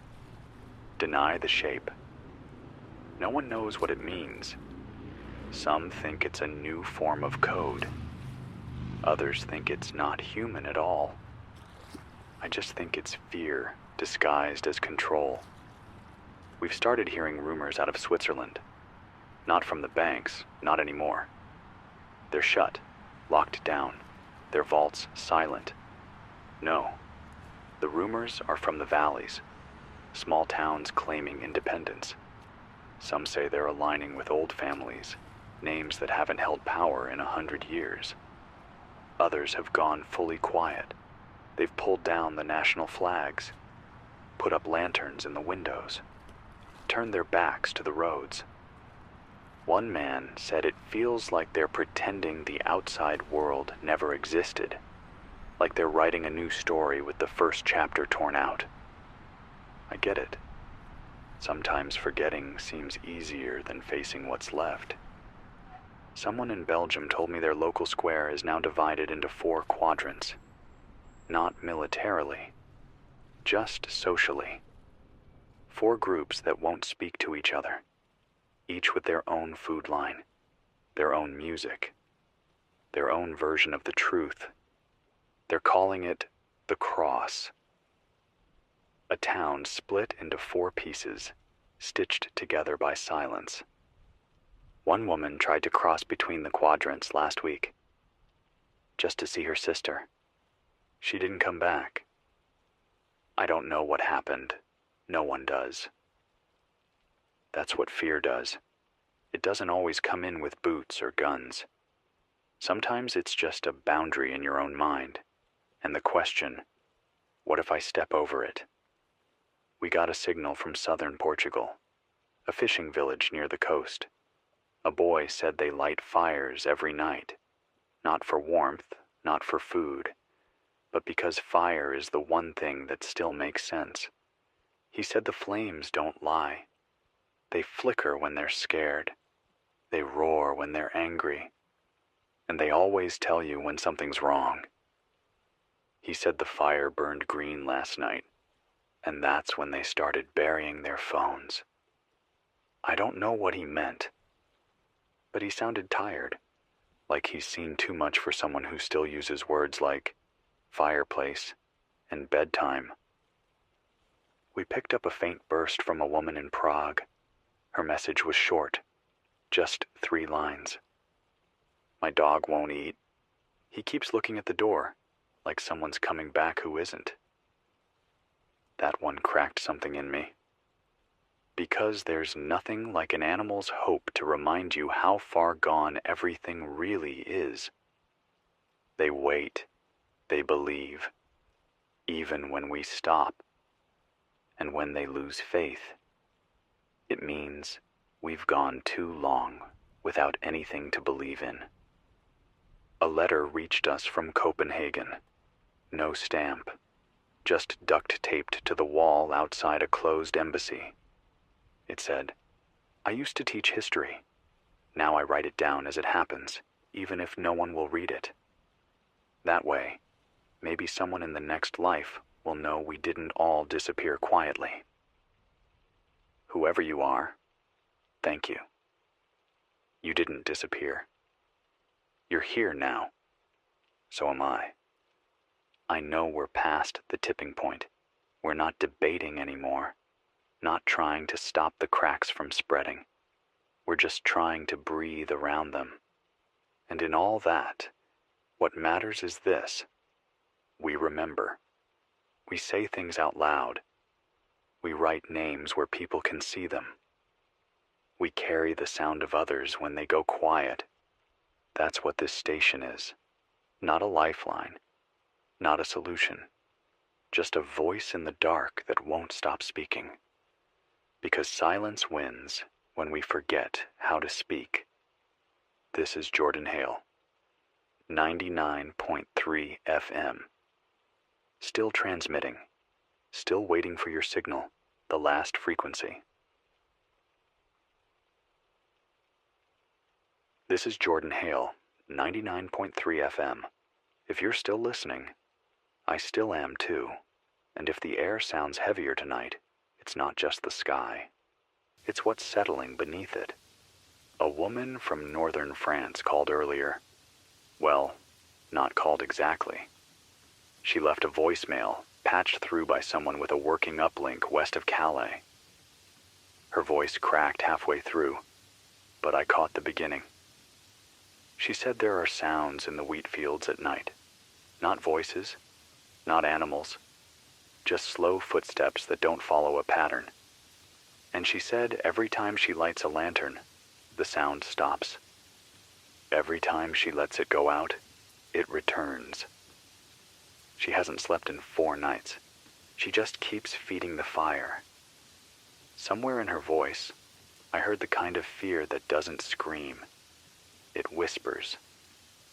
And that's the kind of fear that lasts. We got a recording from Lisbon.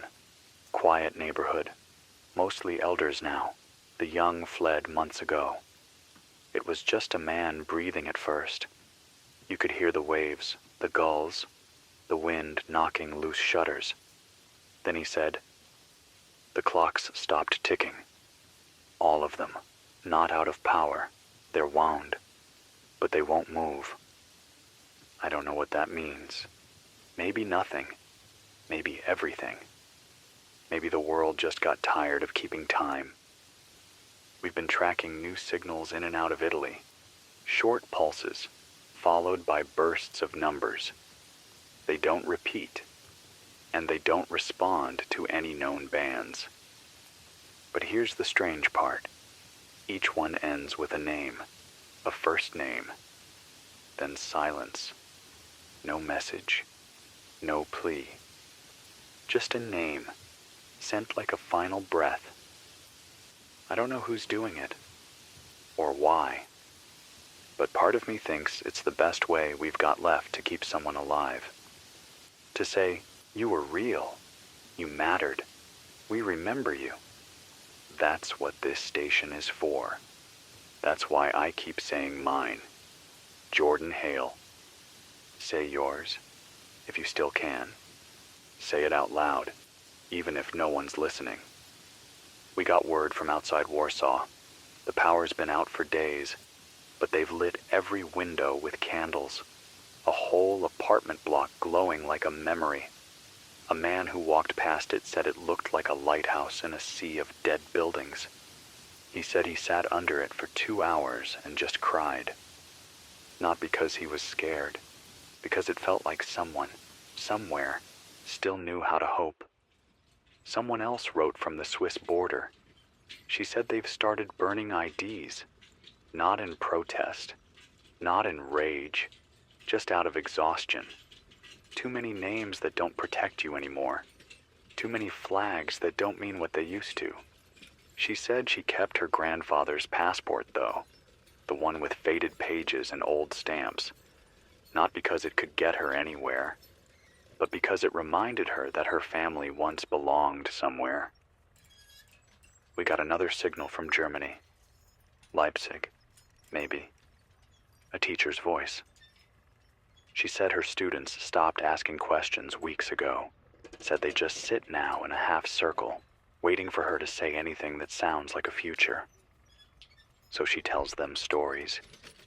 Not from books, not from screens, from her memory. She tells them what spring used to smell like, what a crowded train sounded like at rush hour, what it felt like to hug someone you hadn't seen in years without worrying who was watching. She says they don't respond, but none of them ever miss a day. That's what we're holding on to now. Little pieces of the before. We heard from a mother in Oslo. She said her daughter has started drawing imaginary cities. Cities where people still wave from balconies, where shopkeepers know your name, where music plays from open windows. The daughter calls it the place that didn't break. She's never seen it. She just believes it has to exist. Because someone, somewhere, has to still be laughing, still dancing, still living in full color. If that city exists, maybe it's inside all of us now.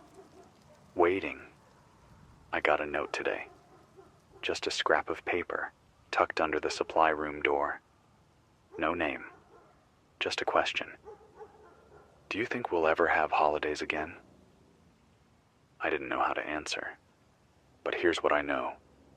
There's a man near Marseille who still bakes birthday cakes, even if there's no one to eat them. He lights one candle, sets it down, sings quietly, then leaves it out for the wind. And every night, something eats it. Sometimes hope isn't loud. Sometimes it's just a candle and a song. And the sound of someone remembering what joy tasted like. This is Jordan Hale, 99.3 FM, still breathing, still burning the signal, the last frequency.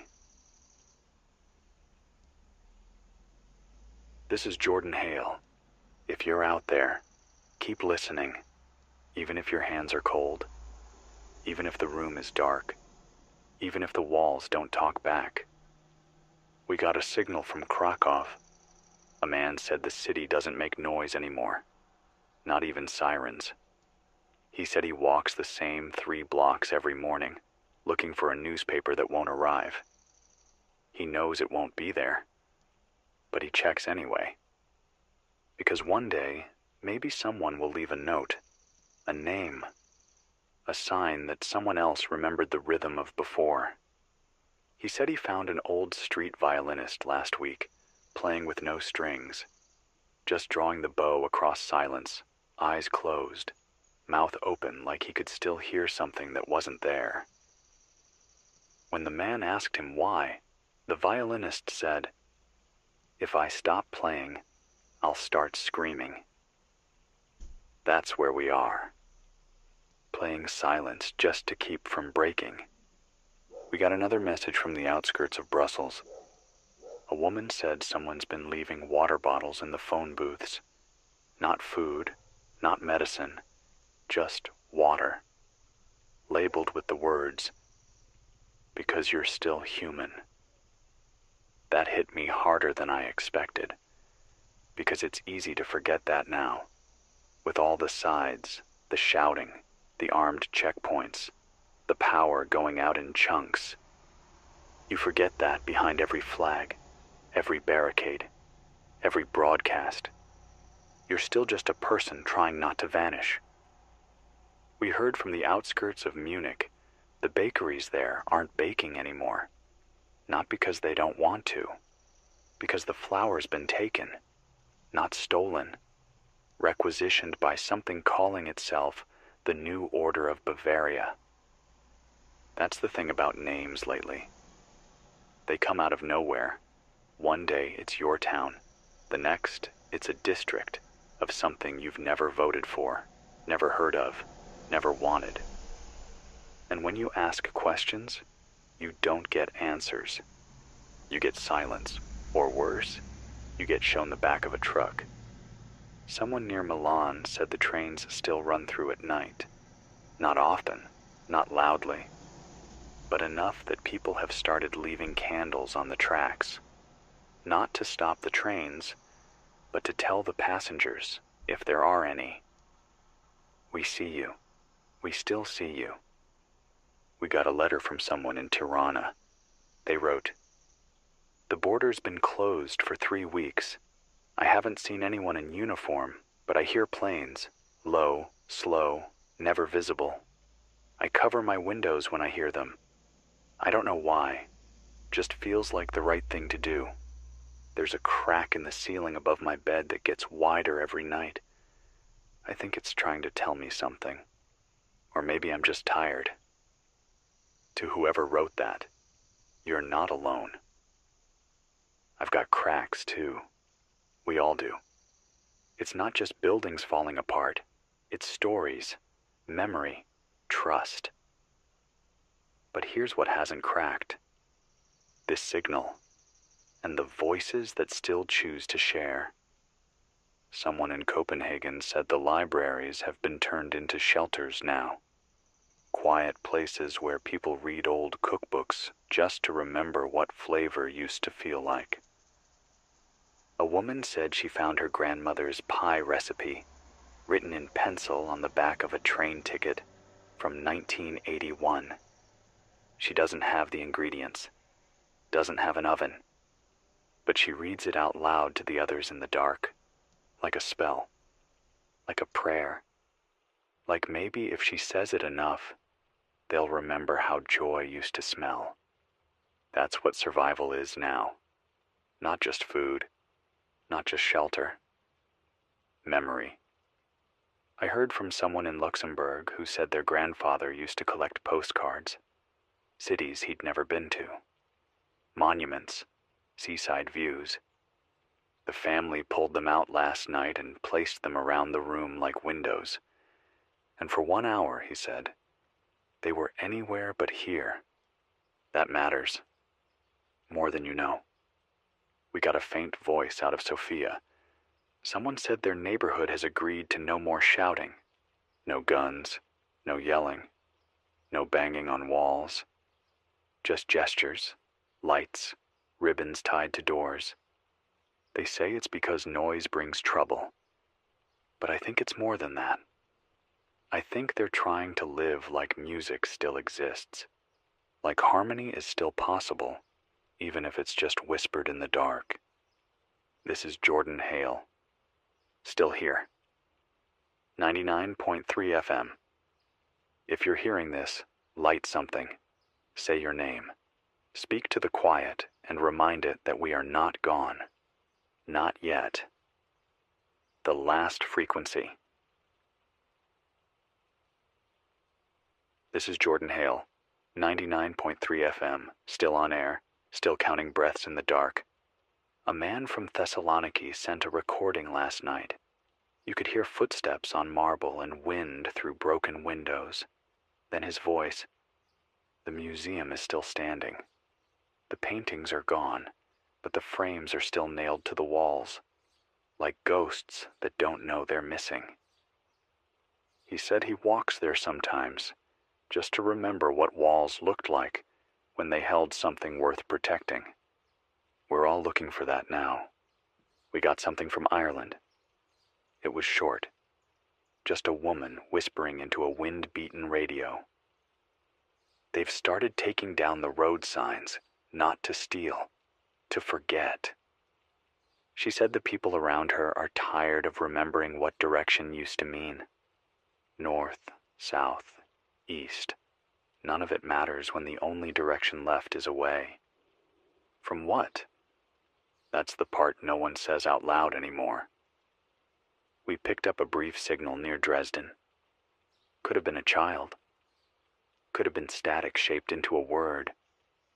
But I swear I heard the phrase, the sky was orange again. Not like sunset, like fire, like someone lit the horizon on purpose. And when that happens, you don't check for weather. You grab your coat and your bag and run until the color changes, if it ever does. Someone from a collapsed village near Rijeka sent a message, said their town didn't fall to bombs or soldiers, it just stopped getting deliveries. First mail, then fuel, then bread, then medicine, and the last to go was the sound of cars. He said it's like the world forgot to include them in its memory. He tried to make his own post office, stacked cardboard boxes, marked names by hand, pretended they were still connected. He said his daughter writes a letter every week. No stamps, no address. She places it inside one of the boxes and says, "Someone's listening." She's right. We are. If you're hearing this, I want to tell you about something from the edge of Estonia. A woman said she keeps a tape recorder in the corner of her room. She plays the same sound every night. A cafe, people talking, cups clinking, low music, rain on a window. It's not real, just a loop, but it's enough to fall asleep to.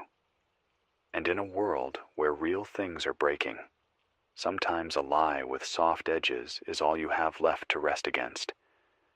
Someone from Malmö said they've started planting things, not to grow food. They don't expect that. The soil's wrong, the timing worse. But they plant anyway. Old seeds, found in drawers and forgotten cans. Not for harvest, for remembering. They said, even if nothing grows, we'll know where we tried. That's how you mark a world that isn't finished yet, with a handful of dirt and a maybe. We got a signal from Bordeaux, static, then singing. Not a hymn, not a national anthem. Just a lullaby in a voice shaking too much to hold a tune. But that's the one that made me cry, because it wasn't for a baby. It was for the air, for the dark corners, for the walls listening more than we know. Someone near Geneva said the lakes are quiet now. Boats pulled ashore, water still. But at night, they swear they see candles floating across the surface. No one lights them. No one claims them. Just flame drifting across black water. A memorial with no names, or maybe a message with no words. Either way, it means someone still wants to be seen. We heard from Hamburg. The ferry terminals are gone. But someone wrote the names of cities on the pavement in chalk. Big block letters. Copenhagen, Oslo, Reykjavik, Dublin. Each name points north, like the last prayers of people trying to find cold instead of chaos. I don't know if north is safer. I just know they're still trying. And trying is enough to mean you're not lost yet. This is Jordan Hale, 99.3 FM. The wind's picking up again. But so are the voices. You are not alone. Not while I'm here. The last frequency.